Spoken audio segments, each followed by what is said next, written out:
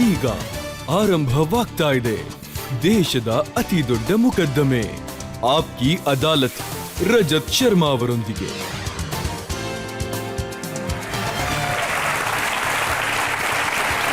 ನಮಸ್ಕಾರ. Thank you. Aapki ಅದಾಲತ್ಗೆ ನಿಮಗೆಲ್ಲ ಸ್ವಾಗತ.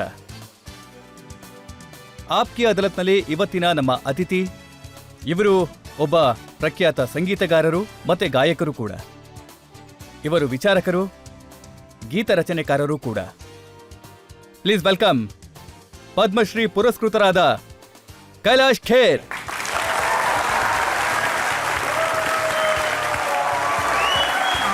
अहो भाग्य ಬನ್ನಿ.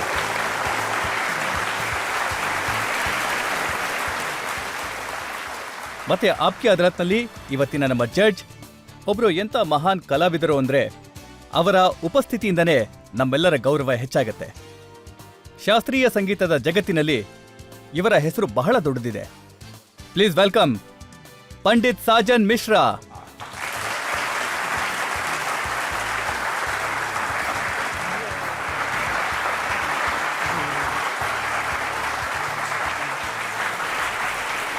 ಇಂದಿನ ವಿಚಾರಣೆಯನ್ನ ಶುರು ಮಾಡಿ.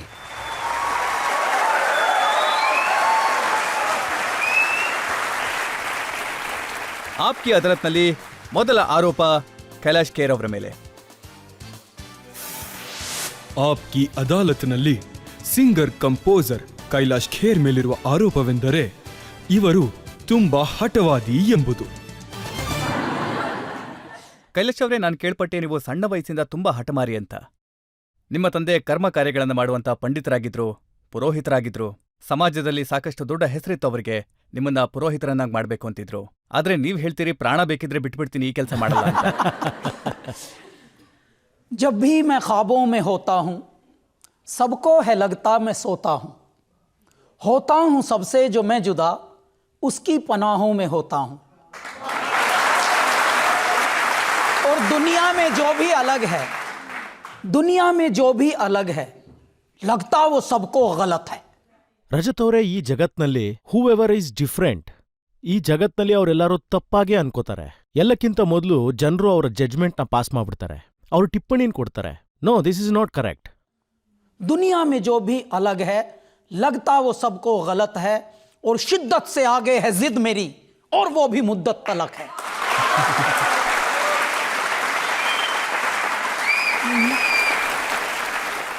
ನಾನು ಒಂದು ಜೀವನನ ಎಲ್ಲರೂ ಮಾಡ್ತಾರೆ, ನಾನೊಂದು ಹಠದಲ್ಲಿ ಜೀವನನ ಮಾಡ್ಕೊಂಡ್ಬಂದಿದ್ದೀನಿ, ಖಂಡಿತವಾಗ್ಲೂ ಬೆಳೀತಾ ಇದ್ದೀನಿ. ಮತ್ತೆ ಅದೇ ಹುಚ್ಚುತನದ ಕೆಲಸ ಮೋಸ್ಟ್ಲಿ ನನ್ನನ್ನ ಕೈಲಾಶ್ ಖೇರ್ ಮಾಡಿದೆ ಅನ್ಸುತ್ತೆ. ಪೂರ್ತಿ 18 ವರ್ಷದ ಕೆರಿಯರ್ ಇದೆ ರಜತ್ ಅವರೇ. 18 ವರ್ಷದ ಈ ಕೆರಿಯರ್ನಲ್ಲಿ ಸಂಜೆ ಹೊತ್ತಲ್ಲಿ ಇದರಲ್ಲೇ ಬ್ಯುಸಿ ಆಗಿರ್ತೀವಿ. ಸಂಜೆ ಹೊತ್ತು ಸ್ವಲ್ಪ ಎಂಜಾಯ್ ಮಾಡೋದು, ಬೆಳಿಗ್ಗೆ ಹೊತ್ತೆಲ್ಲನೂ ಕೆಲಸ ಮಾಡಲೇಬೇಕು. ಅದಾದ್ಮೇಲೆ ಬೇರೆ ಶೋ ಎಲ್ಲ ಮುಗಿದ್ಮೇಲೆ ಬೇರೆ ಬೇರೆ ವಿಚಾರಗಳಲ್ಲಿ ಬ್ಯುಸಿಯಾಗಿ ಹೋಗ್ತಾರೆ ಜನರು. ನಮಗದು ಗೊತ್ತೇ ಇಲ್ಲ. ಯಾಕಂದ್ರೆ ಯಾವಾಗ ಮನುಷ್ಯನಿಗೆ ಒಳಗಿಂದ ಹಸಿವಿರುತ್ತೆ ಅವನಿಗೆ ಸರಿಯಾಗಿ ನಿದ್ದೆ ಕೂಡ ಬರಲ್ಲ. ಆಗ ಪರಮಾತ್ಮ ಸ್ವತಃ ನಗ್ತಾನೆ. ಆಮೇಲೆ ಒಂದು ಜನ್ಮದಲ್ಲಿ ನೀನ್ ಪೂರ್ತಿ ನಿದ್ದೆ ಮಾಡಿದ್ಯಾ, ಇನ್ನೊಂದು ಜನ್ಮದಲ್ಲಿ ನೀನ್ ಕೆಲಸಗಳನ್ನೂ ಮಾಡಿದ್ಯಾ. ಸೊ ಈ ಜನ್ಮದಲ್ಲಿ ನೀನೊಂದು ವಿಚಿತ್ರವಾದ ಉದ್ದೇಶದೊಂದಿಗೆ ಬಂದಿದ್ಯಾ. ಮತ್ತೆ ಕ್ಷಣ ಕ್ಷಣನೂ ಆ ಉದ್ದೇಶನ ಜೀವಿಸೋಕ್ಕೋಸ್ಕರ ಅದರ ಕಾರಣದಿಂದ ಪೂರ್ತಿ 18 ವರ್ಷಗಳಲ್ಲಿ 2000 ಹಾಡುಗಳು 21 ಭಾಷೆಯಲ್ಲಿ. ಮತ್ತೆ ಇದು ನನಗೆ ಸ್ವತಃ ನಂಬೋದಕ್ಕಾಗಲ್ಲ ರಜತ್ ಅವರೇ, ಇದು ಇಷ್ಟು ಸ್ಪೀಡಲ್ಲಿ ಹೇಗ್ ನಡೀತಾ ಇದೆ ಅಂತ. ಆದ್ರೆ ಪರಮಾತ್ಮ ಇದೇನು ಅಂತ, ಇದೇನು ಹುಚ್ಚುತನನ, ಹುಡುಗಾಟನ, ಮನೆ ಬಿಟ್ಟು ಓಡ್ ಹೋಗ್ತೀರಾ ಮ್ಯೂಸಿಕ್ ಡೈರೆಕ್ಟರ್ ಆಗ್ಬೇಕು ಅಂತ? ಅದೇನೆ, ಚಿಕ್ಕನ್ನಿಂದ ನಾನೊಂದು ಸ್ವಲ್ಪ ವಿಭಿನ್ನವಾಗಿದ್ದೆ, ತಲಹರಟೆ ಜಾಸ್ತಿ ಮಾಡ್ತಾ ಇದ್ದೆ. ಮತ್ತೆ ಕೆಲವೊಂದು ವಿಷಯ ಹೇಗೆ ನನ್ನಲ್ಲಿತ್ತು ಅಂತ ಹೇಳಿದ್ರೆ, ಈ ಜಗತ್ತು ಹೇಗಿದೆಯೋ ಹಾಗೆ ನಾನಿರಬಾರ್ದು ಅಂತ ತಿಳ್ಕೊಂಡೆ. ಈ ಜಗತ್ನಲ್ಲಿ ಎಲ್ರಿಗೂ ಮಾತಾಡ್ತಾರೆ, ಮತ್ತೆ ನಾನು ಚಿಕ್ಕನ್ನಿಂದಾನು ಸ್ವಲ್ಪ ಮುಖದ ಮೇಲೆ ಮಾತಾಡೋದು ಜಾಸ್ತಿ. ಚಿಕ್ಕನ್ನಿಂದಾನು ಈ ಜಗತ್ನಲ್ಲಿ ಜನ ಹೇಗೆ ಸುಳ್ಳು ಹೇಳೋದನ್ನ ಕಳಿಸ್ಕೊಡ್ತಾರೆ ಕುಟುಂಬದಲ್ಲೇನೆ. ಮತ್ತೆ ರಜತ್ ಅವರೇ, ನಾನು ಇದನ್ನೆಲ್ಲ ಬಹಳ ಹತ್ತಿರದಿಂದ ನೋಡ್ತಾ ಇದ್ದೆ. ಮತ್ತೆ ಯಾರೋ ಆಲೋಚನೆ ಮಾಡ್ತಾ ಇದ್ದಂತ ಆ ಪುಟ್ಟ ಬಾಲಕ ಇದ್ನಲ್ಲ, ಅವನು ಈ ಜಗತ್ತೇನೋ ಹೇಳ್ತಾ ಇದೆ ಅಂತ ಯೋಚಿಸ್ದ. ಆದ್ರೆ ಆಗಿದ್ದು ಮಾತ್ರ ಬೇರೆನೆ. ಹೇಗೆ ಅಂದ್ರೆ, ಪ್ರತಿದಿನ ಬೆಳಿಗ್ಗೆ ಎದ್ದು ನೀವು ಪೂಜೆನ ಮಾಡ್ತೀರಾ, ಪುನಸ್ಕಾರ ಮಾಡ್ತೀರಾ, ಹಾಡುಗಳನ್ನ ಹೇಳ್ತೀರಾ. ಮತ್ತ ಅದರ ನಡುವೆ ಒಂದು ಫೋನ್ ಕಾಲ್ ಬರುತ್ತೆ. ಆಗ ಆ ಮಗುಗೆ ಹೇಳ್ಕೊಡ್ತಾರೆ, ಮಗು ಅಪ್ಪ ಟ್ರಾವೆಲ್ ಮಾಡ್ತಿದ್ದಾರೆ ಅಂತ ಹೇಳು, out of city out of country ಅಂತ. ಅವನಿನ್ನೂ ಚಿಕ್ಕ ಹುಡ್ಗ. ನೀವು ತಿಳ್ಕೊಳ್ಳಿ, ಈ ಮಾತನ್ನ ಅವನು ತಲೆಲಿಟ್ಕೊಂಡ. ಮನೇಲೇ ನಮ್ಗೆ ಈ ರೀತಿ ಹೇಳ್ಕೊಡ್ತಾ ಇದಾರಲ್ಲ, ನಾವು ಸುಳ್ಳು ಹೇಳಬಾರ್ದಲ್ವಾ? ಇಲ್ಲೇ ಪ್ರಾಕ್ಟೀಸ್ ಮಾಡಿಸ್ತಾ ಇದ್ದಾರೆ ನೋಡಿ ಅದನ್ನ. ಆ ಮಗುವಿನ ಮನಸ್ಸಿನಲ್ಲಿ ದ್ವಂದ್ವವನ್ನ ಬಿಟ್ಬಿಟ್ವಿ ನಾವು. ಈ ಥರದ ದ್ವಂದ್ವಗಳನ್ನ ನಾನು ರೇಖಾಂಕಿತವಾಗಿ ಜೋಡಿಸ್ಕೊಳ್ತಾ ಇದ್ದೆ. ಹಾಗಾಗಿ ನಾನು ಈ ರೀತಿ ಆದೆ. ಮತ್ತೆ ಇಂಥ ಮಾತುಗಳನ್ನ ನೇರವಾಗಿ ಹೇಳ್ಬಿಡ್ತಿದ್ದೆ ನಾನು. ಹಾಗಾಗಿ ನನ್ನ ಮೇಲೆ ಕೋಪ ಅಂತೂ ಇತ್ತು, ಅದ್ರ ಜೊತೆಗೆ ನನಗೆ ಅವಕಾಶನೂ ಸಿಕ್ತು. ಸಮಯ ಬಂತು, ನಾನು ಅದಕ್ಕೆ ಮನೆನೂ ಬಿಟ್ಟು ಬಂದೆ. ಮನೆ ಬಿಟ್ಮೇಲೂ ಸಹ ನಾನು ಇದೇ ಛಲಾನ ಇಟ್ಕೊಂಡು ಹೊರಗಡೆ ಬಂದಿದ್ದು. ಅಂದ್ರೆ ಹೇಗೆ ಈ ಜಗತ್ತು ಇದೆ, ಆ ರೀತಿ ನಾನು ಆಗಬಾರ್ದು ಅಂತ ಅನ್ಕೊಂಡೆ. ಅದಕ್ಕಾಗಿ ನಾನು ಆದ್ರೆ ಇವತ್ತೇನಾದ್ರೆ ನೀವು ಆಗಿದ್ದಾದ್ರೂ ಏನು? ಟೈಲರ್ ಆದ್ರಿ, ಟ್ರಕ್ ಡ್ರೈವರ್ ಆದ್ರಿ, ಪ್ರಿಂಟಿಂಗ್ ಪ್ರೆಸ್ಸಲ್ಲಿ ಕೆಲಸ ಮಾಡಿದ್ರಿ, ಚಾರ್ಟೆಡ್ ಅಕೌಂಟೆಂಟ್ ಹತ್ರ ಅಸಿಸ್ಟೆಂಟ್ ಆದ್ರಿ. ನಿಮಗೆ ಹೌದು. ರಾಮನೂ ಸಿಗ್ಲಿಲ್ಲ, ಜಿಂಕೆನೂ ಸಿಗ್ಲಿಲ್ಲ. ನನಗೆ ಹೇಗನ್ಸುತ್ತೆ ಅಂದ್ರೆ ಅದನ್ನ ನಮ್ಮ ಮೇಲಿನವರಿಂದ ಕಲ್ತಿದ್ದು ಅಂತ. ಆದ್ರೆ ನಾನು ಪರಿಸ್ಥಿತಿಯಿಂದ ಕಲ್ತಿದ್ದೆ. ಎಂಥ ಮಾತು. ಹಾಗಾಗಿ ಈಗ ನನಗೆ ಹೇಗನ್ನಿಸ್ತಾ ಇದೆ ಅಂದ್ರೆ, ನಾನು ಇವರಲ್ಲೇ ಒಬ್ಬನಾಗಿ ಹೊರಗಡೆ ಬಂದಿದ್ದೀನಿ. ಮತ್ತೆ ಅಚಾನಕ್ಕಾಗಿ ನನ್ನನ್ನು ಕಾಯ್ತಾ ಇರೋಂಥವನು ಸ್ವಲ್ಪ ಸಣ್ಣದಾಗಿ ನನ್ನನ್ನು ಹೀಗೆ ಸರಿಪಡಿಸ್ದ ಅಂತ. ಅಂದ್ರೆ ಹೇಗೆ ಡಾರ್ಕ್ ರೂಮಲ್ಲಿ ನೆಗೆಟಿವ್ನ ಶೇಕ್ ಮಾಡಿದ ತಕ್ಷಣ ಒಂದು ಕ್ಲಿಯರ್ ಪಿಕ್ಚರ್ ಬರುತ್ತಲ್ಲ, ಹಾಗೆ. ಈ ಮಾತು ನಿಜನಾ? ಸಾಕಷ್ಟು ಕಷ್ಟಗಳನ್ನ ಅನುಭವಿಸ್ಬೇಕಾಯ್ತು, ಟೆಂಟ್ಗಳಲ್ಲಿರ್ಬೇಕಾಯ್ತು, ರಸ್ತೆನಲ್ಲೇ ಬಟ್ಟೆ ಒಕ್ಕೋಬೇಕಾಯ್ತು, ತಿನ್ನೋದಿಕ್ಕೂ ಏನೂ ಇರ್ತಿರ್ಲಿಲ್ಲ. ಆದ್ರೂ ಕೂಡ ಎಕ್ಸ್ಪೋರ್ಟರ್ ಆಗ್ಬೇಕು ಅಂತ ಅನ್ಕೊಂಡಿದ್ರಿ. ಸರ್, ನಾನು ಅದನ್ನೂ ಹೇಗಾಯ್ತು? ಅದೇ ಖಂಡಿತವಾಗ್ಲೂ ನಿಜನಾ? ಆಗಿದೆ ಎಕ್ಸ್ಪೋರ್ಟರ್ ಆಗಿ. ಹ್ಯಾಂಬರ್ಗ್ ಒಂದು ಸಿಟಿ ಇದೆ ಜರ್ಮನಿಲಿ, ಹ್ಯಾಂಬರ್ಗ್ ಕಳಿಸ್ತಾ ಇದ್ವಿ. ಮತ್ತೆ ಇಲ್ಲೇನು ಸಿಗುತ್ತಲ್ಲ ನಮಗೆ, ಮದರ್ ತೆರೆಸಾ ಸಾರಿ, ಆಮೇಲೆ ಹ್ಯಾಂಡ್ ವುಡನ್ ಪ್ರಿಂಟ್ಸ್ ಇರೋಂಥ ಕ್ರಾಫ್ಟ್ಸು, ಅದೆಲ್ಲವನ್ನ ನಾವು ಸ್ವಲ್ಪ ಹ್ಯಾಂಡಿಕ್ರಾಫ್ಟ್ಸ್ ಆಗಿರುತ್ತೆ, ಆರ್ಟಿಕ್ರಾಫ್ಟ್ಸ್ ಆಗಿರುತ್ತೆ, ಟೇಬಲ್ ಲ್ಯಾಂಪ್ಸ್ ಇರುತ್ತೆ, ಅದು ವಾಲ್ ಹ್ಯಾಂಗಿಂಗ್ಸ್ ಇರೋಂಥದ್ದು, ಅದು ಇದೆಲ್ಲವನ್ನ ನಾವು ರಾಜಸ್ಥಾನ್, ಜೋಧ್ಪುರ್, ಜೈಪುರ್ ಮತ್ತೆ ನಮ್ಮ ಇಲ್ಲಿನ ಲಾಲ್ ಕಿಲಾ ಹಾಗೂ ಸುಂದರ್ ನಗರ್, ಈ ಜಾಗಗಳಿಗೆಲ್ಲ ಈ ಒಂದು ವಸ್ತುವಿನ ಡೀಲರ್ ಆಗಿದ್ದೆ. ಇವರಿಂದ ಎಲ್ಲ ಕಲೆಕ್ಟ್ ಮಾಡ್ತಾ ಇದ್ವಿ, ಮತ್ತೆ ನಾವು ಅಲ್ಲಿಗೆ ಎಕ್ಸ್ಪೋರ್ಟ್ ಮಾಡ್ತಾ ಇದ್ವಿ. ಬಹಳ ದೊಡ್ಡ ಡೀಲ್ ಇದು, ಬಹಳ ಕಷ್ಟದ ಕೆಲಸ ಕೂಡ. ಅಂದ್ರೆ ಒಂದು ಸಮಯದಲ್ಲಿ ಏನಾಯ್ತು ಅಂದ್ರೆ, ನಾವು ಸ್ವಲ್ಪ ಈ ಒಂದು ಟೈಮಲ್ಲಿ ಒಂದು ಕಂಟೈನರ್ ಶಿಪ್ಪು ನಾವು ಮನಿ ಮೈಂಡೆಡ್ ಆಗಿರ್ತೀವಲ್ಲ, ಆಗ ಅಡ್ವಾನ್ಸ್ ಕೊಟ್ಟು ಬೀಗ್ತಾ ಇರ್ತೀವಿ, ಗೊತ್ತಾ? ಅಂದ್ರೆ ಅನ್ಸುತ್ತೆ ನಮಗೆ ನಾವೀಗ ಕರೆಕ್ಟಾಗಿದ್ದೀವಿ ಟ್ರ್ಯಾಕಲ್ಲಿ ಅಂತ. ಈಗ ನಾನು ಮುಗೀತು, ಏನಂದ್ರೆ ನನ್ನ ಕೆಲಸ. ಆಮೇಲೆ ನಾನು ಅಡ್ವಾನ್ಸ್ ಕೂಡ ಕೊಟ್ಟಿದ್ದೆ ನೋಯ್ಡಾದಲ್ಲಿ. ಮತ್ತೆ ಆ ಜಾಗ ಅಟ್ಟ ಪೀಸ್ ಅಂತ ಹೇಳಿ ಅಲ್ಲಿ ನನಗೆ ನೆನಪಿದೆ, ಜನರು ಕೂಡ ಕಾಸು ಕೊಟ್ಟು ಖರೀದಿ ಮಾಡಿದ್ರು. ಆದ್ರೆ कहते हैं कि कश्तियाँ लाख नज़दीक साहिल सही, पर खुदा फिर कोई चाल चल जाएगा. तूने मखमूर नज़रों से देखा तो है, क्या करोगे अगर दिल मचल जाएगा. ಆಗ ಏನಾಯ್ತು ಅಂದ್ರೆ, ಯಾರು ಯಾವ ಕೆಲಸದಲ್ಲಿ ಫೇಲ್ಯೂರ್ ಆಗ್ತಾರಲ್ಲ, ಆಗ ಅವರು ಆ ಕೆಲಸದ ಅಂಗಡಿನೇ ಓಪನ್ ಮಾಡ್ಬಿಡ್ತಾರೆ. ಹೇಗೆ ಅವನ ಮನೆ ಅಲ್ಲ ಇದು ಅಂತ ಹೇಳಿದ್ರೆ ಅವನೇ ಪ್ರಾಪರ್ಟಿ ಡೀಲರ್ ಆಗಿರ್ತಾನೆ. ಯಾವಾಗ ಒಬ್ಬ IAS ಆಗಿರೋದಿಲ್ಲ, ಅವನು IAS ಕೋಚಿಂಗ್ ಕೊಡೋಂಥ ಇನ್ಸ್ಟಿಟ್ಯೂಟ್ ಓಪನ್ ಮಾಡಿರ್ತಾನೆ. ಆಮೇಲೆ ಡಿಲ್ಲಿಲಿ ಇದೊಂದು ವಿಶೇಷ, ಇದ್ರ ಮೇಲೆ ಬಹಳಷ್ಟು ವಾದಗಳೂ ಇವೆ. ದೇವರು ಡೆಲ್ಲಿನ ತುಂಬ ವರದಾನ ಕೊಟ್ಟು ಸಾಕ್ತಿದ್ದಾನೆ, ಅದ್ರ ಮೇಲೆ ಸಾಕಷ್ಟು ಮಾತುಗಳೂ ಇವೆ. ಇಲ್ಲಿ ಬಹಳ ವಿಚಿತ್ರಗಳಿವೆ. ಹಾಗಾಗಿ ನಾನು ಯಾವ ವಯಸ್ಸಲ್ಲಿ ಮನೆ ಬಿಟ್ನೋ ಆ ವಯಸ್ಸಲ್ಲಿ ನನಗೆ ಯಾವುದು ಗೊತ್ತೂ ಇರಲಿಲ್ಲ. ಅದು ಮನೆ ಬಿಟ್ಟು ಬಂದ ಮೇಲೆ ಎಂತೆಂಥ ಪರಿಸ್ಥಿತಿಗಳು ಎದುರಾಗುತ್ತೆ ಅನ್ನೋದು. ಈ ಥರದ ಕೆಲಸಗಳು ಬಂದಾಗ ಬಹಳ ಜೋಶಲ್ಲಿಂದನೂ ಹೋಗೋದು ನಿಜ. ಆದರೆ ಅಲ್ಲಿ ಹತ್ತಾ ಇದ್ದಂಥ ಏಣಿನೇ ಎಳೆದ್ಬಿಡ್ತಾರೆ ಕೆಳಗಡೆ. ಮೊದಲು ಸರ್ವೈವ್ ಆಗಿ ತೋರಿಸು, ಬದುಕಿ ತೋರಿಸು ನೀನು ಅಂತಾರೆ. ಅಂದ್ರೆ ಸರ್, ಎಷ್ಟು ದಿನ ನಾನು ಬೇರೆ ಬೇರೆ ಕೆಲಸಗಳನ್ನು ಮಾಡಿದ್ದೀನಿ ಅಂದರೆ, ಎಂತೆಂಥ ಕೆಲಸಗಳನ್ನು ಮಾಡಿದ್ದೀನಿ ಅಂತ ಹೇಳಿದ್ರೆ, ವರ್ಷಾನುಗಟ್ಲೆ ನನಗೆ ಊಟ ಮಾಡೋದಕ್ಕೂ ಕೂಡ ಯಾವುದೇ ಆಧಾರ ಇರಲಿಲ್ಲ. ಯಾಕಂದ್ರೆ ಆಡ್ ಟೈಮಿಂಗ್ಸಲ್ಲಿ ನಾನು ಕೆಲಸ ಮಾಡ್ತಾ ಇದ್ದೆ. ಯಾವಾಗ ಒಬ್ಬ ವ್ಯಕ್ತಿಗೆ ಡಿಗ್ರಿ ಇರೋದಿಲ್ಲ, ಅವನಿಗೆ ಯಾವುದೇ ರೀತಿಯಾದಂಥ ಕೆಲಸ ಟೈಮಿಂಗ್ಸ್ ಇರಲ್ಲ, ಶೆಡ್ಯೂಲ್ ಇರೋದಿಲ್ಲ.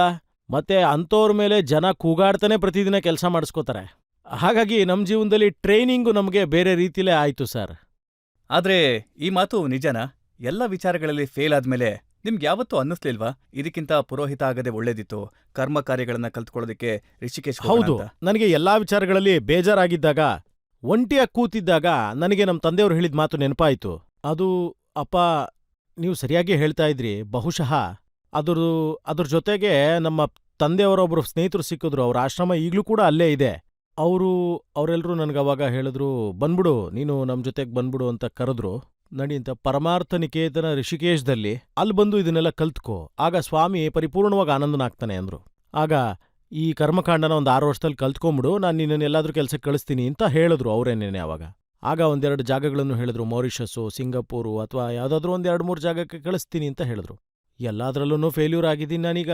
ಇನ್ನೇನಾಗುತ್ತೋ ಮುಂದಕ್ಕೆ, ಪರವಾಗಿಲ್ಲ, ಈ ಕರ್ಮಕಾಂಡನ ಕಲ್ತ್ಕೊಂಡು ಅಟ್ಲೀಸ್ಟ್ ವಿದೇಶಕ್ಕೆ ಹೋಗಿನಾದ್ರೂ ಒಬ್ಬ ಪುರೋಹಿತ ಅಂತ ಅನ್ಸ್ಕೊಳ್ಳೋಣ. ಆಗ ಈ 1,000-2,000ಕ್ಕೋಸ್ಕರ ಕಷ್ಟಪಡೋಂಥ ಅವಶ್ಯಕತೆ ಇರಲ್ಲ. ದಿನಕ್ಕೆ ಒಂದಷ್ಟು ಸಂಪಾದನೆ ಆಗುತ್ತೆ ಅಂತ ಹೇಳಿದ್ರೆ ಪರವಾಗಿಲ್ಲ ಬಿಡು, ನಡಿ ಹೋಗೋಣ ಅಂತ ಹೇಳಿ ಮನೇನು ಬಿಟ್ಟು ಓಡ್ಬಂದೆ. ಆದ್ರೆ ಒಂದ್ ಮಾತು ಹೇಳ್ತಾರೆ, ಯಾಕಂದ್ರೆ ಕರ್ತ ಏನ್ ಹೇಳ್ತಾನೋ ಅದೇ ಆಗುತ್ತೆ ಅನ್ನೋದಕ್ಕೆ. चले खूब तुरप की चाल लगा के रंगों का ताता, रचना के रचनाकार का खेला समझ नहीं आता. ಅವನು ಎಂಥ ಆಟನ ಆಡ್ತಾನೆ ಅಂದ್ರೆ, ಅಲ್ಲೂ ಕೂಡ ಅಂದ್ರೆ ಋಷಿಕೇಶಲ್ಲೂ ಕೂಡ ಯಾವಾಗ ನಾನು ಆ ಕರ್ಮಕಾಂಡನ ಕಲಿತಾ ಇದ್ನೋ ಆಗ ಕೂಡ ನನ್ನ ಜೊತೆಯಲ್ಲಿದ್ದಂಥ ಗೆಳೆಯರೇನಿದ್ರು, ನಮ್ಮ ಕ್ಲಾಸ್ಮೇಟ್ಸ್ ಅಂತ ಕರೀತಾರಲ್ಲ ಅವ್ರನ್ನ, ಅವ್ರು ನನಗಿಂತ 7, 8, 9 ವರ್ಷ ಚಿಕ್ಕವರು. ಈಗ ನಾನೊಬ್ಬನೇ ವಿಭಿನ್ನವಾಗಿ ನಿಂತ್ಕೊಂಡೆ ಅಲ್ಲಿ. 11-12 ವರ್ಷಕ್ಕೆಲ್ಲ ಮನೆಯಿಂದ ಈಚೆ ಬಂದೆ, ಸಾಕಷ್ಟು ಹೊಡೆತಗಳನ್ನ ತಗೊಂಡೆ, ಅಲ್ಲಿಂದ ಇಲ್ಲಿ ಸುತ್ತಾಡ್ದೆ. ನಾನು 21 ವರ್ಷಕ್ಕೆ ಪಂಡಿತ ಆಗೋದಕ್ಕೆ ಹೋಗಿದ್ದೆ. ಆದ್ರೆ ನನ್ನ ಜೊತೆಗಿದ್ದಿದ್ದ ಕ್ಲಾಸ್ಮೇಟ್ಸು 16-17 ವರ್ಷ ಹುಡುಗರು ಇನ್ನ. ಆಗ ನನಗೊಂಚೂರು ಇನ್ಫೀರಿಯರ್ ಕಾಂಪ್ಲೆಕ್ಸ್ ಬಂತು. ಏನಪ್ಪಾ ಇದು ದೇವ್ರೇ, ನಾನು ಪ್ರತಿಯೊಂದರಲ್ಲೂ ಫೇಲ್ಯೂರೇ ಆಗ್ತಾ ಇದ್ದೀನಿ. ಈಗ ನೋಡಿದ್ರೆ ಇಂಥ ಪರೀಕ್ಷೆ ಕೊಟ್ಟಿದ್ಯಾ ನನಗೆ, ಏನ್ ಮಾಡೋದು ಇಲ್ಲಿ ಕಳಿಸಿದ್ಯಾ ಅಂತ.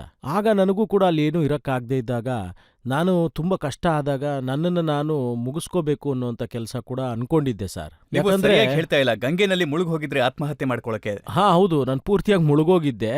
ಆದ್ರೆ ದೇವ್ರ ದಯೆ ಏನು ಅಂತ ಹೇಳೋದಾದ್ರೆ, ನೋಡಿ ನಾನು ಬದುಕಿದ್ದೀನಿ, ಇವತ್ತು ನಿಮ್ಮ ಮುಂದೆ ಕೂತಿದ್ದೀನಿ ಇಲ್ಲಿ, ಮತ್ತೆ ಯಾವ ರೂಪದಲ್ಲಿದ್ದೀನಿ ಇದು ಕೂಡ ದೊಡ್ಡವರ ಆಶೀರ್ವಾದ ಅಂತ ಹೇಳ್ಬೋದು. ಮತ್ತೆ ಇದು ಸಾರ್, ಮನಸ್ಸಲ್ಲಿ ಇನ್ನೊಂದು ಮಾತು ಹೇಳಬೇಕು ಅಂತ ತುಂಬಾ ಅನ್ನಿಸ್ತಾನೆ ಇತ್ತು. ಏನಂತ ಹೇಳಿದ್ರೆ, ಪರಮಾತ್ಮ ನಾನು ಎಂಥ ಜಾಗದಲ್ಲಿ ಹುಟ್ಟಿದ್ದೀನಿ ಅಂತ ಹೇಳಿದ್ರೆ ಅಲ್ಲಿರೋಂಥ ಜಾಗ ಬಹಳ ಅಸಂವೇದನಶೀಲರಾಗಿದ್ರು ಅಂದ್ರೆ ತಪ್ಪಾಗಲ್ಲ. ಆಮೇಲೆ ಅದ್ರ ಮೇಲೂ ಸಹ ನಾವು ಬಂಧಿತರಾಗಿರ್ಬೇಕು, ಸಾಧಿಸ್ಬೇಕು. ಅಂದ್ರೆ ಹಂಗೆ ಇರಬಾರ್ದು, ಇವರೆಲ್ಲರ ಮಧ್ಯೆ ನಾವು ಬದುಕಿ ತೋರಿಸ್ಬೇಕು. ಈಗ ನೋಡಿ, ಹೇಗೆ ನೀವು ಯಾರನ್ನಾದ್ರೂ ಭೇಟಿ ಮಾಡಿದ್ರೆ ಮೊದಲನೇ ಪ್ರಶ್ನೆ ಎಲ್ಲಾ ಮನುಷ್ಯರು ಕೇಳೋಂಥದ್ದು ಸಹಜ, ಮಷೀನ್ಗಳ ಥರ, ಹೌ ಆರ್ ಯು, ಹೇಗಿದ್ದೀರಾ ನೀವು, ಎಲ್ಲ ಆರಾಮಾಗಿದೆ ಅಲ್ವಾ? ಇದರಿಂದ ಏನು ಪ್ರಯೋಜನ ಇಲ್ಲ. ಸರಿ, ವಿಷಯ ಏನಿದೆಯೋ ಅದು ಅವನು ಮನಸ್ಸೊಳಗಡೆ ಇರುತ್ತೆ. ಆದ್ರೆ ಅವನು ಆಗ ಆ ಮಷೀನ್ ಥರನೇನೆ ಅದಕ್ಕೆ ಉತ್ತರನ ಕೊಡಲೇಬೇಕಾಗತ್ತೆ. ಹೌದ್ರಿ, ನಾನು ತುಂಬ ಚೆನ್ನಾಗಿದ್ದೀನಿ. ಆಮೇಲೆ ಗೊತ್ತಾಗುತ್ತೆ ಅವ್ನು ಬೆಳಿಗ್ಗೆಯಿಂದ ಫ್ರೆಶ್ ಅಪ್ ಕೂಡ ಆಗಿರಲ್ಲ ಅಂತ. ಎಷ್ಟೋ ಸಲ ಈ ಥರ ಪ್ರಶ್ನೆಗಳಾಗುತ್ತೆ. ಆದರೆ ಅವನಿಗೆ ಏನಾಗಬೇಕು ಅಂತ ಇರುತ್ತೆ ಅಂದರೆ ಎದುರುಗಡೆ ಅವ್ನಿಗೆ ಏನು ಕೇಳ್ತಾನೋ ಅದಾಗಿರಬೇಕು. ಸರಿ, ಇಲ್ಲಿ ಯಾರೋ ಅದನ್ನು ಹೇಳ್ತಾ ಇದ್ದಾರೆ, ಇನ್ನೊಬ್ಬ ಅದನ್ನು ಆಗ್ತಾ ಇದ್ದಾನೆ. ಅದರ ಮಧ್ಯದಲ್ಲಿ ಇಲ್ಲಿ ಏನೂ ಇಲ್ಲ, ಯಾರು ಏನು ಮಾಡೋರಿಲ್ಲ, ಏನೂ ಆಗೋಂಗೂ ಇಲ್ಲ. ನಾವೆಲ್ಲ ಬರೀ ನದಿಗಳ ಥರ ಇರ್ತೀವಿ, ನಾವೆಲ್ಲ ಸಮುದ್ರದ ರೀತಿ ಆಗ್ತೀವಿ, ನಾವೆಲ್ಲ ಪರ್ವತದ ರೀತಿ ಇರ್ತೀವಿ, ನಾವೆಲ್ಲ ನೈಸರ್ಗಿಕವಾಗಿರ್ತೀವಿ. ಆದ್ರೂ ಕೂಡ ನಾವು ಮಾಡೋಂಥ ಅಭ್ಯಾಸಗಳು ಪ್ರತಿದಿನ ಸುಳ್ಳು ಪಳ್ಳು ನಕಲಿಯಾಗೇ ಉಳ್ಕೊಂಬಿಟ್ಟಿರುತ್ತೆ. ಇದು ನೋಡಿ ಅಸಲಿ ಸತ್ಯ. ಇಂತಹ ಕುತೂಹಲದ ಬದುಕಿನಿಂದ ಹೀಗೆ ತುಂಬ ನೊಂದ ಮೇಲೆ ಕರ್ತವ್ಯರಹಿತ ಮೂಡ್ನಿಂದ ನನ್ನ ಮನಸ್ಸಿಗೆ ಒಂದು ದಿನ ಒಂದು ರಿಯಲೈಸೇಷನ್ ಆಯಿತು, ನಾವು ನನ್ನ ಜೀವನನೇ ಮುಗಿಸ್ಬಿಡೋಣ ಅಂತ. ಅಯ್ಯೋ ದೇವ್ರೇ, ನಾನು ಬಹುಶಃ ತಪ್ಪಾದ ಜಾಗದಲ್ಲಿ ಹುಟ್ಟಿರಬಹುದು, ತಪ್ಪಾಗೇ ಹುಟ್ಟಿರಬಹುದು ಅಂತ. ಆಗ ಧುಮುಕ್ದೆ. ಆಮೇಲೆ ಹಿಂದ್ಗಡೆಯಿಂದ ನಮ್ಮ ಒಂದು ಆಶ್ರಮದಲ್ಲಿದ್ದಂಥ ಸೀನಿಯರ್ ಒಬ್ಬರು ವಿದ್ಯಾರ್ಥಿ, ಅವರು ನನ್ನನ್ನು ಎಳ್ಕೊಂಡು ಈಚೆಗೆ ಬಂದರು. ಆಮೇಲೆ ನಾನು ಸ್ವಲ್ಪ ಸುಸ್ತಾಗಿದ್ದೆ. ನಾನು ಕೇಳಿದ್ರು, ನಿನಗೆ ಈಜು ಬರಲ್ಲ ಅಂದಮೇಲೆ ನೀನು ಯಾಕೆ ನೀರಿಗೆ ಧುಮುಕ್ದೆ, ನೀನೇನು ಸಾಯಕ್ಕೆ ಹೋಗಿದ್ಯಾ ಅಂದರು. ನಾನು ಹೌದು ಅಂತ ಹೇಳಿದೆ. ಒಂದು ಬಿಟ್ರು ಸರಿಯಾಗಿ ನನ್ನ ತಲೆಗೆ ಸರಿಯಾಗಿ ಬಿತ್ತು. ಆಗ ನಾನು ಪೂರ್ತಿ 24 ಗಂಟೆಗಳ ಕಾಲ ನನ್ನ ರೂಮಿಂದ ಆಚೆನೇ ಬರಲಿಲ್ಲ ರಜತ್ ಅವರೇ. ಅಂದರೆ ಏನು ಯೋಚನೆ ಮಾಡ್ತಾ ಅಂದರೆ, ಅಯ್ಯೋ ದೇವರೇ, ನಾನು ಇದರಲ್ಲೂ ಫೇಲ್ಯೂರ್ ಆಗಿದ್ದೀನಿ. ನಾನು ಏನೇ ಕೆಲಸ ಮಾಡಿದ್ರು, ಯಾವುದೇ ರೀತಿ ಮಾಡಿದ್ರು ಅದರಲ್ಲಿ ಫೇಲ್ಯೂರ್ ಆಗ್ತಾನೇ ಇದ್ದೀನಿ. ನಾನು ಫೇಲ್ಯೂರ್ಗೆ ಒಂದು ಬ್ರ್ಯಾಂಡ್ ಅಂಬಾಸಿಡರ್ ಥರ ಆಗೋಗಿದ್ದೀನಿ. ನಾನು ಬಹುಶಃ ಈ ವಿಫಲತೆಗೇನೆ ಹುಟ್ಟಿರೋನಿರಬೇಕು ಅಂತ. ದೇವ್ರೇ, ನನಗೆ ಬದುಕೋದಕ್ಕೆ ಏನಕ್ಕೆ ಅಂತಾನೆ ಗೊತ್ತಾಗ್ತಿಲ್ಲ, ಯಾಕೆ ನನ್ನನ್ನು ಹುಟ್ಟಿಸ್ದೆ ಹೀಗೆ ಅಂತ. ತುಂಬಾ ದಿನ ಈ ಪ್ರಶ್ನೆ ಓಡ್ತಾ ಇತ್ತು ನನ್ನ ಮನಸ್ಸಲ್ಲಿ. ಆದರೆ ಇವತ್ತು ಎಷ್ಟೆಲ್ಲಾ ಪ್ರಶ್ನೆಗಳು ಉತ್ತರ ಕೊಟ್ಟಿದ್ದಾನೆ ನನ್ನ ದೇವರು ಅಂತ ಹೇಳಿದ್ರೆ, ಅಂದ್ರೆ ಇವತ್ತು ಮೂಲದ ಕಾರಣ ಯೋಚನೆ ಮಾಡಿದ್ರೆ ಎಷ್ಟು ಚಿಕ್ಕದನ್ಸುತ್ತೆ ಅಂದ್ರೆ, ಜೀವನ ಅಷ್ಟು ದೊಡ್ಡದಾಗಿ ಕೊಟ್ಟುಬಿಟ್ಟ. ಸೊ ಹಾಗಾಗಿ ಮೂಲ ನನಗೆ ನೆನಪೇ ಆಗೋದಿಲ್ಲ. ನಿಮಗೆ ಬಹಳ ಹತ್ರದವರು ಒಂದು ಮಾತು ಹೇಳ್ತಾರೆ, ಇವರಿಗೆ ಗಂಗೆನಲ್ಲಿ ಮುಳುಗೋದಕ್ಕೆ ನೀರು ಕಡಿಮೆ ಆಯ್ತು, ಅದಕ್ಕೆ ಅವರು ಮುಂಬೈಗೆ ಹೋಗಿದ್ದಾರೆ ಸಮುದ್ರದಲ್ಲಿ ಮುಳುಗೋದಕ್ಕೆ. ಖಂಡಿತವಾಗ್ಲು. ಅಂದ್ರೆ ರಜತ್ ಅವರೇ, ಜನ ಏನನ್ಕೋತಾರೆ ಅಂತ ಹೇಳಿದ್ರೆ, ಮುಂಬೈಯಲ್ಲಿ ಫಿಲ್ಮಿ ಹಾಡನ್ನ ಹಾಡೋಂಥವನು. ಈ ಸಿನಿಮಾ ದುನಿಯಾಗೆ ನಾನು ಎಂಟರ್ ಆದ್ಮೇಲೆ ನನಗೆ ಅಂದ್ರೆ ಪರಮಾತ್ಮ ಕಳಿಸಿದ್ಮೇಲೆ ಇದೇ ರೀತಿಯಾದಂಥ ಹಾಡುಗಳನ್ನೇ, ಅಂದ್ರೆ ಅದರ ಶಬ್ದಗಳಲ್ಲಿ ವಿಚಿತ್ರವಾಗಿರೋಂಥ ಸೌಂಡಿಂಗ್ ಇರುತ್ತೆ, ಮತ್ತೆ ಅದರ ವಿಚಾರ ಕೂಡ ತುಂಬ ಬೇರೆದೇ ಆಗಿರುತ್ತೆ. ರೊಮ್ಯಾನ್ಸ್ ಇರೋಂಥ ಹಾಡುಗಳಲ್ಲೂ ಕೂಡ ಅದರ ಸ್ವಭಾವ ಸ್ವಲ್ಪ ಬೇರೆನೇ ಆಗಿರುತ್ತೆ. ನಾನು ಆ ಹಾಡುಗಳಿಗೆ ಆಲ್ಬಮ್ ಮಾಡೋದಕ್ಕೆ ಅಂತ ಹೋಗಿದ್ದೆ. ಆದರೆ ಶುರುನಲ್ಲಿ ನಾನು ಅದರಲ್ಲೂ ಕೂಡ ಒಂದು ಹಠ ಇಟ್ಕೊಂಡು ಹೋಗಿದ್ದೆ. ಆಗ ನಾನು ಅಲ್ಲಿ ಹೋಗಿ ಸಮುದ್ರದ ಹತ್ರ ಕೂತ್ಕೊಳ್ತಾ ಇದ್ದೆ, ಸಮುದ್ರದ ದಡದಲ್ಲಿ, ಜುಹು ಹತ್ರ. ಆಗ ಅಲ್ಲಿ ಕೇಳ್ಕೊತಾ ಇದ್ದೆ, ಅಯ್ಯೋ ದೇವ್ರೆ, ಇದ್ರಲ್ಲೂ ನಾನೇನಾದ್ರೂ ಫೇಲ್ಯೂರ್ ಆದ್ರೆ ನೀನಾದ್ರೂ ತಯಾರಾಗಿರೋ ನನ್ನನ್ನು ಕರ್ಕೊಂಡು ಹೋಗೋದಿಕ್ಕೆ ಅಂತ. ಆಗ ಅನ್ಕೊಂಡಿದ್ದೆ ನಾನು, ನನ್ನ ಜೀವನ್ ಬಿಟ್ರೆ ಇದ್ರಲ್ಲೇ ಬಿಟ್ಬಿಡ್ತೀನಿ ನಾನು ಅಂತ, ನಿನ್ನ ಪಾದಕ್ಕೆ ಸೇರಿಸ್ಕೊಂಬಿಡಪ್ಪ ಅಂತ. ಇದೇ ನಡೀತಿತ್ತು ನನ್ನ ಮನ್ಸಲ್ಲಿ, ಬೇರೆ ಏನೂ ಇರಲಿಲ್ಲ. ಗಾಳಿ ಬೀಸ್ತಾ ಇತ್ತು, ಬಹಳ ಜೋರಾದ ಗಾಳಿ ಬೀಸ್ತಾ ಇತ್ತು. ಅದನ್ನ ನಾನು ಎಂಜಾಯ್ ಮಾಡ್ತಾ ನನ್ನ ಮನ್ಸಲ್ಲಂತ ಇತ್ತು, ಈ ರೀತಿ ನಗು ಬರ್ತಾ ಇತ್ತು ನೋಡಿದ್ರೆ. ಓ ಹೌದಾ, ನೋಡಿದ್ರಾ, ನಿಮಗೂ ಎಷ್ಟು ಸುಖ ಕೊಡ್ತಾ ಇದೆ, ನೀವು ಕೂಡ ಬಂದು ಮುಟ್ತಾ ಇದ್ದೀರಾ ನನ್ನನ್ನು ತಮಾಷೆ ಮಾಡೋದಕ್ಕೆ ನೀವೊಬ್ರು ಕಡಿಮೆ ಆಗಿದ್ರಿ, ಇವಾಗ ನೀವು ಕೂಡ ಮಾಡ್ತಿದ್ದೀರಾ ಅಂತ ಅನ್ಕೊಳ್ತಿದ್ದೆ. ನಾನು ಗಾಳಿ ಜೊತೆನೂ ಆ ರೀತಿ ಮಾತಾಡ್ತಿದ್ದೆ. ಅಂದ್ರೆ ಅನ್ನಿಸ್ಬೇಕಿತ್ತು ನಾನು ಏನ್ ಮಾಡ್ತಿದ್ದೀನಿ ಅಂತ. ಅಂದ್ರೆ ಅದಕ್ಕೂ ಹುಚ್ಚತನ, ಗಾಳಿ ಜೊತೆ ಮಾತಾಡ್ತಿರೋ ಹುಚ್ಚತನ, ಆ ರೀತಿಯಾದಂಥ ಹುಚ್ಚತನ ಏನಿತ್ತಲ್ಲ, ಆ ರೀತಿಯಾದಂಥ ಒಂದು ಉನ್ಮತ್ತತೆ ಇತ್ತಲ್ಲ, ಈ ರೀತಿ ಮೈಂಡ್ ಸೆಟ್ ಏನಿದೆಯಲ್ಲ, ಜಗತ್ತಲ್ಲಿ ಬಹಳ ಕಡಿಮೆ ವ್ಯಕ್ತಿಗಳಿಗಿರುತ್ತೆ, ಕಡಿಮೆ ಹುಚ್ಚತನ ಇರುತ್ತೆ ಅದು. ಆಮೇಲೆ ಯಾರು ವ್ಯವಸ್ಥಿತವಾಗಿರ್ತಾರಲ್ಲ ಅವರಿಗೆ ಇಂಥ ಮಾತುಗಳು ಬರ್ತಿರುತ್ತೆ, ಅದು ತುಂಬಾ ಚೆನ್ನಾಗಿರುತ್ತೆ. ಅದನ್ನ ಮೋಸ್ಟ್ಲಿ ಪ್ರಕೃತಿನೂ ಕೇಳಿಸ್ಕೊಳ್ತು ಅಂತ ಅನ್ಸುತ್ತೆ, ಅದು ಒಪ್ಕೊಂಡಿದೆ. ಅದಕ್ಕೆ ಅವ್ರು ಅನ್ಕೊಂಡಿರ್ತಾರಾಗ, ಅಯ್ಯೋ ಬಹಳ ದಡ್ಡ ಇವನು, ಹುಚ್ಚ ಇವನು. ಅಲ್ಲ, ಇಡೀ ಜಗತ್ತು ಯಾವುದೋ ಒಂದು ಕೆಲಸದ ಹಿಂದೆ ಓಡ್ತಾ ಇದೆ, ದುಡ್ಡಿನ ಹಿಂದೆ ಓಡ್ತಾ ಇದೆ, ಪವರ್ ಹಿಂದೆ ಓಡ್ತಾ ಇದೆ. ಆದ್ರೆ ಯಾವತ್ತಾದ್ರೂ ಯೋಚಿಸಿದಿರಾ ಈ ದುಡ್ಡು ಯಾರಿಂದೆ ಓಡುತ್ತೆ ಅಂತ, ಈ ಪವರ್ ಯಾರ ಹಿಂದೆ ಓಡ್ತಿರುತ್ತೆ ಅಂತ? ರಜತ್ ಅವ್ರೆ, ನೀವು ಕೇಳಿದಂಥ ಹುಡುಗ ಎದುರುಗಡೆನೇ ಇದ್ದಾನೆ. ಹೇಗೆ ಮಕ್ಕಳನ್ನ ಓಡಿಸ್ತಾ ಓಡಿಸ್ತಾ ಮಕ್ಕಳಿಗೆ ಊಟ ಮಾಡಿಸ್ತಾರಲ್ಲ ಅಪ್ಪ ಅಮ್ಮ, ತಗೋ ತಿನ್ನು ಪುಟ, ಲಾಸ್ಟ್ ನೋಡು ಗಣೇಶನು ಕೂಡ ತಿನ್ಬಿಟ್ಟ ಅಲ್ಲ, ಕೃಷ್ಣ ಕೂಡ ತಿನ್ಬಿಟ್ಟ ಅಲ್ಲ, ಆಸೆಗಳನ್ನ ಹುಟ್ಟಿಸಿ ತಿನ್ನಿಸ್ತಾರಲ್ಲ, ಹಾಗೆ ಪರಮಾತ್ಮ ಈಗ ನನ್ನನ್ನು ಆ ರೀತಿ ಟ್ರೀಟ್ ಮಾಡ್ದ. ಅಂದ್ರೆ ಕೊನೆಯ ದಿನಗಳಲ್ಲಿ ತಾಯಿ ಮತ್ತೆ ತಂದೆ ಕೊನೆಯ ದಿನಗಳಲ್ಲಿ ಒಂದು ಆಶೀರ್ವಾದ ಮಾಡಿದ್ರು, ಹೇಳ್ಬಿಟ್ಟು ಹೋಗಿದ್ರು, ಮಗು ನೀನ್ ಯಾವ ಹಠದಲ್ಲಿ ಇಲ್ಲಿವರೆಗೂ ಬಂದಿದ್ಯೋ, ಅಂದ್ರೆ ಯಾವ ರೀತಿಯಲ್ಲಿ ನಿನಗೆ ಪರೋಪಕಾರದ ಒಂದು ಭಾವನೆ, ಸದ್ಭಾವನೆಯ ಭಾವನೆಗಳು ಹುಟ್ಟುತ್ತಿವೆಯೋ, ನೀನದನ್ನ ಇಟ್ಕೊಂಡೇನೆ ಮರ್ತೋಗ್ತೀಯ. ನಾನೀಗ ಅದನ್ನೇ ಮಾಡ್ತಾ ಇದ್ದೀನಿ, ಮರ್ತೋಗ್ತಿದ್ದೀನಿ. ನಿಜವಾಗ್ಲೂ ಹೇಳ್ತಾ ಇದ್ದೀನಿ, ನಿಜವಾಗ್ಲೂ. ಇಲ್ಲಿ ನೋಡಿ, ನೀವೆಲ್ಲ ಹೇಳ್ತಿದ್ದೀರಲ್ಲ ಇಲ್ಲಿ ಏನೋ ಆಯ್ತು ಅಂತ, ಈಗ ನಮ್ಗಿಲ್ಲಿ ಏನೂ ಕೊಡೋದಕ್ಕೂ ಪುರ್ಸೋತಿಲ್ಲ. ಪರಮಾತ್ಮ ಹೇಗ್ ಮಾಡ್ಬಿಡ್ತಾನೆ ಅಂದ್ರೆ, ನಾವು ಯಾವಾಗಾದ್ರೂ ಯೋಚನೆ ಮಾಡ್ತೀವಿ, ಬೇಜಾರು ಮಾಡ್ಕೋತೀವಿ. ಅಂದ್ರೆ ಯೋಚನೆ ಮಾಡ್ತಿರ್ತೀವಿ, ಅಂದ್ರೆ ಇಲ್ಲ ನಮ್ಮ ಪರಮಾತ್ಮ ನಮ್ಗೆ ಈ ರೀತಿ ಮನೇನ್ ಕೊಟ್ಟಿದ್ದಾನೆ. ಅಂದ್ರೆ ಇವತ್ತಿನ ತನಕ ಆ ಮನೆಗೆ ಲಾಕ್ ಕೂಡ ಹಾಕಿಲ್ಲ ನಾನು, ಲಾಕೇ ಇಲ್ಲ. ಅದ್ರ ವಿಶೇಷತೆ ನೋಡಿ ನೀವು. ಈಶ್ವರನ ಚಮತ್ಕಾರ ಅವಾಗವಾಗ ಹೀಗಿರುತ್ತೆ, ದೇವಸ್ಥಾನಗಳಿಗೂ ಕೂಡ ನಾವು ಬೀಗ ಹಾಕೋದಿಲ್ಲ ನೋಡಿ. ಆಗ ಅದಕ್ಕೆ ಎಂಥ ಮನೇನ್ ಕೊಟ್ಟಿದ್ದಾನೆ ಅಂತ ಹೇಳಿದ್ರೆ, ಅಲ್ಲಿ ಬೀಗ ಹಾಕೋ ಕಾನ್ಸೆಪ್ಟೇ ಇಲ್ಲ ಅದರಲ್ಲಿ. ಅಂದ್ರೆ ಈಶ್ವರನ ಕೃಪೆ. ಆದ್ರೆ ಈ ಭಗವಂತ ಅಂತೂ ಎಲ್ಲಿಂದನೋ ಪ್ರಾರಂಭ ಮಾಡಿರ್ಬೇಕಲ್ಲ, ಒಂದು 2,000 10,000 ಕೊಡೋದ್ರಿಂದ. ಸರ್, ಮೊದಲು ನಾನು ಹಾಡಿದ್ದು ಒಂದು ಜಿಂಗಲ್ಲು ಹಾಡಿದ್ದೆ. ನೀವು ಭಜನೆ ಹಾಡಕ್ ಹೋಗಿದ್ರಿ, ಆದ್ರೆ ಜಿಂಗಲ್ ಹಾಡಿದ್ರಿ. ಹೌದು, ನಾನು ಆಕ್ಚುಲಿ ಕೈಲಾಶ ಹಾಡಕ್ ಹೋಗಿದ್ದೆ ಅವಾಗ. ಆಗ ನನ್ನನ್ನು ನೋಡಿ ಕೇಳ್ತಾ ಇದ್ರು, ಏನ್ ಹಾಡ್ತೀಯ ನೀನು ಅಂತ. ಶಾಸ್ತ್ರೀಯವಾಗಿ ಹಾಡ್ತೀರಾ? ಇಲ್ಲ, ಹಾಡಲ್ಲ. ಫಿಲ್ಮಾಗಿ ಹಾಡ್ತೀರಾ? ಇಲ್ಲ. ಗಜಲ್ ಹಾಡ್ತೀರಾ? ಇಲ್ಲ. ಭಜನೆ ಹಾಡ್ತೀರಾ? ಇಲ್ಲ. ಮತ್ತಿನ್ನೇನು ಹಾಡ್ತೀರಾ ನೀವು? ಕೋಪ ಮಾಡ್ಕೋತಾ ಇದ್ರು ಜನ ನನ್ನ ನೋಡಿ. ನಾನು ಅವಾಗ ಅನ್ಕೋತಾ ಇದ್ದೆ, ಜನರು ಯಾವಾಗ ಇದು ಅವ್ರ ಮನಸ್ಸಿಗೆ ನಾಟುತ್ತೋ ಜನಗಳಿಗೆಲ್ಲರಿಗೂ, ಆಗ ಪರಮಾತ್ಮ ಸ್ವಯಂಗೊಂದು ಬರೀತಾನೆ, ಇದೇನಿದು ನಾನು ಹಾಡ್ತಾ ಇರೋಂಥದ್ದು. ಆಮೇಲೆ ನಿಮ್ಮ ಹೃದಯಗಳಿಗೆ ನನ್ನ ಹಾಡು ಮುಟ್ಟಿದಾಗ ಇದನ್ನೆಲ್ಲ ಹಾಡೋಂಥ ಪ್ರಕ್ರಿಯೆಗೆ ನಾವಿಟ್ಟ ಹೆಸರು ಕೈಲಾಸ ಅಂತ. ಕೈಲಾಸ ಅಂದ್ರೆ ಆಗುತ್ತೆ ಶಿವನ ಒಂದು ಆಸನ. ನನ್ನ ದೇವರನ ಆಸನ ಏನು ಅಂತ ಹೇಳಿದ್ರೆ ಕೈಲಾಸ ಪರ್ವತನೇ. ಆದ್ರೆ ನನ್ನ ಶಿವ ಕೂತ್ಕೊಳ್ಳೋಂಥ ಪೀಠ ಏನಿದೆ, ಆ ಪರ್ವತ ಕೂತ್ಕೊಳ್ಳೋದು, ದಟ್ ಈಸ್ ಕಾಲ್ಡ್ ಕೈಲಾಸ. ಜಗತ್ತಿನ ಬಹಳ ದೊಡ್ಡ ಒಂದು ಡಿವೈನ್ ಜಾಗ, ದಟ್ ಈಸ್ ಕಾಲ್ಡ್ ಕೈಲಾಸ. ಈಗ ನಾನು ಏನು ಹಾಡ್ತೀನೋ ಅದು ಕೈಲಾಸ. ನಾವು ಕೈಲಾಸನೇ ಹಾಡಕ್ ಹೋಗಿದ್ದೆ, ಆದ್ರೆ ಅದರಲ್ಲೂ ಕೂಡ ಒಂದು ಉದ್ದೇಶ ಮತ್ತೆ ಒಂದು ಹುಚ್ಚುತನನ ಇಟ್ಕೊಂಡೇ ಇದ್ದೆ. ಆಗ ಜಿಂಗಲ್ನ ಹಾಡೋದಕ್ಕೆ ನನಗೊಂದಿನ ಇನ್ವಿಟೇಷನ್ ಬರುತ್ತೆ. ರಜತ್ ಅವರೇ ಅವ್ರು ನನಗೇನು ಹೇಳಿದ್ರು ಅಂದರೆ, ಕೈಲಾಶ್ ಅವರೇ, ಹಾಂ ಹೌದು ಹೇಳಿ. ಆ ಸಮಯದಲ್ಲೇ ನಾನೊಂದು ಹೊಸ ಫೋನ್ನ ತೊಗೊಂಡಿದ್ದೆ, ಮೋಟ್ರೋಲಾದು. ಅದು 4-5 ಸಾವಿರದ ಒಂದು ಫೋನು ಅಂತ ಅನ್ಸುತ್ತೆ. ಅದು ತುಂಬಾ ದಪ್ಪ ಇತ್ತು ಅಲ್ಲ? ಅದು ತುಂಬ ದಪ್ಪನೂ ಇತ್ತು, ಉದ್ದನೂ ಇತ್ತು. ತಗೊಂಡು ತಲೆ ಮೇಲೆ ಹಾಕಿದ್ವಿ ಅಂತ ಹೇಳಿದ್ರೆ ಪ್ರಜ್ಞೆ ಕೂಡ ತಪ್ಪಿಬಿಡ್ಬೇಕು, ಆ ಥರ ಇತ್ತು ಫೋನ್ ಅದು. ಮತ್ತೆ ಹೌದು, ಆ ಟೈಮಲ್ಲಿ ಬರೀ ಮಿಸ್ ಕಾಲ್ ಕೊಡ್ಬೋದಾಗಿತ್ತು ನಾವು ಅಷ್ಟೇನೆ. ಫೋನ್ ದೊಡ್ಡದಾಗಿದ್ರು ಕೂಡ ಕೊಡ್ತಿದ್ದಿದ್ದು ಮಾತ್ರ ಮಿಸ್ ಕಾಲೇನೆ. ಬಹಳ ಕಿಲಾಡಿತನದಿಂದ ಚತುರತೆಯಿಂದ ಕೊಡಬೇಕಿತ್ತು ಅದನ್ನು ಅವಾಗ. ಯಾಕಂದರೆ ನಾವು ಡೆಲ್ಲಿಯವರಲ್ವಾ, ನಾವು ಬಹಳ ಚೆನ್ನಾಗಿ ಕಲ್ತಿದ್ದೆ ಅದನ್ನು. ಅಂದರೆ ಒಂದೇ ಒಂದು ಮಿಸ್ ಕಾಲ್ನ ಕೊಡಬೇಕು, ಅವ್ರು ಅಷ್ಟರಲ್ಲಿ ತೆಗಿಬಾರ್ದು. ತೆಗೆದ್ರೆ 21 ರೂಪಾಯಿ ಕಟ್ಟಾಗೋಗಿರೋದು ಅಷ್ಟಕ್ಕೆ. ಸೊ ಇದೆಲ್ಲ ನಡೀತಾ ಇತ್ತು. ಆಗ ಒಂದು ಕಾಲ್ ಬರುತ್ತೆ ನನಗವಾಗ. ನಾನು ಭಯದಿಂದ ಅವಾಗ ಫೋನ್ ರಿಸೀವ್ ಮಾಡಿದೆ, ಯಾಕಂದ್ರೆ 21 ರೂಪಾಯಿ ಏನು ಕಟ್ಟಾಗಲ್ಲ, ನಾನು ಮಾತಾಡ್ಬೋದಲ್ಲ ಆ ಕಡೆಯಿಂದ ಕಾಲು ಅಂತ.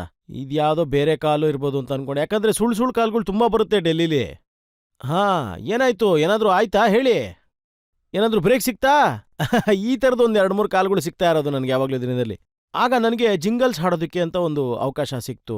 ಮಹಾಲಕ್ಷ್ಮಿ ಸ್ಟುಡಿಯೋ ಅಂತ ಫೇಮಸ್ ಸ್ಟುಡಿಯೋ ಅದು ಕೂಡ ಜಿಂಗಲ್ ಹಾಡಬೇಕು ನೀವು ಅಂತ ಹೇಳಿದ್ರು. ಆವಾಗ ನಾನು ಆಯಿತು ಹಾಡೋಣ, ಏನು ತೊಂದರೆ ಇಲ್ಲ ಅಂತಂದೆ. ಸೊ ನನಗೆ ಅಡ್ರೆಸ್ ಕಳಿಸ್ಕೊಟ್ಬಿಡಿ, ಆಮೇಲೆ ಎಲ್ಲಿ ಬರಬೇಕು ಏನು ಅಂತೆಲ್ಲ ಕೇಳಿಕೊಂಡೆ ನಾನು. ಅದಾದಮೇಲೆ ತಲೆಯಲ್ಲಿ ಬಹಳ ಬೇಗ ಏನೋ ನಾನು ಬಂದ್ಬಿಟ್ಟೆ ಡೆಲ್ಲಿಗೆ. ಆಮೇಲೆ ನನಗೆ ಅರಿವಾಗಿದ್ದೇನು ಅಂತ ಹೇಳಿದ್ರೆ, ಈ ಜಿಂಗಲ್ ಅಂದರೆ ಏನು? ಅಲ್ಲ, ನಾನು ಅವಾಗ ಕೇಳಿದೆ, ದಯವಿಟ್ಟು ನನಗೊಂಚೂರು ಹೇಳ್ತೀರಾ ಈ ಜಿಂಗಲ್ ಅಂದರೆ ಏನು ಅಂತ.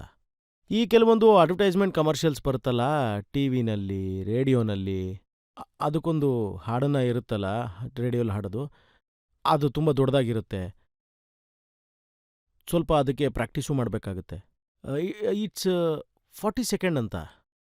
40 ಸೆಕೆಂಡ್ಸ್ 40 ಸೆಕೆಂಡ್ಸ್ ನನ್ನ ಮೊದಲನೇ ಸರಿ ಇಂಥದ್ದನ್ನು ಹಾಡೋದಕ್ಕೆ ಕರೆದಿದ್ದಾರಲ್ಲ ಅಂತ ನಾನು ಆಶ್ಚರ್ಯ ಆಗೋದೆ.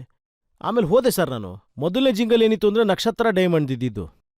ಆಗ ನನ್ನನ್ನು ಕರೆದ್ರು ಅಲ್ಲಿಗೆ. ಆಮೇಲೆ ಏನೂ ಸರಿ ಹೇಳಿಕೊಡದೆ ಇದ್ದಕ್ಕಿದ್ದಂಗೆ ಮುಂಬೈನ ಜನರದು ಒಂದು ವಿಶೇಷತೆ ಇದೆ ರಜತ್ ಅವರೇ, ಅವ್ರದ್ದೊಂಥರ ಸೀರಿಯಸ್ ಇಂಟೋನೇಷನ್ ಇರುತ್ತೆ. ಎಲ್ಲಿವರೆಗೂ ಅಂದರೆ ನಿಮ್ಮ ಒಂದು ಪರಿಚಯ ಅವರಿಗೆ ಪ್ರಾಪರಾಗಿ ಕ್ರಿಯೇಟಿವ್ ಆಗಿ ಆಗಿಲ್ಲದೆ ಇರೋವರ್ಗ. ಆಗ ಎಲ್ಲರೂ ಹೀಗೆ ಸೈಲೆಂಟಾಗಿ ಕೂತಿದ್ರು. ಆಮೇಲೆ ನನ್ನನ್ನು ತೋರಿಸಿ ಹೇಳಿದ್ರು ಇವರೇ ಸಿಂಗರ್ ಅಂತ. ಓಕೆ, ಯಾ, ಗೋ ಇನ್ ಸೈಡ್ ಹೀಗೆ ಹೇಳ್ಬಿಟ್ಟು ಡಬ್ಬಿಂಗ್ ರೂಮ್ ಒಳಗಡೆ ಕಳಿಸ್ಬಿಟ್ರು. ಒಂದು ಫಿಲ್ಮು ಓಡ್ತಾ ಇತ್ತು. ಆಗ ಸಡನ್ನಾಗಿ ಸರಿ ಆಯಿತು ಹಾಡಿ ನೀವು ಅಂದರು. ಅಂದರೆ ನಾನು ಸ್ವಲ್ಪ ಫಸ್ಟ್ ಟೈಮ್ ಅಲ್ವಾ, ಮೊದಲೇನೆ ಅಂದರೆ ನರ್ವಸ್ ಆಗೋ ಅಂಥ ಟೈಪ್ ಅಂತೂ ನಾನಲ್ಲ. ಯಾಕಂದರೆ ಜೀವನದಲ್ಲಿ ಇಷ್ಟೊಂದು ಹೊಡ್ತಾ ತಿಂದ್ರವನು ನರ್ವಸ್ ಅಂದ್ರೆ ಏನು ಅಂತಲೇ ಗೊತ್ತಿಲ್ಲ ನನಗೆ. ಆದರೆ ಇದೇನೋ ಒಂಥರ ವಿಚಿತ್ರವಾದ ಫೀಲಿಂಗು ನನಗೆ. ಅಂದರೆ ನರ್ವಸ್ಗಿಂತ ಮೇಲಿನ ಸ್ಥಿತಿ ಏನಿರುತ್ತಲ್ಲ ಅದು. ಅಂದರೆ ಇವಾಗ ಏನಾಗ್ಬೋದು ಗುರು, ಈಗ ಏನೂ ಹೇಳ್ಕೊಟ್ಟಿಲ್ಲ, ಏನೂ ಹೇಳಲೂ ಇಲ್ಲ, ಏನೂ ಮಾತಾಡಿಸ್ಲೂ ಇಲ್ಲ. ಸೊ ಸಡನ್ನಾಗಿ ನಾನು ಆ ದೇವ್ರ ಹೆಸರನ್ನು ತೊಗೊಂಡೆ. ಆಮೇಲೆ ನೇರವಾಗಿ ಶುರು ಮಾಡಿದೆ. ತನದುಂ ತನುಂ ತನನ ತನದೆರೆ ನ ತನದುಂ ತನುಂ ತನನ ತನದೆರೆ ನ ತನದುಂ ತನನುಂ ತನನುಂ ತನದೆರೆ ನನದುಂ ತನನುಂ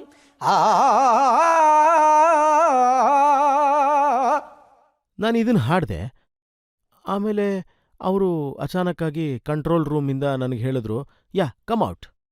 ನಾನೇನು ಅನ್ಕೊಂಡೆ ಅಂದರೆ ಸರ್, ಕೆಲಸ ಆಗಲಿಲ್ಲ ಇದು, ನಾನೇನೋ ಬೇರೆ ಥರದ ಕೆಲಸ ಮಾಡಿದೆ ಇಲ್ಲಿ. ಸೊ ಬಾಗಿಲು ತೆಗೆದಿದ ತಕ್ಷಣ ಓಡೋಗ್ಬಿಡೋಣ, ಒಳಗಡೆ ಹೋಗೋದು ಬೇಡ, ಎಂಬ್ಯಾರಸ್ಮೆಂಟ್ ಆಗುತ್ತೆ. ಅವರಿಗೆ ಎಂಬ್ಯಾರಸ್ಮೆಂಟ್ ಆಗುತ್ತೆ, ನನಗದೇನು ಅಂತಲೇ ಗೊತ್ತಿಲ್ವಲ್ಲ. ನಾವಂತೂ 3 ಬಿಟ್ಟವರಲ್ಲಿ ಮೇಲ್ಗಡೆ ಇದ್ದೀವಿ. ಹಾಗೆ ನಾನು ಆಚೆ ಹೋಗೋಣ ಅಂಥೇಳಿ ಡಬ್ಬಿಂಗ್ ರೂಮಿಂದ ಡೋರ್ ಓಪನ್ ಮಾಡಿದಾಗ ಅಲ್ಲಿಬ್ಬರು ನಿಂತ್ಕೊಂಡಿದ್ರು. ಅವ್ರು ಕರೆದ್ರು ಕಮ್ ಕಮ್ ಅಂತ. ಅವರಿಬ್ಬರು ನನ್ನ ಒಳಗಡೆ ಕರ್ಕೊಂಡು ಹೋದರು. ಒಳಗಡೆ ಹೋಗಿದ ಕೂಡಲೇ ಅಲ್ಲಿ ಅಚಾನಕ್ಕಾಗಿ ಅಲ್ಲಿ ಕೂತಿದ್ರಲ್ಲ ಸೀರಿಯಸ್ ಜನ, ಅವರ ಎಕ್ಸ್ಪ್ರೆಷನ್ಸ್ ಎಲ್ಲ ಈಚೆ ಬರೋಕ್ಕೆ ಶುರುವಾಯಿತು. Wow man, what a voice man, oh my God, what a personality you are, what's your name. ಇದನ್ನೆಲ್ಲ ತುಂಬ ಜೋರಾಗಿ ಮಾತಾಡೋದಕ್ಕೆ ಶುರು ಮಾಡ್ತಿದ್ದಾರೆ ಅವರೆಲ್ಲರೂ. ನಾನು ಮನಸಲ್ಲೇ ಯೋಚನೆ ಮಾಡ್ತಾ ಇದ್ದೆ, ಇನ್ನೊಂದು ಸ್ವಲ್ಪ ಹೊತ್ತಾದ್ಮೇಲೆ ಹೊಡಿತಾರೇನೋ ಮೋಸ್ಟ್ಲಿ. ಅಲ್ಲ, ಇದೆಲ್ಲ ನಿಜನಾ ಅಥವಾ ಬಹಳ ಚಿಕ್ಕ ಎಕ್ಸ್ಪೆಕ್ಟೇಷನ್ಸ್ ಇಟ್ಕೊಂಡಿದ್ದೆ ನಾನು. ಯಾಕಂದರೆ ಆ ಸತ್ಯದ ಮೇಲೂ ಕೂಡ ನನಗೆ ಪೂರ್ತಿ ವಿಶ್ವಾಸ ಹೊರಟೋಗಿತ್ತು ಈಗ. ಆಮೇಲೆ ಅವ್ರು ನನಗೆ ಎಲ್ಲ ಓಕೆ ಆಯಿತು, ಇನ್ವಾಯ್ಸ್ ಕಳಿಸ್ಬಿಡಿ ಇವ್ರಿಗೆ ಅಂತಂದ್ರು. ನನ್ನ ಮೊದಲನೇ ಇನ್ವಾಯ್ಸು 5,000 ರೂಪಾಯಿದು. ಆ ದುಡ್ಡು ಇದುವರೆಗೂ ನನಗೆ ಬಂದಿಲ್ಲ ನೋಡಿ. ಈ ರೀತಿ ಜಿಂಗಲ್ಸಿಂದ ಶುರುವಾಗಿದ್ದು ಸರ್. ಅಂದ್ರೆ ಒಂದೇ ಜಿಂಗಲ್ನಲ್ಲಿ ಕೆಲಸ ಆಯ್ತಾ ಅಥವಾ ಇನ್ನೂ ಏನಾದರೂ? ಅಂದರೆ ಸರ್, ಒಂದು ಜಿಂಗಲ್ ಹಾಡಿದ ನಂತರ ನನಗೆ ಬಹಳಷ್ಟು ಜಿಂಗಲ್ಸ್ಗಳು ಸಿಗಕ್ಕೆ ಶುರುವಾಯಿತು.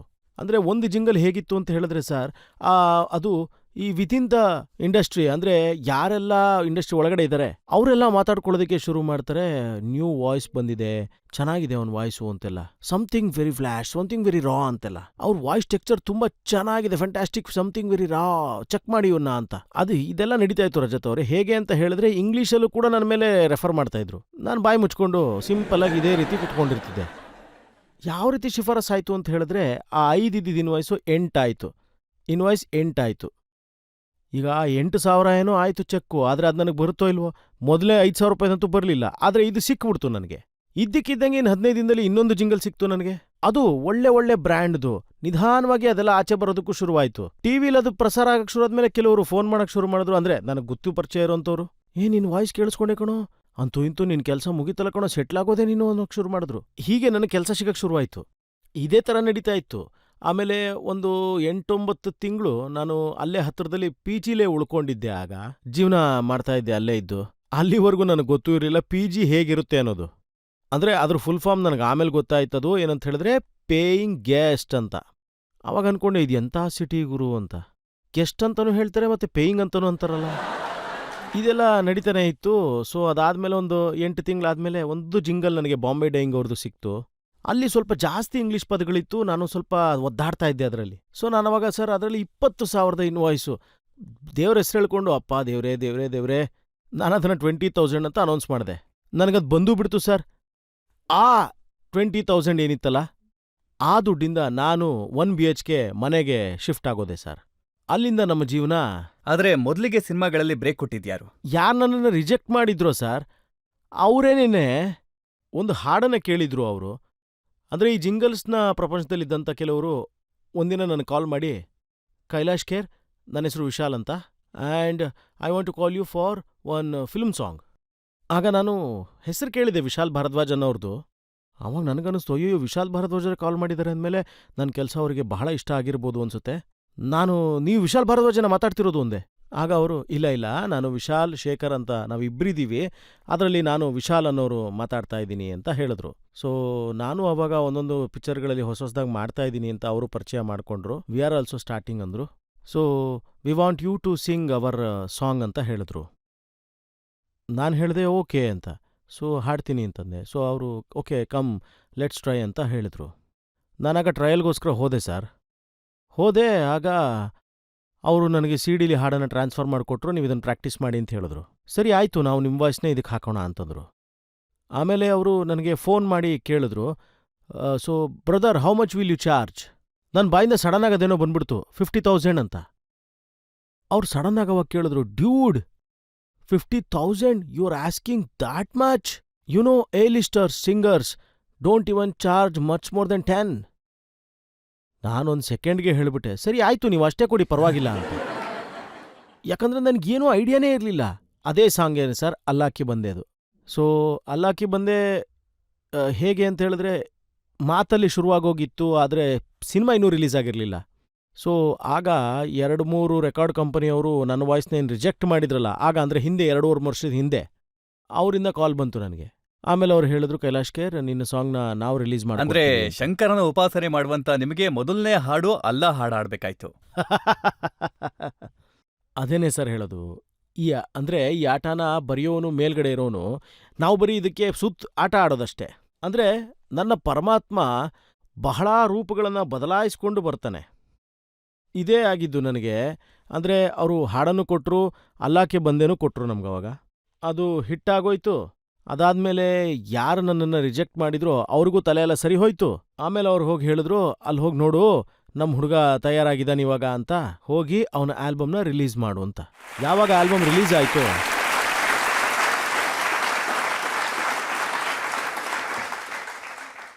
ಆಲ್ಬಮಲ್ಲಿ ಮೊದಲನೇ ಹಾಡು ತೇರಿ ದಿವಾನ ಅಂತ ಇತ್ತು. ಆದರೆ ಅಲ್ಲಾಕಿ ಬಂದೇನೂ ಕೂಡ ಅವರು ಅವ್ರದ್ದೊಂದು ವರ್ಷನಲ್ಲಿ ಅದರಲ್ಲಿ ಹಾಕಿದ್ರು. ಅದನ್ನು ನಾವು ಅನ್ಪ್ಲಗ್ಡ್ ಅಂತ ಅಂತೀವಿ. ಅದು ಕೂಡ ನೀವು ಕೇಳಿಸ್ಕೊಂಡಿರ್ತೀರ ಕೈಲಾಸ ಆಲ್ಬಮಲ್ಲಿ. ಸೊ ಈ ಥರ ಸರ್ ಆಗಿದ್ದು ಎಲ್ಲ. ನಿಮ್ಮ ಮೊದಲನೇ ಹಾಡು ವೈಸೆ ಹಿ ಬೇಟೆ ಬೇಟೆ ಬನ್ಗಯಾತ ತೇರಿ ದಿವಾನಿ.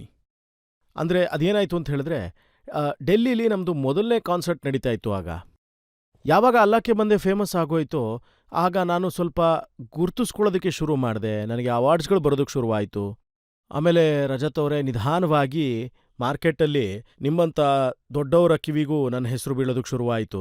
ನನ್ನ ಹೆಸರು ಅವ್ರಿಗೂ ಗೊತ್ತಾಯಿತು. ಯಾರೊಬ್ರು ನ್ಯೂ ಸೆನ್ಸೇಷನ್ ಅಂತ ಬರೆದ್ರು, ಏನೋ ಹೊಸ ಹೊಸ ಪದಗಳಲ್ಲಿ ವರ್ಣನೆ ಮಾಡ್ತಾ ಹೋದ್ರು. ಆಗ ನಾನು ನನ್ನ ರೈಲಿನ ಹಳಿನ ತಯಾರು ಮಾಡಿಕೊಂಡೆ. ಆದರೆ ಪರಮಾತ್ಮ ಅದನ್ನು ಬ್ಯುಸಿಯಾಗಿಟ್ಟ ಓಡಿಸ್ತಾ ಇರು ಅಂತ.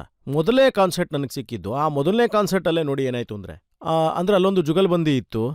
ಅಲ್ಲಿ ಅದು ಹಂಸಧ್ವನಿ ಥಿಯೇಟರ್ ಪ್ರಗತಿ ಮೈದಾನದ ಹತ್ರ ಇದೆಯಲ್ಲ, ಅಲ್ಲಿ ಅವಾಗ 4 ಬ್ಯಾಂಡ್ನವರಿದ್ರು. ಅಂದರೆ ಆ ಸಮಯದಲ್ಲಿ ಕೈಲಾಸ ಬ್ಯಾಂಡ್ನ ನಾವು ಕ್ರಿಯೇಟ್ ಮಾಡಿರಲಿಲ್ಲ. ಅಂದರೆ ಅವಾಗ ಅಲ್ಲಾಕಿ ಬಂದೆ ಒಂದು ಹಳೆ ಹಾಡಾಗಿತ್ತು ಅಷ್ಟೇ.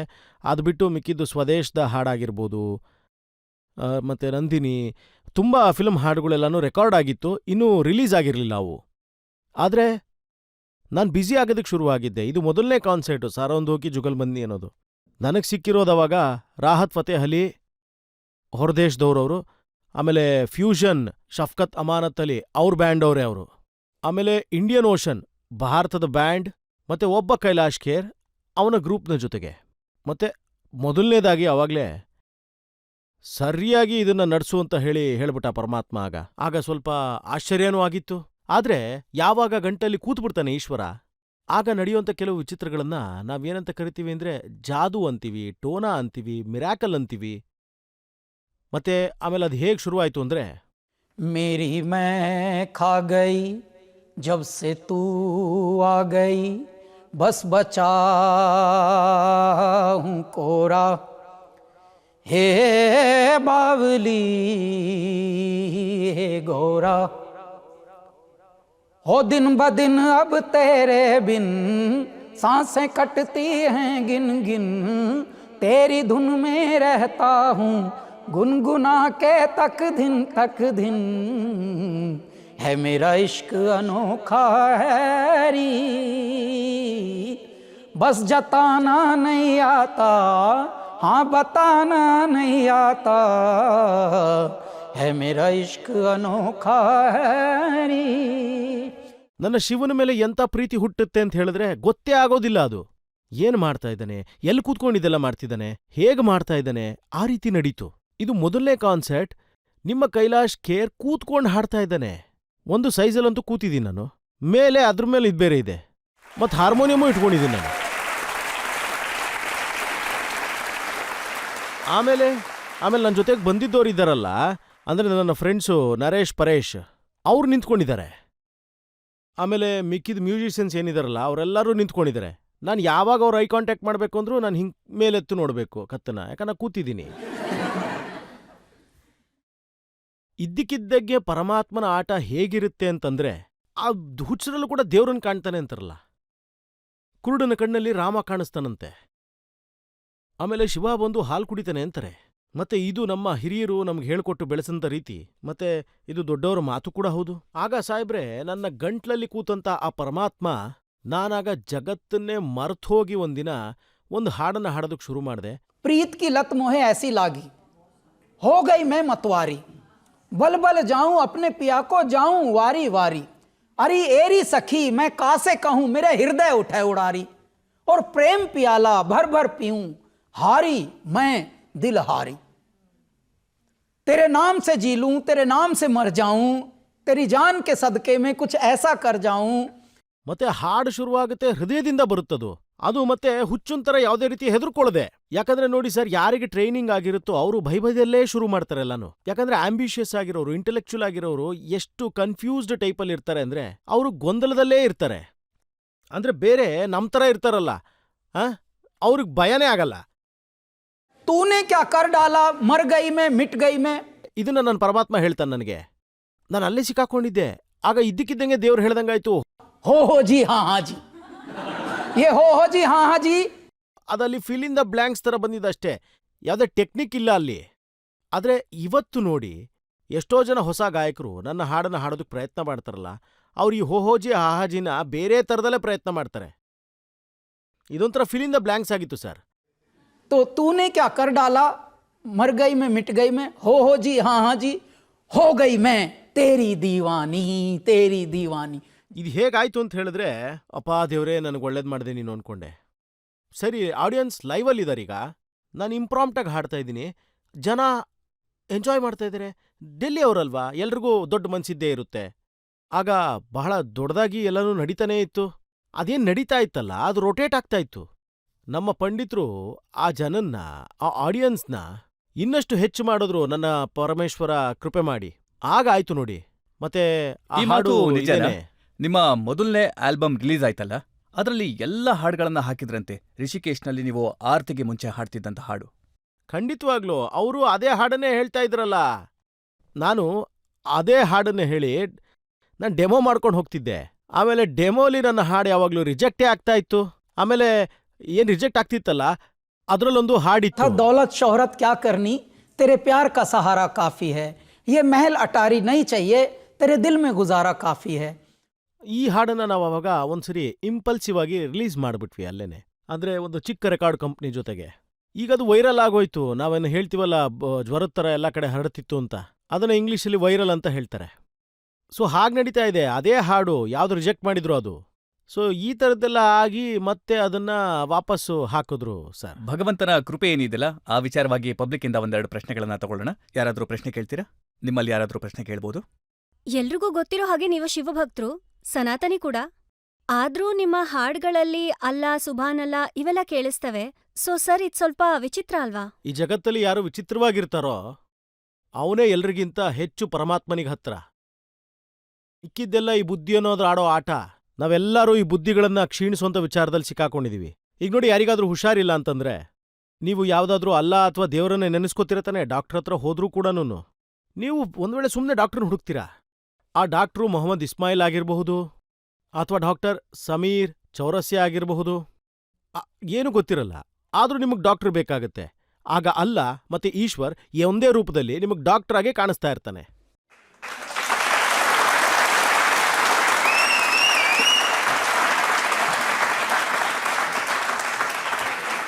हेरी सखी मंगल गाओरी, धरती अंबर सजाओरी, उतरेगी आज मेरे पी की सवारी। आरी कोई काजल लावोरी, मोहे काला टीका लगावोरी, उनकी छब से दिखूं मैं तो प्यारी। लक्ष्मी जीवारो नजर उतारो, आज मेरे पिया घर आवेंगे, आज मेरे पिया घर आवेंगे।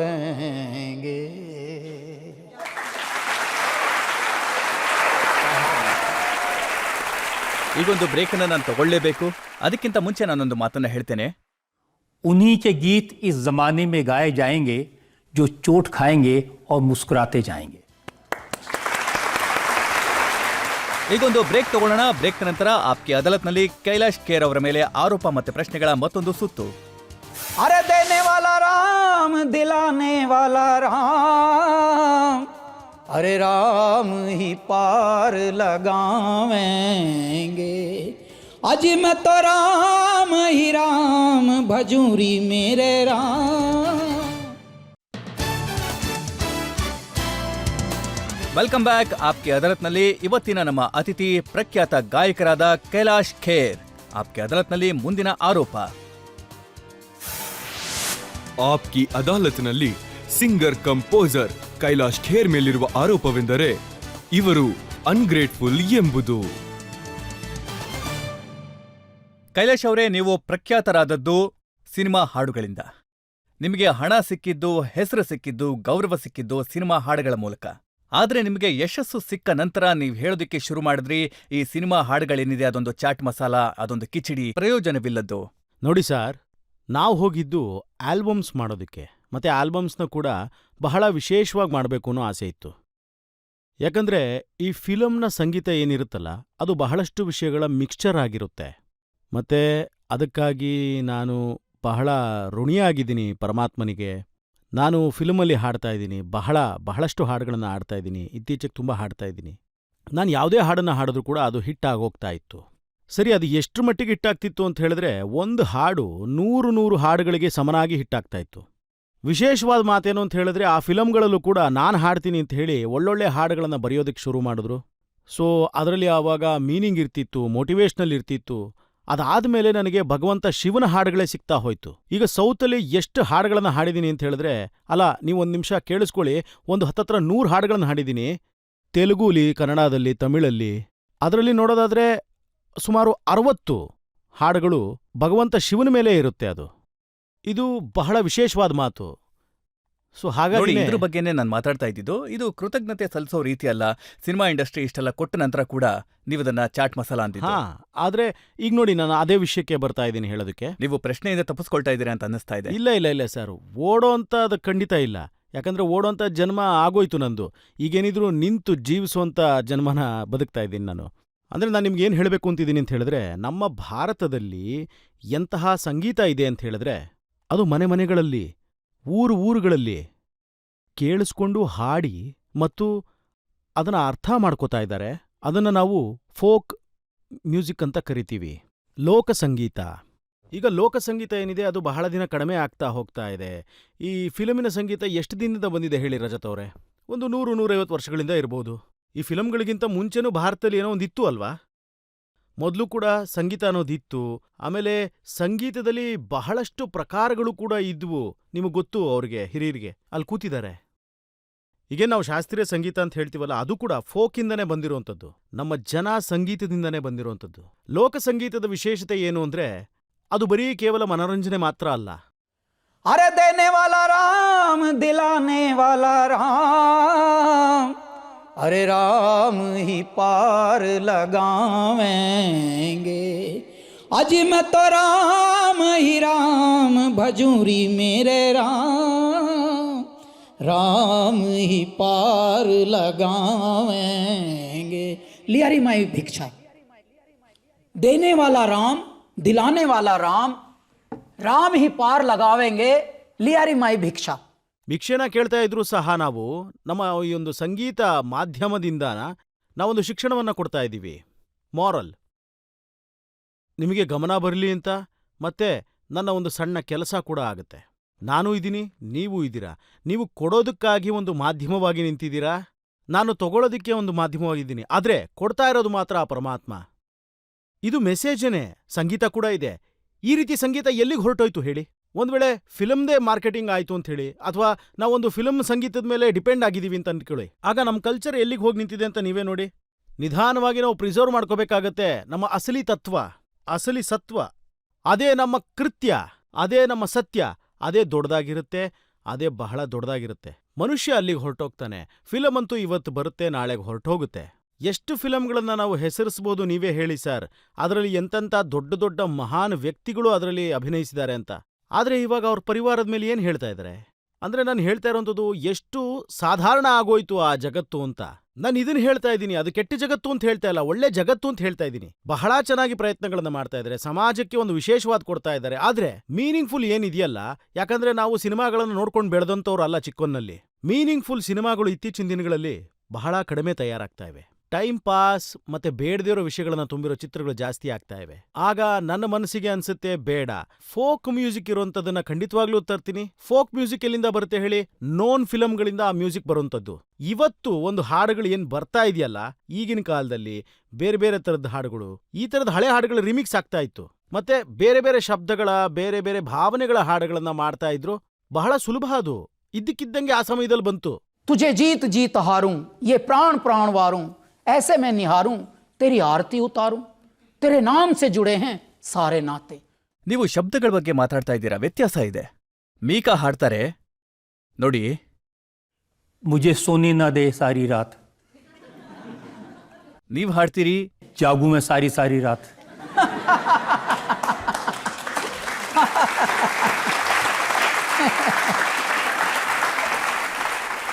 ನೋಡಿ, ಈ ಮಾತು ಬಹಳ ಚೆನ್ನಾಗಿ ಸೂಕ್ತ ಆಗತ್ತೆ ಅನ್ಸುತ್ತೆ. ಅದು ನಮ್ಮ ಜಾದೂನಲ್ಲಿ ಒಂದು ಹಾಡು ತುಂಬಾ ಚೆನ್ನಾಗಿ ಬರ್ದಿದೀವಿ. ಅದರಲ್ಲಿ ನೀವು ಒಂದು ಶಬ್ದದ ಮೇಲೆ ಗಮನವನ್ನ ಕೊಡಿ ಸರ್. ಅದರಲ್ಲಿ ಏನಿದೆ ಅಂತಂದ್ರೆ, भूल गई सजना मैं संवरना, रंग पड़ा मेरा फीका, और भाए कोई संग ना, आजा वरना भुगत न फल करनी का, तड़प तड़प के बिलप बिलप के खो दूंगी जब प्राण, तो सुर्गा में होगी मुलाकात. ಅಲ್ಲೂ ಬಿಡೋದಿಲ್ಲ ನಿನ್ನ ಅಂತ. ಹಾಗಾಗಿ ನಾವು ಈ ತರದಾಗಿ ಅಂದ್ರೆ ಈಗ ನೋಡಿ, ನೀವು ಯಾವ ತರ ಹಾಡ್ತೀರಾ ಅಂತ ನಾನು ಹೇಳ್ತೀನಿ. ನಿಮ್ದೊಂದು ಹಾಡಿದೆ, तेरी शर्ट का मैं बटन हो गया, तेरे बालों का क्लिप हो गया, और तेरी आंखों का लाइनर हो गया. ರಜತ್ ಅವರೇ ಈ ಹಾಡನ್ನ ಬರ್ದಿರೋದೇ ಬೇರೆಯವರಲ್ವಾ? ಇದ್ರ ಮೂಲ ಕರ್ತೃ ಬೇರೆಯವರೇನೆ. ಆದ್ರೆ ಇದು ಸಿನಿಮಾ ಹಾಡಷ್ಟೇ. ಕೆಲವೊಮ್ಮೆ ನನ್ನ ಮನ್ಸಿಗನ್ಸುತ್ತೆ ಇದನ್ನೆಲ್ಲ ಹಾಡೋದು ಬೇಡ ಅಂತ. ಆದ್ರೂ ಈ ಹಾಡು ಹಿಟ್ಟಾಗಿದೆ. ಸೊ ನಾವು ಕಾನ್ಸರ್ಟ್ಗಳಿಗೆ ಹೋದಾಗ ಹೇಳ್ತಾರೆ ಇದನ್ನ ಹಾಡಿ ಅಂತ ಹೇಳಿ. ಆದ್ರೆ ನಾನಲ್ಲಿ ಹಾಡೋದಕ್ಕಾಗಲ್ಲ ಆಗ, ಯಾಕಂದ್ರೆ ನಾನು ಯಾವತ್ತೂ ಅದನ್ನ ಹಾಡೇ ಇಲ್ಲ, ಬರೀ ರೆಕಾರ್ಡ್ ಮಾಡಿ ಕಳಿಸ್ಕೊಟ್ಟಿದ್ದಷ್ಟೇ. ಸಿನಿಮಾದವ್ರು ಹೇಳ್ತಾರೆ ಕಷ್ಟ ಏನು ಅಂತಂದ್ರೆ, ಕೈಲಾಶ್ ಖೇರ್ಗೆ ನೀವು ರೊಮ್ಯಾಂಟಿಕ್ ಹಾಡನ್ನ ಹಾಡಿ ಅಂದ್ರೂ ಕೂಡ ಅದ್ರಲ್ಲೂ ಕೂಡ ಭಗವಂತ, ಆರತಿ, ಪೂಜೆ, ಭಗವಂತ ಇದನ್ನ ತಂದುಬಿಡ್ತಾರೆ. ಹಾ, ಯಾಕಂದ್ರೆ ರಜತ್ ಅವರೇ, ನನಗೇನ್ ಅನ್ಸುತ್ತೆ ಅಂದ್ರೆ, ಈ ಶಾಶ್ವತವಾದಂಥ ಪ್ರೇಮ, ಶಾಶ್ವತವಾದಂಥ ಸತ್ಯ ಇದೇನೆ ಅಷ್ಟೇ. ಮಿಕ್ಕಿದ್ದೆಲ್ಲಾನು ಮಿಥ್ಯ ಅಷ್ಟೇ. ನೋಡಿ ಇವಾಗ ನಾವ್ ಏನೇನ್ ಕೇಳ್ತಾ ಇದೀವಿ, ಹೊರಗಡೆ ಸುದ್ದಿಗಳನ್ನ ತಿಳ್ಕೊತಾ ಇದೀವಿ, ಚಾನಲ್ಗಳಲ್ಲಿ, ನ್ಯೂಸ್ಗಳಲ್ಲಿ, ಸಂಬಂಧಗಳಲ್ಲೂ ಕೂಡ ಎಷ್ಟು ಇತ್ತೀಚೆಗೆ ಬಿರುಕು ಬೀಳ್ತಾ ಇದೆ. ಸಂಬಂಧಗಳಲ್ಲೂ ಈಗ ಭರವಸೆ, ನಂಬಿಕೆ ಅನ್ನೋದಿಲ್ಲ. ಹಾಗಾಗಿ ಇದನ್ನೆಲ್ಲ ನೋಡಿದಾಗ ಅನ್ಸುತ್ತೆ ನಿಜವಾದಂತ ಪ್ರೀತಿ ಶಿವನ ಮೇಲೆ ಇರುವಂತದ್ದು. ಆಗ ಕನಿಷ್ಠ ಪಕ್ಷ ಜೀವನನಾದ್ರೂ ಸುಖವಾಗಿರುತ್ತೆ. ಸರಿ ಬಿಡಿ, ಆ ಮಾತನ್ನ ನಾನು ಒಪ್ಕೋತೀನಿ. ಆದ್ರೆ ಪ್ರತಿಯೊಂದು ಹಾಡಲ್ಲೂ ನೀವು ಸಾವಿನ ಬಗ್ಗೆ ಯಾಕೆ ಮಾತಾಡ್ತೀರಿ? ಒಂದು ಹಾಡಲ್ಲಿ ನೀವು ಹೇಳ್ತೀರಿ, छूले मुझे आराम से मैं मर जाऊं, ಹೌದು. तेरे नाम से जुलू, तेरे नाम से मर जाऊं. ಸರ್, ಸಾವೇನೆ ಬದುಕಿನ ಮೊದಲ ಹೆಜ್ಜೆ ಅನ್ಬೋದು. ಯಾರು ಬದುಕಿರ್ತಾನೋ ಅವನು ಸಾಯ್ತಾ ಇರ್ತಾನೆ. ಇಲ್ಲ ಅಂದ್ರೆ ಬದುಕೋಕ್ಕೋಸ್ಕರ ಅವನು ಪ್ರತಿದಿನ ಸಾಯ್ತಾ ಇರ್ತಾನೆ. ನಮ್ಮ ಹಿರಿಯರು ಒಂದು ಮಾತನ್ನ ಹೇಳ್ತಾರೆ, पंडित जी, जो दाना मिट्टी में गलता है एक दिन वही फलता है. ಅದರಿಂದ ಯಾರಿಗೂ ತೊಂದರೆ ಆಗೋದಿಲ್ಲ, ಫಲ ಸಿಗುತ್ತಲ್ಲ. ಮೇಲಕ್ಕೆಲ್ಲರೂ ಹೋಗ್ಲೇಬೇಕು, ಆದ್ರೆ ಸಾಯೋದಕ್ಕೆ ಯಾರೂ ಸಿದ್ಧರಿಲ್ಲ. ಅದಕ್ಕೂ ತಯಾರಾಗಿರ್ಬೇಕಲ್ಲ. ನೋಡಿ, ಯಾರೋ ಒಬ್ರು, ಅಲ್ಲ ನಮಗೆಲ್ಲ ರೈಲ್ ತಯಾರು ಮಾಡಿದ್ರೆ ನಿಮಗೆ ರಾಕೆಟೇ ಮಾಡಿಬಿಟ್ಟಿದಾರಲ್ಲ ಪರಮಾತ್ಮ ಅಂತ. ಹೌದು, ಇದು ತುಂಬಾ ದೊಡ್ಡ ಮಾತು ನೀವು ಹೇಳಿದ್ದು ಒಂದೇ. ನೀವು ಅಬ್ಸರ್ವ್ ಮಾಡಿದ್ದೀರಾ ನನಗೆ ರಾಕೆಟೇ ಮಾಡಿಕೊಟ್ಟಿದ್ದಾರೆ ಅಂತ. ಆದ್ರೆ ಹಿಂದ್ಗಡೆ ಉರಿತಿರೋ ಬೆಂಕಿನೂ ನೋಡಿ ಎಷ್ಟು ಹಚ್ಚಿದೆ ಅಂತ. ಅದೇ ಥರನೇ ಸರ್, ಯಾರಿಗೆ ಸಾಯೋದಕ್ಕಿಷ್ಟ ಇಲ್ವೋ ಅವರಿಗೆ ಬದುಕೋದಕ್ಕೆ ಯಾವ ಸ್ವಾದನೂ ಇರಲ್ಲ. ಏನೂ ಮಾಡ್ದೇನೇನೆ ಜನ, ಯಾವ ಪರಿಶ್ರಮನೂ ಇಲ್ದೆ, ಯಾವ ಪುರುಷಾರ್ಥಗಳನ್ನು ಸಾಧನೆ ಮಾಡದೆ ಅಚೀವ್ ಮಾಡಿದಾರಲ್ಲ, ಅವ್ರನ್ನ ನೋಡಿ ನೀವೇನೆ. ಅವ್ರಿಗೆ ಯಾವ ವ್ಯಾಲ್ಯೂನೂ ಇರೋದಿಲ್ಲ, ಅವ್ರು ಅದನ್ನ ನಿಭಾಯಿಸೋದಕ್ಕೂ ಆಗಲ್ಲ. ನೀವು ಎಲ್ಲಿ ವ್ಯಾಲ್ಯೂ ಕೊಡ್ತೀರಾ? ನಿಮ್ಮನ್ನ ಬಾಹುಬಲಿನಲ್ಲಿ ಹಾಡೋದಿಕ್ಕೆ ಕರೀತಾರೆ, ನಿಮ್ಗೆ ಇದು ಕೂಡ ಗೊತ್ತಿರ್ಲಿಲ್ಲ ಇದು ಯಾವ ಸಿನಿಮಾ, ಎಷ್ಟು ದೊಡ್ಡ ಸಿನಿಮಾ, ಎಷ್ಟು ದೊಡ್ಡ ಮ್ಯೂಸಿಕ್ ಡೈರೆಕ್ಟರ್ ಅನ್ನೋದು. ಸರ್, ನಾನು ಕ್ಷಮೆ ಕೇಳ್ಕೊತೀನಿ. ಯಾಕಂದ್ರೆ ತುಂಬಾ ದೊಡ್ಡವರು ನನ್ನನ್ನು ಕರೆದಿರ್ತಾರೆ. ಖಂಡಿತವಾಗ್ಲೂ ಒಂದು ಮಾತು ಹೇಳ್ತೀನಿ, ಯಾಕಂದ್ರೆ ನಾನು ಫಿಲ್ಮ್ನ ಬಾಲ್ಯಾವಸ್ಥೆಯಿಂದ ನೋಡೋದಕ್ಕಾಗಲಿಲ್ಲ ನನ್ನ ಕೈಲಿ. ಹಾಗಾಗಿ ನನಗೆ ಆ ಫಿಲ್ಮಿನ ಕಡೆ ನನ್ನ ಮನಸ್ಸು ಆ ರೀತಿ ಹೋಗಲಿಲ್ಲ. ಮತ್ತೆ ನಾನು ಯಾವಾಗ ಹಾಡೋದಕ್ಕೆ ಅಂತ ಹೋಗ್ತೀನೋ ಅವಾಗ ಒಂದೇ ಅನ್ಕೊಂತೀನಿ, ಈ ಹಾಡು ಚೆನ್ನಾಗಾಗ್ಲಿ ಅಂತ, ಮತ್ತೆ ಒಳ್ಳೇದು ಪೇಮೆಂಟ್ ಬರಲಿ ಅಂತ. ಅಷ್ಟೇ, ನನ್ನ ಪಾಡಿಗೆ ನಾನು ಬಂದ್ಬಿಡ್ತೀನಿ. ಕೆಲವು ನೋಡ್ತಾ ಇದ್ರೆ ಸಿನಿಮಾಗಳು ಬರೋದೇ ಇಲ್ಲ, ಕೆಲವೊಂದು ಎಷ್ಟೋ ವಿಚಾರಗಳು ಸುದ್ದಿನೇ ಆಗಲ್ಲ. ಆಗ ಪ್ರಾರ್ಥನೆ ಮಾಡ್ತೀನಿ, ದೇವ್ರೇ ಈ ಹಾಡು ಅವರಿಗೆ ಒಳ್ಳೇದ್ ಮಾಡ್ಕೊಡ್ಲಿ ಅಂತ. ಯಾಕಂದ್ರೆ ಅವರು ಅಷ್ಟೇ ಎಕ್ಸೈಟ್ ಆಗಿ ಇಲ್ಲಿವರೆಗೂ ಬಂದಿದ್ದಾರೆ, ಮಾತಾಡ್ತಾ ಇದ್ದಾರೆ, ಅವ್ರಿಗೆ ಆ ಗೆಲುವು ಸಿಗಲಿ ಅಂತ ಆಶಿಸ್ತೀನಿ. ಮಾತಾಡ್ತಿದ್ದಾರೆ, ಆಗ್ಲಿ ಅಂತ. ಆಮೇಲೆ ಬಾಹುಬಲಿಲಿ ನಾನು ಹಾಡೋದಕ್ಕೆ ಅಂತ ಹೋದಾಗ ಒಂದ್ಸರಿ ನನಗನ್ನಿಸ್ತು, ಇದು ಸೌತ್ ಇಂಡಿಯನ್ ಸಿನಿಮಾನೇನೆ, ಆದ್ರೆ ಅವರು ತಾಂಡವ ಸ್ತೋತ್ರನ ಹೇಳಿಸ್ತಾ ಇದ್ದಾರೆ. ಬಹಳ ದೊಡ್ಡ ವಿಷಯನೇ ಅಲ್ವಾ ಇದು ಅಂತ. ಅದು ಸೌತಲ್ಲೂ ಕೂಡ ಬಹಳಷ್ಟು ಒಳ್ಳೆ ಕೆಲಸಗಳು ನಡೀತಾ ಇವೆ. ನಾವು ಬಾಲ್ಯಾವಸ್ಥೆಯಿಂದ ಹಾಡುಗಳನ್ನ ಹೇಳ್ತಾ ಬರ್ತಿದೀವಿ, ಮತ್ತೆ ಈಗ ಈ ರೀತಿ ಹಾಡ್ತಿದೀವಿ. ಆಮೇಲೆ ಸೌತಲ್ಲಿ ಕೆಲವು ಫಿಲ್ಮ್ಗಳನ್ನ ನೋಡಿ, ಅವ್ಯಾವುದೂ ಹಿಂದಿನಲ್ಲಿ ಬಂದೇ ಇಲ್ಲ ಇನ್ನೂನು. ಸೊ ಒಳ್ಳೆ ಕೆಲಸಗಳು ಅಂತ ಹೇಳಿದ್ಮೇಲೆ ಯಾವ ಮೂಲೆ ಆದ್ರೂ ಸರಿ ಮಾಡ್ಕೊಂಡು ಹೋಗೋದಷ್ಟೇ. ಆಮೇಲೆ ಇದನ್ನ ಯೋಚನೆ ಮಾಡ್ಕೊಂಡು ಮಾರನೇ ದಿನ ನನಗೆ ಅಮೆರಿಕ ಫ್ಲೈಟ್ ಇತ್ತು, ಅಲ್ಲಿಗೆ ಹೋದೆ. ಅಲ್ಲೊಂದು ತೆಲುಗು ರೇಡಿಯೋ ಚಾನಲ್ನವರು ನನಗೆ ಈ ವಿಚಾರನ ಹೇಳಿದ್ರು. ಏನಂದ್ರೆ ಇದು ಏನಂತ ಹೇಳಿದ್ರೆ, ನೀವು ಹಾಡಿರೋಂಥ ಈ ಹಾಡು ಬಾಹುಬಲಿ ಅನ್ನೋ ಸಿನಿಮಾಗೆ ಅದು 5 ಲ್ಯಾಂಗ್ವೇಜ್ಗಳಲ್ಲಿ ಬರ್ತಾ ಇದೆ, ಅದು ಹಿಂದಿಲೂ ಕೂಡ ಬರ್ತಾ ಇದೆ ಅಂತ. ಆಗ ನನಗೆ ಅರ್ಥ ಆಯ್ತು, one of the biggest project ಇದು ಅಂತ ಹೇಳಿ. ಆಗ ಅವ್ರು ಹೇಳಿದ್ಮೇಲೆ ನಂಗೆ ಗೊತ್ತಾಯ್ತು, ಅಯ್ಯೋ ದೇವ್ರೇ, ಇದು ನಾನು ಹಾಡಿದ್ದು ಬಾಹುಬಲಿ ಸಿನಿಮಾಗ ಅಂತ ಅವಾಗ ಅರ್ಥ ಆಯ್ತು. ಆಮೇಲೆ ಅದು ಹಾಗಾಯ್ತು ಹೀಗಾಯ್ತು ಅಂತ ಹೇಳಿದಾಗ ನನ್ನ ಹಾಡು ಬರುತ್ತಾ ಅದರಲ್ಲಿ ಅನ್ನಿಸ್ತು. ಸೊ ಆಮೇಲೆ ಅವಾಗ ಆಗಿದ್ದೇನಂತ ಹೇಳಿದ್ರೆ, ಕಬೀರ್ ನನ್ನ ಮಗ ಏನಿದಾನಲ್ಲ, ಆಗ ನಾನು ಈ ಸಿನಿಮಾಗೆ ಮೊದಲನೇ ಸರಿ ಫಸ್ಟ್ ಶೋ ನೋಡೋದಕ್ಕೆ ಅಂತ ಹೋಗಿದ್ದೆ. ಅವನಿಗೆ ಹೇಳಿದ್ದೆ, ನಾನು ಈ ಫಿಲ್ಮ್ನ ನಾನು ನಿನ್ ಜೊತೆ ನೋಡ್ತೀನಿ, ಬರ್ತೀನಿ ಅಂತ. ಮಿಕ್ಕಿದ ಫಿಲ್ಮ್ಗಳನ್ನೆಲ್ಲ ನನ್ನ ಕೈಲಿ ನೋಡೋದಕ್ಕಾಗಲ್ಲ. ಆದ್ರೆ ಸಿನಿಮಾದವರ ಕಂಪ್ಲೇಂಟ್ ಏನು ಅಂತಂದ್ರೆ, ಸಿನಿಮಾದವರು ನಿಮಗೆ ಹೆಸರನ್ನು ಕೊಟ್ಟಿದ್ದಾರೆ, ನೀವು ಕೇಳಿದಂತ ಪೇಮೆಂಟ್ ಕೂಡ ಕೊಟ್ಟಿದ್ದಾರೆ, ಆದ್ರೆ ಸಿನಿಮಾದವರಿಂದ ದೂರನೇ ಇರ್ತೀರಾ. ಸಿನಿಮಾದವರ ಪಾರ್ಟಿ ಇರುತ್ತೆ, ಕೈಲಾಶ್ ಅವರು ಹೋಗೋದೇ ಇಲ್ಲ. ಅವಾರ್ಡ್ ಫಂಕ್ಷನ್ಸ್ ಇರುತ್ತೆ, ಕೈಲಾಶ್ ಅವ್ರು ಹೋಗೋದಿಲ್ಲ. ಇದು ಅವ್ರಿಗೆ ಅವಮಾನ ಮಾಡ್ದಂಗಲ್ವಾ? ರಜತ್ ಅವರೇ, ವಿಚಾರ ಏನಂತ ಹೇಳಿದ್ರೆ, ಹಣೆ ಬರ ಹೆಂಗಿದೆ ಅಂತ ನೋಡಿ, ನಾವು ಹೆಚ್ಚು ಸಮಯ ಟ್ರಾವೆಲ್ಲೇ ಮಾಡ್ತಾ ಇರ್ತೀನಿ. ಆಗ ಕೆಲವು ಕಡೆಯಿಂದ ನನಗೆ ಯಾವಾಗ ಇನ್ವಿಟೇಷನ್ಸ್ ಬರುತ್ತೋ ನಾನು ಹೋಗೋಕ್ಕಾಗಲ್ಲ. ಆವಾಗ ಅನ್ಸುತ್ತೆ ನನಗೆ, ದೇವ್ರೇ ನೀನು ಇವಾಗ ಎಲ್ಲಾನು ಕೊಟ್ಟಿದೀಯಾ ನನಗೆ, ಆದರೆ ಟೈಮೇ ಕೊಟ್ಟಿಲ್ಲ ಅಂತ. ಮೊದಲು ಟೈಮ್ ಸರಿ ಇರಲಿಲ್ಲ, ಈಗ ಟೈಮೇ ಸಿಗ್ತಾ ಇಲ್ಲ. ನೀವು ಬಹಳ ಒಳ್ಳೆ ಮಾತು ಹೇಳಿದ್ರಿ. ಜನತೆಯಿಂದ ಒಂದೆರಡು ಪ್ರಶ್ನೆ ತಗೊಳ್ಳೋಣ. ಶಾರುಖ್ ಖಾನ್ ಅವರು ಅವ್ರ ಫಿಲ್ಮ್ದೊಂದು ಸಾಂಗ್ನ ನಿಮ್ ಕೈಲಿ ಹಾಡ್ಸಿದ್ರು, ಆದ್ರೆ ಅದೇ ಸಾಂಗ್ನ ಆಮೇಲೆ ಬೇರೆ ಸಿಂಗರಿಗೆ ಕೊಟ್ಟು ಹಾಡ್ಸಿದ್ರಂತೆ, ಇದು ನಿಜಾನಾ ಸರ್? ಅದೆಲ್ಲ ಸ್ಟಾರ್ಟಿಂಗ್ ದಿನಗಳಲ್ಲಿ ಆಗುತ್ತೆ. ಏನಾಗುತ್ತೆ ಅಂತ ಹೇಳಿದ್ರೆ, ಶುರುನಲ್ಲಿ ಈ ಕಾಲು ಶಾರುಖ್ ಖಾನ್ ಅವ್ರದ್ದು ಆಗಿರಲ್ಲ. ಅವ್ರ ಹೆಸರು ದೊಡ್ಡದಾಗಿರೋದ್ರಿಂದ ಎಲ್ಲಾರೂ ಅವ್ರ ಹೆಸರು ಮೇಲೆ ಅದನ್ನ ಬರೀತಾರಷ್ಟೇ. ವಿಚಾರ ಏನಂದ್ರೆ ಅವ್ರಿಗೆ ಗೊತ್ತೇ ಇರಲಿಲ್ಲ ಯಾರೀ ಹೊಸ ಗಾಯಕ ಅಥವಾ ಯಾರನ್ನ ರೀಪ್ಲೇಸ್ ಮಾಡಿದ್ದಾರೆ ಅನ್ನೋದು. ಸೊ ಇದು ಮ್ಯೂಸಿಕ್ ಡೈರೆಕ್ಟರ್ಸ್ ಅಥವಾ ಪ್ರೊಡ್ಯೂಸರ್ಸ್ ಅವ್ರು ಮಾತ್ರ ತಗೊಳ್ಳೋಂಥ ಕಾಲು. ಅದ್ರ ಬಗ್ಗೆ ಹೆಚ್ಚಾಗಿ ಮಾತಾಡೋಂಥದ್ದೇನಿಲ್ಲ, ಯಾಕಂದ್ರೆ ಶುರುನಲ್ಲಿ ಈ ರೀತಿಯಾದಂಥ ಅನುಭವಗಳು ಆಗ್ತಾನೇ ಇರುತ್ತೆ, ಮತ್ತೆ ಆಗ್ಲೂ ಬೇಕು. ಆದ್ರೆ ಈಗ ನೀವು ಹೇಳ್ತಾ ಇದ್ದೀರಲ್ಲ, ನಾವು ಹಾಡ್ದಂತ ಹಾಡಿಗೆ ಕುಣಿದು ಇವರು ದುಡ್ಡು ಸಂಪಾದನೆ ಮಾಡ್ತಿದ್ದಾರೆ. ನಾನಿದನ್ನ ಹೇಳ್ತೀನಿ ಸರ್, ನೋಡಿ, ನಿಜವಾದ ಸಂಗೀತಕಾರನಿಗೆ ನಿಜವಾದ ಸಂಗೀತಕ್ಕೆ ಒಳ್ಳೆ ಬೆಲೆನ ಕೊಡಬೇಕು. ಆ್ಯಕ್ಚುಲಿ ನಮ್ಮಲ್ಲಿರುವಂಥ ಈ ಆಡಿಯನ್ಸ್ ಹಾಗೆ ಎಲ್ಲರೂ ಜನ ಹೇಗೆ ಕೇಳ್ತಾರೆ ಅಂತ ಹೇಳಿದ್ರೆ ರಜತ್ ಅವರೇ, ನಮ್ಮನ್ನ ಕೇಳ್ತಾರೆ ನೀವು ವಿದೇಶಕ್ಕೆ ಹೋದಾಗ ನಿಮ್ಗಲ್ಲಿ ಯಾವ ರೀತಿ ರೆಸ್ಪಾನ್ಸ್ ಸಿಗುತ್ತೆ, ಅಂದ್ರೆ ವಿದೇಶದವರು ಇಲ್ಲಿಗೆ ಬಂದಾಗ ಅವ್ರಿಗೆ ಹೇಗೆ ಸಿಗುತ್ತೋ ಹಾಗೆ ಸಿಗುತ್ತಾ ಅಂತೆಲ್ಲ ಕೇಳ್ತಾರೆ. ನಾನು ಅವಾಗ ಹೇಳ್ತಿರ್ತೀನಿ ರಜತ್ ಅವರೇ, ನಾವ್ ಎಲ್ಲೇ ಹೋದ್ರೂ ದೇಶೀಯವರೇ ಆಗಿರ್ತೀವಿ, ನಾವು ಭಾರತದವರೇ ಆಗಿರ್ತೀವಲ್ವಾ. ಕೆಲವರು ಪಂಜಾಬಿಯವರಾಗಿರ್ತಾರೆ, ಕೆಲವರು ಗುಜರಾತಿ ಆಗಿರ್ತಾರೆ, ಕೆಲವರು ಮರಾಠಿಗಳಾಗಿರ್ತಾರೆ. ಅಂದ್ರೆ ಬೇರೆ ಬೇರೆ ಪ್ರದೇಶಗಳಿಂದ ಕೆಲವರು ಇರ್ತಾರೆ, ಅವರು ಅದೇ ಪ್ರದೇಶದವರೇ ಆಗಿರ್ತಾರೆ. ನಮ್ಮ ವಿದೇಶಿ ಆಡಿಯನ್ಸ್ ನಮಗೆ ಖಂಡಿತವಾಗ್ಲೂ ಆಡಿಯನ್ಸ್ ಅಲ್ಲ. ಆದ್ರೂ ವಿದೇಶದವ್ರು ಇಲ್ಲಿಗೆ ಬಂದಾಗ ನಮ್ಮವರು ಇಲ್ಲಿ ಬ್ಲ್ಯಾಕ್ ಅಲ್ಲಿ ಟಿಕೆಟ್ ತಗೊಂಡು ಅವರಿಗೆ ಪ್ರೋತ್ಸಾಹವನ್ನ ಕೊಡ್ತಾರೆ. ಬ್ಲ್ಯಾಕ್ ಅಲ್ಲಿ ಟಿಕೆಟ್ ತಗೊಳ್ತಾರೆ, ಹೋಗಿ ನೋಡ್ತಾರೆ ಎಲ್ಲಾನು. ನಾನು ಇದನ್ನ ಹೇಳಬೇಕು ಅಂತ ಇದ್ದೀನಿ. ಅದೇ ರೀತಿನೇ ಸಂಗೀತಕಾರರನ್ನ ಇಲ್ಲಿಯೂ ಕೂಡ ಇನ್ನಷ್ಟು ಹೆಚ್ಚು ಅವರಿಗೆ ಪರಿಗಣನೆಯನ್ನು ಕೊಡಬೇಕು, ಇನ್ನಷ್ಟು ಅವರಿಗೆ ಸ್ಥಾನಮಾನಗಳನ್ನ ಕೊಡಬೇಕು. ಯಾಕಂದ್ರೆ ನಮ್ಮ ಶಾಸ್ತ್ರೀಯ ಸಂಗೀತದ ಆಡಿಯನ್ಸ್ಗಳನ್ನ ನೋಡಿ ಎಲ್ಲೋ ಅಲ್ಪ ಸ್ವಲ್ಪ ಇರ್ತಾರಷ್ಟೇ. ಮತ್ತೆ ಈ ವಿಷಯಗಳಲ್ಲಿ ಬದಲಾವಣೆ ಬರುವಂತ ಅಗತ್ಯ ಇದೆ. ಅಂದ್ರೆ ನಾನು ಏನ್ ಹೇಳ್ತೀನಿ ಅಂತ ಹೇಳಿದ್ರೆ, ಒಬ್ಬ ಆಕ್ಟರ್ ಬೇರೆಯವನ್ ಆಗಿರ್ಬೇಕಾದ್ರೆ ನಾವು ಆ ಹಾಡಿನ ಮೇಲೆ ಗಮನ ಕೊಡ್ತೀವಲ್ವಾ. ಯಾರು ಈ ಹಾಡನ್ನು ಬರ್ದಿರೋದು, ಕಂಪೋಸ್ ಯಾರು ಮಾಡಿದ್ದು, ಹಾಡಿರೋದು ಯಾರು. ಆದ್ರೆ ಬರೀ ಒಬ್ಬ ಆಕ್ಟರ್ ಬರ್ತಾನೆ, ಅದಕ್ಕೆ ಲಿಪ್ ಸಿಂಕ್ ಮಾಡ್ತಾನೆ.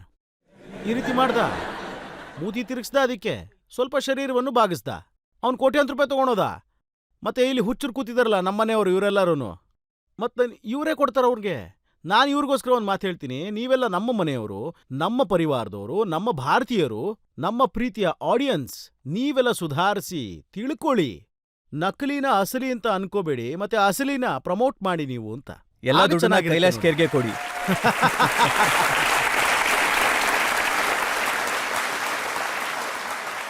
ನಾನು ಹಾಡು ಹೇಳ್ತೀನಿ ಇನ್ನೊಂದು ಸ್ವಲ್ಪ ಹೊತ್ತರಲ್ಲಿ.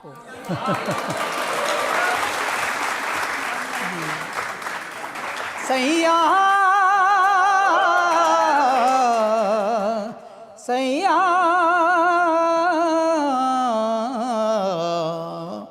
बन के माला प्रेम की तेरे तन पे झर झर जाऊं, मैं बैठूं नैया प्रीत की संसार से तर जाऊं, मैं तेरे प्यार से तर जाऊं.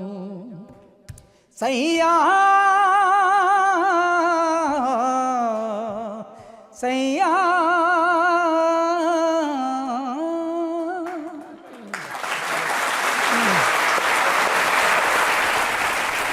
ನಾವೀಗ ಒಂದು ಬ್ರೇಕ್ ತಗೊಳ್ಳೋಣ. ಬ್ರೇಕ್ ನಂತರ ಆಪ್ಕೆ ಅದಾಲತ್ನಲ್ಲಿ ಕೈಲಾಶ್ ಖೇರ್ ಅವರ ಮೇಲೆ ಆರೋಪ ಮತ್ತೆ ಪ್ರಶ್ನೆಗಳ ಮತ್ತೊಂದು ಸುತ್ತು.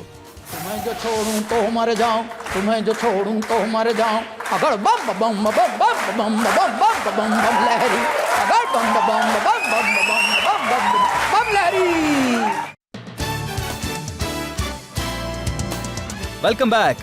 ಆಪ್ಕೆ ಅದಾಲತ್ನಲ್ಲಿ ಇವತ್ತಿನ ನಮ್ಮ ಅತಿಥಿ ಪದ್ಮಶ್ರೀ ಪುರಸ್ಕೃತರಾದ ಗಾಯಕ ಕೈಲಾಶ್ ಖೇರ್. ಆಪ್ಕೆ ಅದಾಲತ್ನಲ್ಲಿ ಮುಂದಿನ ಆರೋಪ. ಆಪ್ಕಿ ಅದಾಲತ್ನಲ್ಲಿ ಸಿಂಗರ್ ಕಂಪೋಸರ್ ಕೈಲಾಶ್ ಖೇರ್ ಮೇಲಿರುವ ಆರೋಪವೆಂದರೆ ಇವರಿಗೆ ತುಂಬಾನೇ ಆಟಿಟ್ಯೂಡ್ ಇದೆ ಎಂಬುದು. ಈಗ ನೋಡಿ, ಜನರು ನಿಮ್ಮ ಮಾತನ್ನ ಕೇಳಿಸ್ಕೊಂಡಾಗ ಜನರಿಗನ್ಸುತ್ತೆ ನೀವೊಂದ್ ರೀತಿ ಸನ್ಯಾಸಿಗಳ ಹಾಗೆ ಮಾತಾಡ್ತೀರಿ ಅಂತ. ಇದನ್ನ ನೋಡಿ, ಇದು ಒಂದ್ ರೀತಿ ಭೌತಿಕ ವಿಚಾರ, ಅವರಿಗೂ ಅದಕ್ಕೂ ಸಂಬಂಧ ಇಲ್ಲ ಅಂತಾರೆ. ಆದ್ರೆ ನಿಮ್ಮ ಡಿಮ್ಯಾಂಡ್ಗಳಿದೆಯಲ್ಲ, ಆಗ ಕೇಳ್ತೀರಿ ಯಾರಿದು, ಎಲ್ಲಿಂದ ಬಂದಿದ್ದಾರೆ. ಒಂದ್ ವೇಳೆ ನಿಮ್ಗೆ ಈ ವಿಷಯ ಗೊತ್ತಿಲ್ಲ ಅಂದ್ಮೇಲೆ ಹೇಗೆ ಬದುಕಬೇಕು ಅನ್ನೋದನ್ನ ನಿಮ್ಗೆ ಯಾವಾಗ ಗೊತ್ತಾಗತ್ತೆ, ಹೇಗೆ ಬದುಕಬೇಕು ಅನ್ನೋಂಥ ವಿಚಾರ, ಆಗ ನೋಡಿ ಏನಾಗತ್ತೆ ಅಂದ್ರೆ ನಿಮಗೆ ಕೆಲವೊಂದನ್ನು ಕಲಿತೀರಾ. ಆಗ ಬಹಳ ಸುಲಭವಾಗಿ ಜೀವನವನ್ನು ಮಾಡ್ತೀರಾ. ಒಂದು ವೇಳೆ ನಿಮ್ಮ ಹತ್ರ ಸಮಯ ಕಡಿಮೆ ಇತ್ತು ಅಂದ್ರೆ, ಅಗತ್ಯತೆ ಹೆಚ್ಚಾಗಿದ್ರೆ, ನಿಮ್ಮನ್ನ ಬಹಳಷ್ಟು ಮಂದಿ ಭೇಟಿ ಮಾಡೋದಕ್ಕೆ ಕಾಯ್ತಿರ್ತಾರೆ. ನೀವು ಅವರನ್ನು ಭೇಟಿ ಮಾಡಬೇಕಾಗತ್ತೆ, ಅವರನ್ನು ಕೂಡ ಖುಷಿ ಪಡಿಸ್ಬೇಕಾಗತ್ತೆ, ಸಮಯಕ್ಕೆ ಸರಿಯಾಗೂ ಹೋಗ್ಬೇಕಾಗತ್ತೆ, ಸ್ಟೇಜ್ಗೂ ಕರೆಕ್ಟ್ ಟೈಮಿಗೆ ಹೋಗ್ಬೇಕಾಗತ್ತೆ. ಆಗ ಕೆಲವೊಂದು ಬೇಸಿಕ್ಸ್ನ ನಾವು ಮೇಂಟೈನ್ ಮಾಡಬೇಕಾಗತ್ತೆ. ನಾನು ಯಾವುದೇ ಹೋಟೆಲ್ನಲ್ಲಿ ಉಳ್ಕೊಂಡ್ರು ಕೂಡ ಹೊರಗಡೆ ಊಟ ತಿನ್ನಲ್ಲ. ಎಂಥ ದೊಡ್ಡ ಜಾಗ ಆಗಿದ್ರು ಕೂಡ ಅಲ್ಲಿ ಉಳಿತೀವಿ ಅಷ್ಟೇ, ತಿನ್ನೋದಂತೂ ಖಂಡಿತ ಇಲ್ಲ. ಅಲ್ಲಿ ಕಾಫಿ ಕೂಡ ಕುಡಿಯೋದಿಲ್ಲ. ಅವಾಗ ನೋಡಿ, ನಾವು ಆರ್ಗನೈಸರ್ಸ್ನ ತಿನ್ನೋ ಖರ್ಚುನೂ ಕೂಡ ಕಡಿಮೆ ಮಾಡ್ತೀವಿ. ಆ್ಯಕ್ಚುಲಿ ಮೇನ್ ಖರ್ಚೇ ಅದು ಇರುತ್ತೆ. ನಮಗೆ ಏನಂತ ಹೇಳಿದ್ರೆ ಒಂದು ದೊಡ್ಡ ಜಾಗ ಬೇಕಾಗತ್ತೆ. ಯಾಕಂದ್ರೆ ನಾವು ಕೆಲಸವನ್ನ ಮಾಡ್ತಿರ್ಬೇಕಾದ್ರೆ ಈ ವಿಚಾರ ನಿಮಗೂ ಕೂಡ ಗೊತ್ತಿರುತ್ತೆ ಸರ್. ಆಮೇಲೆ ಜನರಲ್ಲಿ ನಾವು ಗುರುತಿಸ್ಕೊಂಡ್ಮೇಲೆ ನಿಮ್ಗಳ ಜೊತೆನೆ ಕೆಲವೊಮ್ಮೆ ನಮಗೆ ಸಮಯ ತುಂಬಾ ಕಡಿಮೆ ಇರುತ್ತೆ. ಆಮೇಲೆ ನಿಮ್ಮ ಮನಸ್ಸನ್ನ ಒಡೆಯೋಷ್ಟು ಮನಸ್ಸಿರಲ್ಲ ನಮಗೆ, ಯಾರಿಗೂ ಹರ್ಟ್ ಮಾಡಬಾರ್ದು ಅನ್ನೋ ಉದ್ದೇಶ ಇರುತ್ತೆ. ಅವಾಗಲೇ ಆ ಮೇಡಮ್ ಹೇಳ್ತಾ ಇದ್ರು, ನೀವೊಂದು ಫೋಟೋ ಕೂಡ ಕ್ಲಿಕ್ ಮಾಡಕ್ ಕೊಡದೆ ಹಾಗೆ ಹೊರಟೋಗ್ತೀರಾ ಅಂತ. ಯಾಕಂದ್ರೆ ನೀವು ಕೆಲವೊಮ್ಮೆ ಯೋಚನೆ ಮಾಡಿ, ನಾನು ಇದಕ್ಕೆ ಉತ್ತರ ಕೊಡ್ತಾ ಇದ್ದೀನಿ, ಆದ್ರೆ ನನ್ನ ಬ್ಯಾಕ್ ಎಂಡ್ ಅಲ್ಲಿ ನನಗೆ ಆವಾಗ ಫ್ಲೈಟ್ ಕೂಡ ಇರುತ್ತೆ, ಮತ್ತೆ ಇವತ್ತೇ ರೆಕಾರ್ಡಿಂಗ್ ಕೂಡ ಇರುತ್ತೆ. ಇದೆಲ್ಲಾನು ನಾನು ಮ್ಯಾನೇಜ್ ಕೂಡ ಮಾಡಬೇಕು, ಅದ್ರ ಜೊತೆಗೆ ನಾನು ನಿಮ್ಮನ್ನ ಮೇಂಟೈನು ಮಾಡ್ಕೋಬೇಕು, ನಿಮ್ಮ ಮನಸ್ಸನ್ನ ಗೆಲ್ಲಬೇಕು, ಫೋಟೋ ಕೊಡಬೇಕು. तो ऐसे में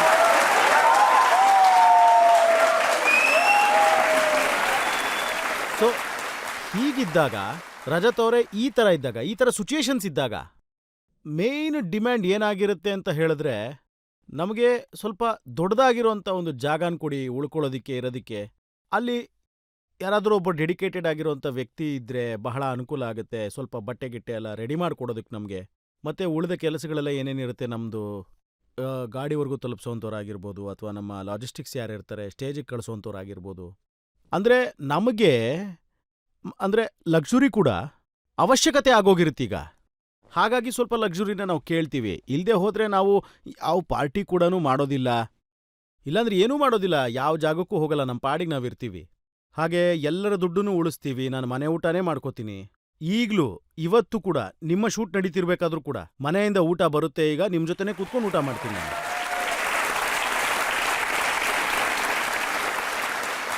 ನಾನು ನಿಮ್ಮ ಮಾತನ್ನ ಪೂರ್ತಿಯಾಗಿ ಒಪ್ಕೊಳ್ತೇನೆ. ವ್ಯಕ್ತಿ ದೊಡ್ಡವರಾದಾಗ, ದೊಡ್ಡ ಕಾನ್ಸರ್ಟನ್ನು ಮಾಡಬೇಕಾದಾಗ ಡಿಮ್ಯಾಂಡ್ ಕೂಡ ಸ್ವಲ್ಪ ಜಾಸ್ತಿನೇ ಇರುತ್ತೆ. ಆದರೆ ಜನ ಹೇಳ್ತಾರೆ, ಯಾವಾಗ ಕ್ಯಾಶ್ನ ಡಿಮ್ಯಾಂಡ್ ಬರುತ್ತಲ್ಲ, ಚೆಕ್ನ ಡಿಮ್ಯಾಂಡ್ ಬರುತ್ತಲ್ಲ, ಆಗ ಕೇಳಿ ತಲೆ ಚಕ್ಕರ್ ಬರುತ್ತೆ. ನಾನೇನು ಹೇಳ್ತೀನಿ ಅಂತಂದ್ರೆ, ನಿಮಗೆ ದೇಸಿ ಗೀನ ಸ್ವಾದವನ್ನು ತಗೋಬೇಕು ಅಂತಿದ್ರೆ ನೀವು ಆಗ ಡಾಲ್ಡಾ ಥರ ಓಡೋದಕ್ಕೆ ಹೋಗಲೇಬೇಡಿ. ನಾನು ಇದನ್ನು ಹೇಳ್ತೀನಿ. ಮತ್ತೆ ನಮ್ಮಂಥ ಜನ ಏನಿದೀವಿ, ಅಂದರೆ ನಮ್ಮಂಥ ಜನರು ಏನಿದೀವಲ್ಲ, ಇದರಲ್ಲಿ ಗಟ್ಟಿಯಾದ ಹೆಜ್ಜೆನಿಟ್ಕೊಂಡೇನು ಬಂದಿಲ್ಲ. ಇದು ತಾನಾಗೇ ನಡ್ಕೊಂಡು ಹೋಗ್ತಾ ಇದೆ. ದೊಡ್ಡ ಜನಕ್ಕೆ ಏನಿರುತ್ತಲ್ಲ ಶೋಕಿ, ಸಂಜೆ ಆಗಿದ ಕೂಡಲೇ ತಗೊಳ್ಳೋಂಥದ್ದು, ಅವ್ರು ಹೇಳ್ತಾರೆ, ಸರ್ ನಿಮ್ಗೆಲ್ಲವನ್ನೂ ತಯಾರಿ ಮಾಡಿ ಇಟ್ಬಿಡೋದಾ ಅಂತ. ಅವ್ರು ಅದನ್ನು ಒಪ್ಕೊಂಡು ಹೊರಟೋಗ್ತಾರೆ. ಪ್ರತಿಯೊಂದರಲ್ಲೂ ಏನು ಬರೀ ಯಾವುದಾದ್ರೂ ಸರಿ ಒಂದು ಹಾರ್ಮೋನಿಯಂ ಕೊಟ್ಬಿಡಿ, ಅದು ಆಗಬಾರ್ದು ಆ್ಯಕ್ಚುಲಿ. ಯಾಕಂದ್ರೆ ಅಸಭ್ಯತೆ ಅನ್ನೋದು ಅಲ್ಲಿಂದಾನೇ ಶುರುವಾಗುವಂಥದ್ದು. ಯಾಕೆ ಯಾವಾಗಲಾದ್ರೂ ಒಬ್ಬ ದೇವರು ಅವನಿಗೆ ಒಂದು ಉತ್ತರದಾಯಿತ್ವ ಕೊಟ್ಟಾಗ ಆ ವ್ಯಕ್ತಿ ಪರಿಶುದ್ಧವಾಗಿ ಅವನ ಉತ್ತರದಾಯಿತ್ವನ ನಿಭಾಯಿಸೋಕ್ಕಾಗಿಲ್ಲ. ಹಾಗಾಗಿ ನಾವು ಹೀಗೆ ಉಳಿದಿದ್ದೀವಿ. तूने सारा जन्म गंवा के अपना गात खो लिया और गेहूं चावल का गल्ला तो बेईमानों ने ढो लिया. ಯಾಕೆ ಇವತ್ತು ಇಂಗ್ಲಿಷ್ ಅವ್ರು ಹೇಳಿರುವಂಥ ಪ್ರತಿಯೊಂದು ಮಾತುಗಳು ಇಷ್ಟೊಂದು ಪ್ರಭಾವಿತವಾಗ್ತಾ ಇದೆ? ಇಂಗ್ಲಿಷ್ ಅವ್ರನ್ನ ಅನುಸರಿಸೋದು ಅಂದ್ರೆ ಯಾಕೆ ಇಷ್ಟೊಂದು ಜನ ಮುಗಿ ಬೀಳ್ತಾ ಇದ್ದಾರೆ ಈಗ ಜಗತ್ನಲ್ಲಿ? ಸರ್, ಇದು 200 ವರ್ಷಗಳ ಹಿಂದಿನ ಒಂದು ಪರಿಪಾಠಲೆ ಅವ್ರದ್ದು, ಇಂಗ್ಲಿಷ್ನವ್ರದ್ದು. ನಾವು ಇದನ್ನ ಇಂಗ್ಲಿಷ್ನವ್ರ ಕಲ್ಚರ್ ಅಂತ ಕರಿತೀವಷ್ಟೇ. ಭಾಷೆ ಅಂತೂ 300 ವರ್ಷಗಳ ಹಿಂದೆ ಇಂಟ್ರೊಡ್ಯೂಸ್ ಆಗಿರೋದು. ಅದಕ್ಕೂ ಮುಂಚೆ ಯಾರಿಗೂ ಗೊತ್ತೇ ಇರಲಿಲ್ವಲ್ಲ ಈ ಭಾಷೆ. ಸಾರಿ, ಥ್ಯಾಂಕ್ ಯು, ಮತ್ತೆ ಇದೇನೋ ಹೇಳ್ತಾರಲ್ಲ, ಎಸ್, ನೋ, ಇದು ಭಾರತಕ್ಕೆ 300 ವರ್ಷಗಳಿಂದ ಏನು ಗೊತ್ತಿರಲಿಲ್ಲ. ಈ ಶಬ್ದ ಎಲ್ಲಿಂದ ಬಂತು, ಏನಿದ್ರ ಅರ್ಥ ಅನ್ನೋದು.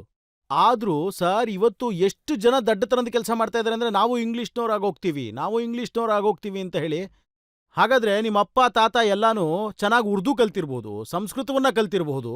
ಆದ್ರೆ ಮುಂದೆ ಹುಟ್ಟುವಂತ ನಿಮ್ಮ ಪೀಳಿಗೆನ ನೀವು ಇಂಗ್ಲಿಷ್ ಯೂನಿವರ್ಸಿಟಿಗೆ ಕಳಿಸ್ಬೇಕಾಗತ್ತೆ. ನೀವು ಬ್ರಿಟಿಷರ ಬಗ್ಗೆ, ಬಿಳಿಯರ ಬಗ್ಗೆ ಯಾಕೆ ಇಷ್ಟೊಂದು ತಮಾಷೆ ಮಾಡ್ತೀರಿ? ಇಲ್ಲ, ನಾನು ತಮಾಷೆ ಮಾಡ್ತಾ ಇಲ್ಲ. ಅಲ್ಲ, ಸರ್. ನಿಮ್ಗೆ ಅವರು ಟಾಯ್ಲೆಟ್ ಮಾಡುವಂತ ರೀತಿ ಬಗ್ಗೆ ಕೂಡ ಸಮಸ್ಯೆ ಇದೆ. ಹೌದು, ಯಾಕಂದ್ರೆ ಆ ಪದ್ಧತಿ ಅವ್ರದ್ದು ಅಲ್ವಲ್ಲ ಸರ್. ಪ್ರಾಬ್ಲಮ್ ನಮಗಂತೂ ಇಲ್ಲ. ಯಾಕಂದ್ರೆ ನಾನು ಇತ್ತೀಚೆಗೆ UK ಟೂರ್ ಮಾಡ್ತಾ ಇದ್ದೀನಿ ಈಗ, ಮತ್ತೆ ನಾನು ಅಲ್ಲಿಗೆ ಹೆಚ್ಚು ಕಮ್ಮಿ ಹೋಗ್ತಿರ್ತೀನಿ. ಅಲ್ಲ, ನನಗೊಂಥರ ಆಶ್ಚರ್ಯ ಆಯ್ತು ಅವಾಗ. ಅಲ್ಲ, ಇವ್ರು ಮಾಡದ್ಮೇಲೆ ತೊಳ್ಕೊಳ್ಳೋದೂ ಇಲ್ಲ, ಮತ್ತೆ ನಮ್ಮನ್ನೇ ದೂಷಿಸ್ತಾರಲ್ಲ ಇವರು ಅಂತ. ಅಲ್ಲ, ಇದು ನನ್ನ ಮನಸ್ಸಲ್ಲೂ ಮೂಡ್ತು ಆ್ಯಕ್ಚುಲಿ.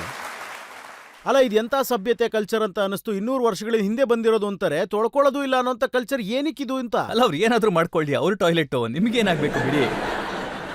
ನಾವಿದನ್ನ ಶುದ್ಧೀಕರಿಸೋದು ಅಂತ ಹೇಳ್ತೀವಲ್ಲ, ನಾವು ಹೇಳತ್ರ ಆದ್ರೆ ಇವ್ರು ಶುದ್ಧೀಕರಣನೇ ಇಲ್ವಲ್ಲ. ಅದಾದ್ಮೇಲೂ ಕೂಡ ಇವರು ನಮ್ಮ ಸನಾತನದ ಮೇಲೆ ಮಾತಾಡ್ತಾರಲ್ಲ. ಅದರಲ್ಲೂ ನಮ್ಮಲ್ಲಿರುವಂಥದ್ದು ವೇದ, ಶಾಸ್ತ್ರ, ಪುರಾಣ, ಮತ್ತೆ ಸಂತ, ಮಹರ್ಷಿ, ವಿದ್ವಾಂಸ, ಇಂಥ ಜನಗಳು ನಮ್ಮ ವಿಶ್ವವನ್ನೇ ಎಷ್ಟು ಸರಿ ದಿಶೆಗಳನ್ನ ತಿರುಗಿಸಿದಾರೆ ಹೇಳಿ. ನೋಡಿ, ಅಲ್ಲಿಯ ವಿದ್ವಾಂಸರೇನಿದ್ದಾರೆ, ಕೇಂಬ್ರಿಡ್ಜ್ನಲ್ಲಿ, ಹಾರ್ವರ್ಡ್ನಲ್ಲಿ ಅಥವಾ ವಾಷಿಂಗ್ಟನ್ ಯೂನಿವರ್ಸಿಟಿನಲ್ಲಿ, ಅವ್ರ ಬಗ್ಗೆ ನೀವು ಹೇಳ್ತೀರಿ ಅವರ ಚರಿತ್ರೆ 2 ಕವಡೆ ಕಾಸಿಗೂ ಬೆಲೆ ಇಲ್ಲದ್ದು. ಅಲ್ಲ, ಅದೇನಕ್ಕೆ ಆಗತ್ತೆ ಅಂತ ಹೇಳಿದ್ರೆ ಇದಕ್ಕೆ ಉದಾಹರಣೆ ಆಗತ್ತೆ ಅಂತೀರಾ? ಇಲ್ಲ, ಖಂಡಿತವಾಗ್ಲೂ ಆಗುತ್ತೆ. ಖಂಡಿತವಾಗ್ಲೂ ಆಗುತ್ತೆ. ಯಾಕಂದ್ರೆ ನಾನು ಈ ಉದಾಹರಣೆ ಏನ್ ಕೊಡಕ್ ಬಂದಿದ್ದೀನಿ ಈಗ ಅಂದ್ರೆ, ಇದಕ್ಕೂ ಮುಂಚೆನೂ ಭಾರತಕ್ಕೆ ಬಹಳಷ್ಟು ಜನ ಬಂದ್ರು. ಅವರೆಲ್ಲರೂ ವ್ಯವಸ್ಥೆಗಳ ಮೇಲೆ ಗಮನವನ್ನು ಕೊಟ್ಟರು. ಅವರು ಓದ್ಕೊಂಡಿದ್ದಂಥವ್ರು. ಅದಾದ್ಮೇಲೂ ಕೂಡ ಭಾರತದಲ್ಲಿ ಎಂಥ ಒಂದು ಬೆಳವಣಿಗೆ ಆಗಬೇಕಾಗಿತ್ತೋ ಅದಿನ್ನೂ ಆಗಿಲ್ಲ. ಈಗ ನಿಧಾನವಾಗಿ ನಡೀತಾ ಇದೆ. ಈಗ ಸುಮಾರಾಗಿ ನಿಧಾನವಾಗಿ ಅದಕ್ಕೆ ದಾರಿ ಹೋಗ್ತಾ ಇದೆ. ಆಗ ನಾನು ಈ ಉದಾಹರಣೆನ ಕೊಟ್ಟಿದ್ದೆ. ಇನ್ನು ಉಳಿದ ಇಂಗ್ಲಿಷ್ನವರೆಲ್ಲ ಅವ್ರವ್ರ ಜಾಗದಲ್ಲಿ ಅವ್ರು ಸರಿಯಾಗೇ ಇದ್ದಾರೆ. ಆದ್ರೆ- ಏನ್ ಹೇಳ್ತಾ ಇದ್ದೀನಿ ಅಂದ್ರೆ ಸರ್, ಭಾಷೆ ನಮ್ದು ಅಂದ್ಮೇಲೆ ಸಭ್ಯತೆ ಕೂಡ ನಮ್ದೇ ಆಗಿರ್ಬೇಕು. ಸಭ್ಯತೆ ನಮ್ದೇ ಆಗಿರುತ್ತೆ. ಒಳ್ಳೆ ಭಾಷೆ ಇರ್ಬೋದು, ಅವರ ಭಾಷೆಯಲ್ಲಿ ಆಕರ್ಷಣೆ ಇರಬಹುದು, ಅವರ ಒಂದು ಭಾಷೆಯಲ್ಲಿ ಆಕರ್ಷಣೆ ಇದೆ. ಆದ್ರೆ ಸಭ್ಯತೆ ಅನ್ನೋದು ನಮ್ಮ ಭಾಷೆಯಲ್ಲೇ ಎತ್ತಿದ ಕೈ. ನೋಡಿ, ಅವರ ಶೋಸ್ ಏನಾಗುತ್ತೆ ಅಂದ್ರೆ ಕೋಲ್ಡ್ ಪ್ಲೇಲ್ ಬಂದಿತ್ತು. ಹಾ. ನೀವು ಚೂರ್ಣ ಮಾರಕ್ ಬಂದಿದ್ದಾರೆ ಅಂತಂದ್ರಿ. ಇಲ್ಲ, ನಾನೇನ್ ಹೇಳ್ತಾ ಇದ್ದೆ ಅಂತ ಹೇಳಿದ್ರೆ, ಅವರು ಸರಿಯಾದ ಕೆಲಸವನ್ನ ಮಾಡಕ್ ಬಂದಿದ್ದಾರೆ. ಆದ್ರೆ ನಾನು ನಮ್ಮ ಆಡಿಯನ್ಸಿಗೆ ಹೇಳ್ತಾ ಇದ್ದೆ, ನಮ್ಮ ಈ ಪರಿವಾರದವ್ರಿಗೆ ಹೇಳ್ತಾ ಇದ್ದೆ, ನೋಡಿ ಇವರೆಲ್ಲ ಬ್ಲ್ಯಾಕ್ ಅಲ್ಲಿ ಟಿಕೆಟ್ ತಗೊಂಡು ಹೋಗ್ತಾರೆ, ಅವ್ರಿಗೆ ಖಂಡಿತವಾಗ್ಲೂ ಗೊತ್ತಿರಲ್ಲ ಅವ್ನು ಏನ್ ಹಾಡ್ತಾ ಇದ್ದಾನೆ ಅಂತ ಕೂಡ. ಬರೀ ಜೊತೆಲಿ ಈ ಅನ್ನೋದಕ್ಕೆ ಹೋಗ್ತಿರ್ತಾರೆ ಸರ್, 30,000 ಟಿಕೆಟ್ಗಳನ್ನು ಕೊಟ್ಟು. ಆಗ ನಾನು ಇವ್ರ ಮೇಲೆ ಕಿಂಡಲ್ಗಳನ್ನ ಮಾಡ್ತಾ ಇದ್ದೆ, ನಮ್ಮ ಕುಟುಂಬದವರೇ ನಾವಿಲ್ಲಿದೀವಿ, ಅವ್ರನ್ನ ಯಾಕೆ ನೋಡ್ತಾ ಇಲ್ಲ ನೀವು ಅಂತ. ನೀವು ಕೂಡ ವಿದೇಶಕ್ಕೆ ಹೋಗ್ತೀರಲ್ವಾ, ಅಲ್ಲೂ ಕೂಡ ನಿಮ್ಮ ಹಾಡುಗಳನ್ನ ಕೇಳೋದಕ್ಕೆ ಅಲ್ಲಿನ ಜನ ಬರ್ತಾರಲ್ಲ ಮ್ಯೂಸಿಕ್ ಕೇಳೋದಕ್ಕೆ. ಖಂಡಿತವಾಗ್ಲೂ ದೇವರ ಕೃಪೆ ಏನಾಗಿದೆಯಲ್ಲ, ನಾನು ನಮ್ಮ ಈ ಕೈಲಾಸದ ಕನ್ಸರ್ಟ್ಸ್ಗೆ ಹೋಗ್ತೀನಲ್ಲ, ಅವರಿಗೆ ನೋಡಿ ಅಲ್ಲಿ ಬಹಳ ಲೋಕಲ್ ಫೆಸ್ಟಿವಲ್ಸ್ಗಳಲ್ಲಿ ಕೈಲಾಸನ ಕರೆದಿದ್ದಾರೆ ಹಾಡೋದಕ್ಕೆ. And we are the only one Pandit ಅವರೇ ಬ್ಯಾಂಡ್ ಕೈಲಾಸ. ನಾವು ಕ್ಲಾಸಿಕಲ್ ಮ್ಯೂಸಿಷಿಯನ್ಸ್ನ ಬಿಯಾಂಡ್ ಬೇರೆ ಯಾರು ಮೇನ್ ಸ್ಟ್ರೀಮ್ನ ಕಲಾವಿದರಿದಾರೋ ಅವ್ರನ್ನ ಕರಿತೀವಿ ನಾವಲ್ಲಿಗೆ. ನಾವಲ್ಲಿ ಬಹಳಷ್ಟು ಲೋಕಲ್ ಫೆಸ್ಟಿವಲ್ಸ್ಗಳನ್ನ ಹಾಡಿದೀವಿ. ನಾವಲ್ಲಿಗೆ ಹಾಲಿವುಡ್ ಪೋಲ್, ಸನಮೌಲಿಕ ಪಿಯರ್ಗೆ ಹೋಗಿದ್ದೀವಿ. ಹಾಗೆ TCRW ಅವರ ರೇಡಿಯೋ ಇದೆ, ಅಲ್ಲಿ ಮಾಡಿದೀವಿ. NPR ಇದು ಅಲ್ಲಿನ ಅವರ ಸರ್ಕಾರಿ ರೇಡಿಯೋ ಚಾನಲ್ ಅಂತ ಹೇಳ್ಬೋದು, ಅಲ್ಲಿ ಕೈಲಾಸನ ಫೀಚರ್ ಮಾಡಿದೀವಿ. ಆಮೇಲೆ ನಾವು ಬ್ರೂಕ್ಲಿನ್ ನಿಮ್ಗೆಲ್ಲರಿಗೂ ಗೊತ್ತಿರುತ್ತೆ, ಅಲ್ಲೂ ಕೂಡ ಅದು ನಮ್ಮ ನೋಯ್ಡಾ ತರ ಫೆಸ್ಟಿವಲ್ ಅಟೆಂಡ್ ಮಾಡಿದೀವಿ. ಅದೇ ತರದ ಒಂದು ಬ್ರೂಕ್ಲಿನ್ ನ್ಯೂಯಾರ್ಕಲ್ಲಿದೆ. ಅಲ್ಲಿ ಅವರಿಗೆ ಬಹಳಷ್ಟು ರಂಗಿನ ಒಂದು ಹೆಚ್ಚು ಕಮ್ಮಿ 15 ದೇಶದ ಜನ ಅಲ್ಲಿ ಹಾಡ್ ಕೇಳಕ್ ಬಂದಿರ್ತಾರೆ. ನಿಜವಾಗ್ಲೂ ಇದು ಭಗವಂತನ ಕೃಪೆ ಅನ್ಬೋದು. ಆದ್ರೆ ನಾವಲ್ಲಿ ಹೋಗಿ ಏನ್ ಹಾಡ್ತೀವಿ? अगर बम बम बम बम बम बम बम बम बम बम लहरी, अगर बम बम बम बम बम बम बम बम बम लहरी, मेरी एक सुनो गौरा रानी, मेरी एक सुनो अंतर्यामी, मैं तो दासी जन्म जन्म की, मैं तो दासी जन्म जन्म, बाली उम्र से भक्ति करती, बाली उम्र से भक्ति कर, तुम्हें छोड़ के कहीं न जाऊं, तुम्हें छोड़ के कहीं न जाऊं, रात दिवस तेरे चरण दबाऊं, रात दिवस तेरे चरण दबाऊं, तुम्हें जो छोड़ूं तो मर जाऊं, तुम्हें जो छोड़ूं तो मर जाऊं, अगर बम बम बम बम बम बम बम बम लहरी, अगर बम बम बम बम बम बम लहरी. ಈಗ ನಾವು ನೋಡಿ ರಜತ್ ಅವರೇ, ನಾವು ಇದನ್ನ ಹಾಡ್ತೀವಲ್ಲ ಅಲ್ಲಿ ಹೋಗಿ, ಆಗ ನಾವಲ್ಲಿ ಯಾರನ್ನೂ ಮಾತಾಡ್ಸೋದಿಲ್ಲ, ಇಂಗ್ಲಿಷಲ್ಲೂ ಮಾತಾಡೋದಿಲ್ಲ. ಇಷ್ಟೇ ಅವ್ರಿಗೆ ಹೇಳ್ತೀವಿ, if you guys are really enjoying then come on show me your ಜಲ್ವಾ, you know, dance, because dance your heart out. ನಾವು ಇಂಗ್ಲಿಷಲ್ಲಿ ಹೇಳ್ತೀವಲ್ಲ, ನಾವು ಡ್ಯಾನ್ಸ್ ಯುವರ್ ಹಾರ್ಟ್ ಔಟ್, ಈ ರೀತಿ ಒಂದ್ಸರಿ ಇಂಗ್ಲಿಷಲ್ಲಿ ಹೇಳ್ಬಿಟ್ಟೆ ನಾನು. ಎಲ್ಲರೂ ಕುಣಿತಾ ಇದ್ದಾರೆ ಹಾಗೆ ರಂಗಾಗಿ. ಸೌತ್ ಆಫ್ರಿಕನ್ಸು, ಅಮೇರಿಕನ್ಸು, ಜಮೈಕನ್ಸು, ಯುರೋಪಿಯನ್ಸು ಎಲ್ಲರೂ 15 ದೇಶದ ಜನರು ಸಾಹೇಬ್ರೆ. ಅವ್ರಿಗೆ ಬಹಳ ಖುಷಿ ಆಯ್ತು. ಆಗ ನಾನು, ದೇವ್ರೇ ನಿಮ್ಮ ನಾಮಸ್ಮರಣೆ ಮಾಡಿದಕ್ಕೆ ನೋಡಿ ಎಂಥ ಒಳ್ಳೆಯ ರಿಸಲ್ಟು. ಯಾಕಂದ್ರೆ ಇದರಲ್ಲಿ ಡ್ಯಾನ್ಸ್ ಕೂಡ ಇದೆ, ಟ್ರಾನ್ಸ್ ಕೂಡ ಇದೆ ಒಂದೇ ಸರಿಗೆ. ಈ ಮಾತು ನಿಜನಾ? ಒಬ್ರು ವಿದೇಶಿ ಮಹಿಳೆ ನಿಮ್ಗೆ ಹೇಳಿದ್ರಂತೆ, ನಿಮ್ಮ ಹಾಡನ್ನ ಕೇಳಿ ಗರ್ಭದಲ್ಲಿದ್ದಂಥ ಮಗು ಒದಿಯೋದಕ್ಕೆ ಶುರು ಮಾಡ್ತಂತೆ. ಖಂಡಿತವಾಗ್ಲೂ ನಿಜ. ನೀವು ಅಂಥ ಯಾವ ಹಾಡನ್ನ ಹಾಡಿದ್ರಿ ಅವತ್ತು? ನೋಡಿ, ಇದೇನೆ ನಮ್ಮ ಹಾಡುಗಳು. ಆದಿಯೋಗಿ, ಜಯ ಜಯಕಾರ ಮತ್ತೆ ಈ ಬಂಬ್ಲಹರಿ. ಅಂದ್ರೆ ಅವರು ಒಂದ್ಸರಿ ಫ್ಲೈಟಲ್ಲಿ, ಅಂದ್ರೆ ನಾನು ಮುಂಬೈಯಿಂದ ಡೆಲ್ಲಿಗೆ ಬರ್ತಾ ಇದ್ದೆ. ಆಗ ಫಾರ್ವರ್ಡ್ ಸೆಕ್ಷನಿಂದ ಹಿಂದ್ಗಡೆಯಿಂದ ಒಂದು ಲೇಡಿ ಬಂದರು. ಮತ್ತೆ ಅವರು ಹೇಳಕ್ ಬಂದರು, ನಾನು 7 ಮಂತ್ಸ್ನ ಪ್ರೆಗ್ನೆಂಟು ಸರ್, ನಾನು ನಿಮಗೆ ಒಂದೇ ಒಂದು ಮಾತನ್ನ ಹೇಳಬೇಕು ಅಂತ ಬಂದೆ. ಅಂದರೆ ನಾವು ಯಾವಾಗ ಹಾಡನ್ನು ಪ್ಲೇ ಮಾಡ್ತೀವಿ, ಎಸ್ಪೆಷಲಿ ಈ ಆದಿಯೋಗಿ, ಬಂಬ್ಲಹರಿ ಮತ್ತು ಜಯ ಜಯಕಾರ, ಆಗ ನನ್ನ ಮಗು ಕಿಕ್ ಮಾಡೋದಕ್ಕೆ ಶುರು ಮಾಡ್ತಾನೆ. ಜೊತೆಗೆ ನೋವು ಬಹಳ ಆಗುತ್ತೆ, ಆದರೆ ಅದು ಸುಖವಾಗಿರುತ್ತೆ ಅಂತ ಹೇಳಿದ್ರು. ಈ ರೀತಿಯಾದಂಥ ಕಾಂಪ್ಲಿಮೆಂಟ್ ಬಹಳ ವಿಶೇಷವಾದಂಥದ್ದು. ಮತ್ತು ಇಂಥ ಕಾಂಪ್ಲಿಮೆಂಟ್ ಸಿಕ್ಕಿದ ಮೇಲೆ ನೋಡಿ ಸರ್, ಇದ್ರ ಜೊತೆಗೆ ನಾನು ಇನ್ನೊಂದು ಅನುಭವವನ್ನು ಕೂಡ ನಿಮ್ಮ ಜೊತೆ ಹಂಚ್ಕೋಬೇಕು ಅಂತಿದ್ದೀನಿ ಸರ್. ಅದೇನೆಂದರೆ, ಗರ್ಭದಲ್ಲಿ ಮುಂದೆ ಬರುವಂತಹ ಒಂದು ಆತ್ಮದ ಅನುಭವವನ್ನು ಅವರು ತಿಳಿಸ್ಕೊಟ್ರು ನನಗೆ. ಪಂಡಿತ್ ಅವರೇ, ಒಂದು ಹೊರಡ್ತಿರುವಂಥ ಆತ್ಮ, ಅಂದರೆ ಪ್ರಯಾಣಕ್ಕೆ ಹೊರಟಿದೆ, ಅದು ದೇವಲೋಕದ ಕಡೆಗೆ ಪ್ರಯಾಣಕ್ಕೆ ಹೊರಟಿರುವಂಥ ಒಂದು ಆತ್ಮ. ಒಬ್ಬ ವ್ಯಕ್ತಿ ಇದ್ದ, ಅವನಿಗೆ ಕ್ಯಾನ್ಸರ್ ಇತ್ತು.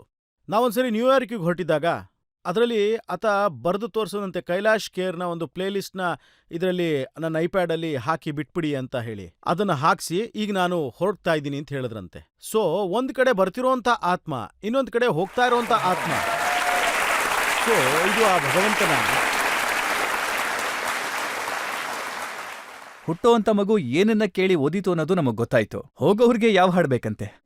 पद्मासन में ध्यान लगाए मौन है, वीराने में तपता योगी कौन है, नाद न कोई तारा, डमरू कभी कभारा, अधमूंदी आँखों से सब देख रहा संसारा, जो नाथों के नाथ कहते याचक भूति बेल चढ़ाते, जातक झूम झूम के गाते ओमकारा, अर्ध चंद्र माथे पे साजे, वक्षस्थल कपाल विराजे, जटा चक्र से बहती निर्मल शिवधारा, हर हर शिव शंभू जय जय केदारा, गाओ हर हर शिव शंभू जय जय केदारा, हर हर शिव शंभू जय जय केदारा, हर हर शिव शंभू जय जय केदारा. ನಾನು ಅಂದರೆ ನೀವು ಎಷ್ಟು ವಿಚಿತ್ರವಾದಂಥ ಪ್ರಶ್ನೆ ಕೇಳಿದ್ರಿ. ಹೋಗ್ತಿರೋಂಥ ಆತ್ಮ ಏನು ಕೇಳಬೇಕು ಅಂದ್ಕೊಂಡಿದ್ರಿ ಅಂತ, ಅಥವಾ ಅವನು ಯಾವ ಭಾವದಲ್ಲಿ ಕೇಳಿಸ್ಕೊತಿದ್ದ ಅಂತ. ಯಾವಾಗ ನೀವು ಅದರಲ್ಲಿ ವಿಲೀನನಾಗೋಗ್ತಿರೋ, आजा चंदा बाहों में तुझ में ही गुम हो जाऊं, तेरे नाम में खो जाऊं, ಯಾವಾಗ ನೀನು ಅವನಲ್ಲಿ तू तू करता तू भया मुझ में रही ना हूं, ಯಾವಾಗ ನೀನು ಅವನಲ್ಲಿ ತನ್ಮಯರಾಗೋಗ್ತೀರಾ, ಅರ್ಥ ಮಾಡ್ಕೋತೀರಾ ಅದನ್ನ, ಆಗ ವಿಷಯ ಸಮರ್ಪಣೆಯದ್ದಾಗಿರುತ್ತೆ, ಪೂರ್ತಿಯಾಗಿ ಸಮರ್ಪಣೆಯದ್ದಾಗಿರುತ್ತೆ. ಇದಲ್ಲ ಅದೇನಂದ್ರೆ ಒಂದು ಲೈನ್ ಇದೆ, कि सुख संपत्ति घर आवे कष्ट मिटे तन का ओम. ಸೊ ಇದು ಒನ್ ಸೈಡ್ ಕಾಂಟ್ರಾಕ್ಟ್ ನಡೀತಾ ಇರುತ್ತೆ. ಸುಖ ಸಂಪತ್ತು ಎಲ್ಲಾನು ಕೊಡ್ತಿರೋ, ನೀನು ನನಗೆ ಕಷ್ಟಗಳನ್ನೆಲ್ಲ ತೊಗೊಂಡೋಗ್ತಿರೋ, ನಾನು ನಿನಗೆ ಈ ರೀತಿ ಸಣ್ಣದಾಗಿ ಪೂಜೆ ಮಾಡ್ತಾ ಇರ್ತೀನಿ ಅಂತ, ಇವೆಲ್ಲ ನಡೀತಾ ಇರುತ್ತೆ ವ್ಯವಹಾರ. ಹಾಂ, ಓಕೆನಾ, ಸರಿನಾ ಅಂತ. ಇದಲ್ಲ ಸಂಪೂರ್ಣ ಸಮರ್ಪಣೆ. ಏನಂದ್ರೆ कि पद्मासन में ध्यान लगाए मौन है, वीराने में तपता योगी कौन है, नाद न कोई तार, नाद न कोई तारा, डमरू कभी कभारा, और अधमूंदी आंखों से सब देख रहा संसारा, जो नाथों के नाथ कहाते, याचक भूति बेल चढ़ाते, जातक झूम झूम के गाते ओमकारा. ಒಂದು ವೇಳೆ ನೀವು ಈ ಭಾವದಲ್ಲಿ ಸಮಾಧಿ ಸ್ಥಿತಿಯಾಗಿ ಹೋಗ್ಬಿಟ್ರೆ, ನಾನು ನಿಮಗೆ ಇದೊಂಥರ ಜೀವನದ ಸತ್ಯ ಹೇಳ್ತಾ ಇದ್ದೀನಿ ಸರ್. ಇಲ್ಲಿ ಏನು ನಿಮ್ಮ ಈ ಒಂದು ಮುದ್ದಾದ ಸ್ಟುಡಿಯೋ ಇದೆಯಲ್ಲ, ಬಹಳಷ್ಟು ಚೆನ್ನಾಗಿದೆ ಇದು. ಹಾಗೆ ಇದೇ ಪ್ರಕಾರವಾಗಿ ನಿಮ್ಮ ದಯೆಯಿಂದ ಒಂದು ಕೈಲಾಸದ ಸ್ಟುಡಿಯೋ ಇದೆ ಮುಂಬೈಯಲ್ಲಿ, ರೆಕಾರ್ಡಿಂಗ್ ಸ್ಟುಡಿಯೋ. ಸೊ ಆ ಬಿಲ್ಡಿಂಗ್ನ ಡೆಮಾಲಿಷ್ ಮಾಡೋದಕ್ಕೆ ಒಂದು ನೋಟಿಸ್ ಬಂದ್ಬಿಡ್ತು. ಅವ್ರು ಬಂದು ಅಲ್ಲಿ ಅಂಟಿಸ್ಬಿಟ್ರು, ಅಲ್ಲಿನ ಮುನ್ಸಿಪಾಲ್ಟಿಯವರು. ಆಗ ಬಹಳಷ್ಟು ಜನನ ನೀವು ನೋಡಿರ್ತೀರ, ಈ ರೀತಿ ಏನಾದರೂ ಹೆಚ್ಚು ಕಡಿಮೆ ಆಯಿತು ಅಂತ ಹೇಳಿದ್ರೆ ಮೊದಲು ವಕೀಲರ ಹತ್ರ ಹೋಗ್ತಾರೆ. ಆಮೇಲೆ ಅವನ ಕೈಯಲ್ಲಿ ಏನೇನು ಮಾಡೋದಕ್ಕೆ ಸಾಧ್ಯನೋ ಅವೆಲ್ಲವನ್ನ ಅವನು ಸೆಟ್ಟಿಂಗ್ಸ್ ಮಾಡೋದಕ್ಕೆ ನೋಡ್ತಾನೆ. ಯಾವುದಾದ್ರೂ ಪೊಲಿಟಿಷಿಯನ್ ಸಹಾಯ ತಗೋಬೋದು, ಎಲ್ಲೆಲ್ಲಿ ಸಾಧ್ಯ ಆಗುತ್ತೋ ಅಲ್ಲೆಲ್ಲ ಪಡಿಬೋದು ಅದನ್ನು. ನಾನು ಮೇಯ್ನ್ ಕರ್ತ ಹತ್ರ ಹೋದೆ, ಟೆರೆಸ್ ಮೇಲೆ. ಅಲ್ಲ, ಡೆಮಾಲಿಷ್ ಮಾಡೋದಕ್ಕೆ ಅಂಟಿಸ್ಬಿಟ್ಟು ಹೋಗಿದ್ದಾರೆ ಆಲ್ರೆಡಿ, ಇನ್ನು 2 ದಿನದಲ್ಲಿ ಬಂದು ಡೆಮಾಲಿಷ್ ಮಾಡ್ತಾರೆ. ನಾನು ಪರಮಾತ್ಮನಲ್ಲಿ ಪ್ರಾರ್ಥನೆ ಮಾಡೋದಕ್ಕೆ ಶುರು ಮಾಡಿದೆ. ಪರಮಾತ್ಮ, ನೀವು ಎಲ್ಲವನ್ನ ನೋಡ್ತಾ ಇದ್ದೀರಾ, ಆದರೂ ಕೂತ್ಕೊಂಡು ಮನಸ್ಸಲ್ಲಿ ನಗ್ತಾ ಇದ್ದೀರಾ ನೀವು, ವಾಹ್. ಆಗ ಇವ್ರು ಬಂದರು. पद्मासन में ध्यान लगाए मौन है. ನೀವೇ ಯೋಚನೆ ಮಾಡಿ, ಆಗ ಮನುಷ್ಯ ಒಬ್ಬ ಸ್ಟ್ರೆಸ್ಸಲ್ಲಿದ್ದಾನೆ ಅಂತ ಹೇಳಿದ್ರೆ ಅವನು ಬಹಳಷ್ಟು ಮಾತಾಡ್ತಾನೆ, ವಾದ ಮಾಡ್ತಾನೆ, ತಲೆ ತುಂಬ ಅವನಿಗೆ ಓಡ್ತಾ ಇರುತ್ತೆ, ಏನೇನೋ ವಿಚಿತ್ರವಾದ ಗಲಾಟೆಗಳು ಮಾಡ್ಕೋತಿರ್ತಾನೆ, ಆಲೋಚನೆಗಳು ಬೇರೆ ಆಗುತ್ತೆ, ಸೆಟ್ಟಿಂಗ್ಸ್ ಮಾಡ್ಬಿಡ್ತೀನಿ ಅನ್ಕೋತಾನೆ. ಆ ಶಿವ ನನಗಂತ ಬುದ್ಧಿನೇ ಕೊಟ್ಟಿಲ್ಲ. ಅಂದ್ರೆ ಸೆಟ್ಟಿಂಗ್ಸ್ ಇಲ್ಲೀಗಲ್ ಕನ್ಸ್ಟ್ರಕ್ಷನ್ ಏನಾದ್ರೂ ಆಗಿದ್ರೆ ಭಗವಂತ ಕಾಪಾಡ್ತಾನೆ. ಇಲ್ಲ ಇಲ್ಲ ಸಾರ್, ಇದಕ್ಕೋಸ್ಕರನೇ ಹೇಳ್ತಿರೋದು. ಕಾನೂನೇ ಇತ್ತು, ಅದಕ್ಕಾಗಿ ಪರಮಾತ್ಮನೇ ಅದನ್ನ ಕಾಪಾಡ್ದ ನನ್ನ ಕೈಯಿಂದ. ಇವತ್ತಿನವರೆಗೂ ನೋಡಿ, ಕಾನೂನು ಪ್ರಕಾರ ಕ್ಲಾರಿಫಿಕೇಶನ್ ಯಾಕೆ ತಗೊಂಡೆ ಅಂದ್ರೆ ಜನರು ಕಟ್ಬಿಟ್ಟು ಆಮೇಲೆ ಭಗವಂತ ಕಾಪಾಡು ಅಂತ ಕೇಳ್ಕೊಳ್ತಾರೆ, ಅದಕ್ಕೆ. ಇಲ್ಲ ಇಲ್ಲ ಇಲ್ಲ ಇಲ್ಲ ಆತರ ಏನಿಲ್ಲ, ಖಂಡಿತ ಇಲ್ಲ, ಕಾನೂನೇ ಇತ್ತು. ಅದಕ್ಕಾಗಿ ಇಷ್ಟೊಂದು ಪ್ರಯತ್ನ ಪಟ್ಟಿದ್ದು. ಕೇವಲ ಕೇಳಿಲಿ, ನಮ್ಮ ಮನೆ ಮಾತ್ರ ಉಳಿಲಿಲ್ಲ, ಪೂರ್ತಿ ಕಾಲೋನಿ ಉಳಿತು. ಮತ್ತೀಗ ಗೌರ್ಮೆಂಟ್ ಅವರಿಗೋಸ್ಕರ ಜೀವೋ ಪಾಸ್ ಮಾಡಿದರೆ ಈ ಮನೆಗಳನ್ನ ಯಾರೂ ಒಡೆಯೋ ಹಾಗಿಲ್ಲ ಅಂತ. ಯಾಕಂದ್ರೆ ಇದು ಹೆರಿಟೇಜ್ ಸೈಟ್ಗಳ ಅಂಡರಲ್ಲಿ ಬರುತ್ತೆ ಮುಂಬೈಯಲ್ಲಿ ಅಂತ. ಮತ್ತೆ ಇದು ದೈವ ಕೃಪೆ ಅಲ್ಲದೆ ಬೇರೆ ಏನು ನೋಡಿ. ಅದು ಸಮುದ್ರದ ತೀರ, ವೆಟ್ಲ್ಯಾಂಡು, ಮತ್ತೆ ಬಹಳ ಜನರ ದೃಷ್ಟಿ ಅದ್ರ ಮೇಲೆ ಇತ್ತು. ಇಲ್ಲಿ ಬಹಳ ದೊಡ್ಡ ದೊಡ್ಡ ಬಿಲ್ಡಿಂಗ್ಗಳನ್ನ ಎತ್ಬೋದು ಅಂತ ಆಗ್ಲಿಲ್ಲ. ಗೌರ್ಮೆಂಟೇ ಹೇಳ್ಬಿಡ್ತು ಇಲ್ಲಪ್ಪ, ಇಲ್ಲಿ ಏನಾದರೂ ದೊಡ್ಡ ದೊಡ್ಡ ಬಿಲ್ಡಿಂಗ್ ಬಂತು ಅಂತ ಹೇಳಿದ್ರೆ ಸುನಾಮಿಯ ಭಯ ಇದೆ, ಯಾಕಂದ್ರೆ ಇದು ವೆಟ್ ಲ್ಯಾಂಡ್ ಅಂತ ಡಿಕ್ಲೇರ್ ಮಾಡ್ತು. ಸೊ ಹಾಗಾಗಿ ಇದನ್ನ ಹೀಗೆ ಬಿಟ್ಬಿಡಿ ಅಂತ ಹೇಳಿದ್ರು. ಬಹಳ ಪ್ರೀತಿ. ತುಂಬಾ ಒಳ್ಳೆ ಮಾತನ್ನ ಹೇಳಿದ್ರಿ. ಪಬ್ಲಿಕ್ ಇಂದ ಒಂದೆರಡು ಪ್ರಶ್ನೆಗಳನ್ನ ತಗೊಳ್ಳೋಣ. ನಾನೊಂದು ಒಂದು ಪ್ರಶ್ನೆನ ಕೇಳ್ತೀನಿ. ನಿಮ್ಮ ಎರಡೂ ಕೈಗಳಲ್ಲೂ ಏನ್ ಗಡಿಯಾರ ಇದೆ, ಇದೇನ್ ವಾಸ್ತುಗೋಸ್ಕರನೇ? ಅವರ ಎರಡೂ ಕೈಗಳ ಮೇಲೆ ನೀವು ತುಂಬಾ ಒಳ್ಳೆ ಗಮನ ಹರಿಸಿದ್ದೀರಾ. ನಮ್ಮ ಹತ್ರ 2 ಕೈ ಇದೆ ಅಲ್ವಾ, ಹಾಗೆ ನನ್ನ ಹತ್ರ 2 ವಾಚ್ ಕೂಡ ಇದೆ.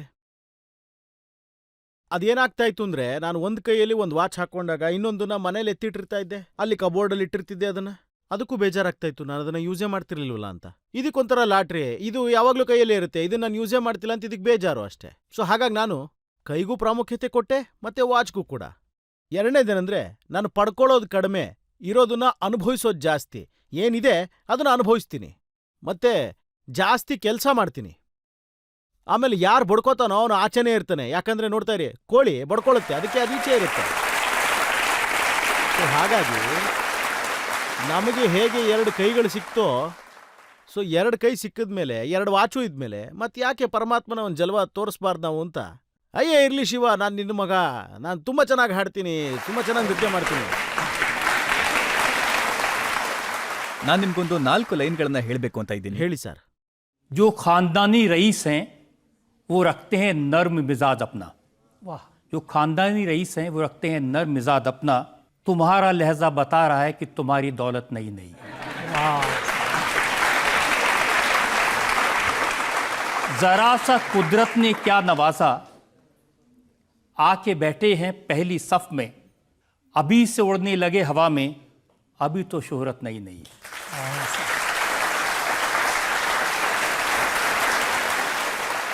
ನನಗನ್ಸುತ್ತೆ ನಾವೀಗ ಒಂದು ಸಣ್ಣ ಬ್ರೇಕನ್ನ ತಗೊಳ್ಳೇಬೇಕು. ಇರ್ಲಿ. ನಾವೀಗ ಒಂದು ಬ್ರೇಕನ್ನ ತಗೊಳ್ಳೋಣ. ಬ್ರೇಕ್ನ ನಂತರ ಆಪ್ಕೆ ಅದಾಲತ್ನಲ್ಲಿ ಕೈಲಾಶ್ ಖೇರ್ ಅವರ ಮೇಲೆ ಆರೋಪ ಮತ್ತೆ ಪ್ರಶ್ನೆಗಳ ಮತ್ತೊಂದು ಸುತ್ತು. ಕೈಲಾಶ್ ಅವರೇ, ನೋಡಿ, ನಮ್ಮ ಪ್ರಧಾನಮಂತ್ರಿಗಳು ನರೇಂದ್ರ ಮೋದಿ ಆಗಿದ್ದಾರೆ. ಶಕ್ತಿವಂತರು, ಧೈರ್ಯಶಾಲಿಗಳು. ಅವರನ್ನ ಹೊಗಳುವಂತ ಯಾವ ಅವಕಾಶನೂ ನೀವು ಬಿಡೋದೇ ಇಲ್ಲ. ಅಲ್ಲ, ಏನಿವಾಗ ಚೆನ್ನಾಗಿರುತ್ತೋ ಅದನ್ನ ನಾವು ಪ್ರಶಂಸಿಸ್ತೀವಿ. ಈ ಹಿಂದೆ ಆಗಿದ್ದನ್ನು ಕೂಡ ನಾವು ಹೇಳಿದೀವಿ. ನಿಮ್ಗೆ ಇಷ್ಟ ಆಗ್ತಾರಾ ಮೋದಿ ಅವರು? ಬಹಳ ಇಷ್ಟ ಆಗ್ತಾರೆ. ಬಹಳ ಒಳ್ಳೆ ವ್ಯಕ್ತಿ ಅವರು.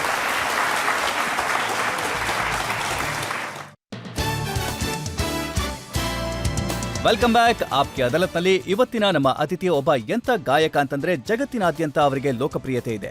ಜಗತ್ತಿನಾದ್ಯಂತ ಭಾರತದ ಹೆಸರನ್ನ ಹೆಸರುವಾಸಿ ಮಾಡಿದ್ದಾರೆ. ಕೈಲಾಶ್ ಖೇರ್. ಆಪ್ಕೆ ಅದಾಲತ್ನಲ್ಲಿ ಮುಂದಿನ ಆರೋಪ. ಆಪ್ಕಿ ಅದಾಲತ್ನಲ್ಲಿ ಸಿಂಗರ್ ಕಂಪೋಸರ್ ಕೈಲಾಶ್ ಖೇರ್ ಮೇಲಿರುವ ಆರೋಪವೆಂದರೆ ಇವರೊಬ್ಬ ಅವಕಾಶವಾದಿ ಎಂಬುದು. ಕೈಲಾಶ್ ಅವರೇ, ನೋಡಿ, ನಮ್ಮ ಪ್ರಧಾನಮಂತ್ರಿಗಳು ನರೇಂದ್ರ ಮೋದಿ ಆಗಿದ್ದಾರೆ. ಶಕ್ತಿವಂತರು, ಧೈರ್ಯಶಾಲಿಗಳು. ಅವರನ್ನ ಹೊಗಳುವಂತ ಯಾವ ಅವಕಾಶನೂ ನೀವು ಬಿಡೋದೇ ಇಲ್ಲ. ಅದೇನಂತ ಹೇಳಿದ್ರೆ, ರಜತ್ ಅವರೇ, ಏನಾಯ್ತು ಅಂತ ಹೇಳಿದ್ರೆ, ನನ್ನ ಕೆರಿಯರ್ ಬಗ್ಗೆ ನಾನೇನು ಹೇಳಿದ್ನಲ್ಲ, 18 ವರ್ಷ ಆಗ್ತಾ ಬಂತು. ಮತ್ತೆ ಪ್ರಶಂಸೆನ ನಾವು ಎಲ್ರಿಗೂ ಮಾಡ್ತೀವಿ. ಮತ್ತೆ ಇವಾಗ ಯಾರು ಚೆನ್ನಾಗಿ ಕಾಣ್ತಾ ಇದ್ದಾರಲ್ಲ ಅವ್ರಿಗೆ ನಾವು ಹೇಳ್ತಾನೆ ಇರ್ತೀವಿ. ಈ ಹಿಂದೆನೂ ಮಾಡಿದವ್ರಿಗೆ ನಾವು ಚೆನ್ನಾಗಿ ಪ್ರಶಂಸೆ ಮಾಡಿದ್ದೀವಿ. ಈ ಹಿಂದೆ ಕೂಡ ಎಲ್ಲರೂ ಒಳ್ಳೆ ಕೆಲಸಗಳನ್ನು ಮಾಡಿ ಹೋಗಿದ್ದಾರೆ. ಆದರೆ ಯಾವ ಸ್ಪೀಡಲ್ಲಿ ಆಗಬೇಕಾಗಿತ್ತೋ ಅದು ಈಗ ನಡೀತಾ ಇದೆ ಅಂತ ಹೇಳ್ಬೋದು. ಅದನ್ನ ಈಗ ಹೇಳ್ತಾ ಇದ್ದೀನಿ. ಅಂದರೆ ನಾನು ಹೇಳೋಂಥ ರೀತಿ ಹೇಗಿರುತ್ತೆ ಅಂತ ಹೇಳಿದ್ರೆ ಸ್ವಲ್ಪ ಭಾವನಾತ್ಮಕವಾಗಿರುತ್ತೆ, ಎಮೋಷ್ನಲಿ ಟಚ್ ಇರುತ್ತೆ ಅದರಲ್ಲಿ. ಮತ್ತೆ ಅದೇನಾಗುತ್ತೆ, ಹೈಲೈಟ್ ಆಗೋಗುತ್ತೆ. ಹಾಗೆ ನೋಡೋದಾದ್ರೆ ನನ್ನ ಕೆರಿಯರ್ ಪೂರ್ತಿ ಇನ್ನೂ 2 ದಶಕನೂ ಸಂಪೂರ್ಣವಾಗಿಸಿಲ್ಲ. ಹಾಗಾಗಿ ಹಾಗೆ ನೋಡೋದಾಯ್ತು ಅಂತ ಹೇಳಿದ್ರೆ ಒಂದು 5-6 ವರ್ಷಗಳಿಂದ ನನ್ನ ಇಂಟರ್ವ್ಯೂಗಳೆಲ್ಲನೂ ಈಗ ಹೈಲೈಟ್ ಆಗ್ತಾ ಇರೋವಂಥದ್ದು. ಈಗ ಕರೆಂಟ್ ಇಶ್ಯೂಸ್ ಬಗ್ಗೆ ಏನು ಕೇಳ್ತಾರೆ ಅದ್ರ ಬಗ್ಗೆ ನಾನು ಮಾತಾಡ್ತೀನಿ, ಏನು ತೊಂದರೆ ಇಲ್ಲ. ಮತ್ತೆ ಅದು ವ್ಯಕ್ತಿಗತ ಅಷ್ಟೇ. ನಿಮ್ಗೆ ಇಷ್ಟ ಆಗ್ತಾರಾ ಮೋದಿ ಅವರು? ಬಹಳ ಖುಷಿ ಆಗುತ್ತೆ. ತುಂಬ ಪರಿಶುದ್ಧವಾದ ಆತ್ಮ ಅವರು.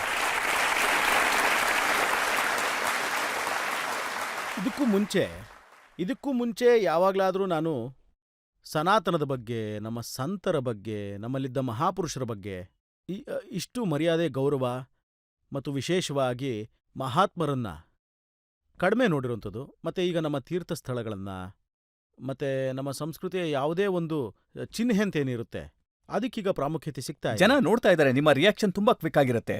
ಇಲ್ಲಿ ಆಪರೇಷನ್ ಸಿಂಧೂರ್ ಆಗ್ತಾ ಇದ್ರೆ ಅಲ್ಲಿ ನಿಮ್ಮ ಹಾಡು ಸಿದ್ಧವಾಗಿರುತ್ತೆ. ನಮ್ಮ ಸೇನೆಯ ಅವರ ಶೌರ್ಯ, ನಮ್ಮ ಭಾರತೀಯರ ಗೌರವ, ವೈಭವ ಮತ್ತೆ ನಮ್ಮ ದೇಶದ ಗ್ಲೋರಿ ಏನಿದೆಯಲ್ಲ ಅದನ್ನ ನಾನು ಹಾಡಿದ್ದೀನಿ ಅಷ್ಟೇ. ಮತ್ತು ಆ ಹಾಡಿನ ಅವಶ್ಯಕತೆನೂ ಇತ್ತು. ಅದು ಕೂಡ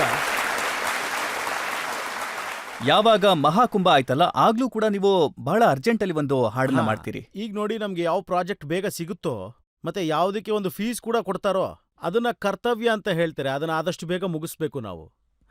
ನೋಡಿ, ದಿಲ್ಲಿ ವಿಧಾನಸಭೆಯ ಚುನಾವಣೆಯಲ್ಲಿ ಬಿಜೆಪಿ ಗೆದ್ದಾಗ್ಲೂ ಕೂಡ ನೀವು ಒಂದು ಹಾಡನ್ನ ಸಿದ್ಧ ಮಾಡಿದ್ರಿ ಬಹಳನೇ ಬೇಗ.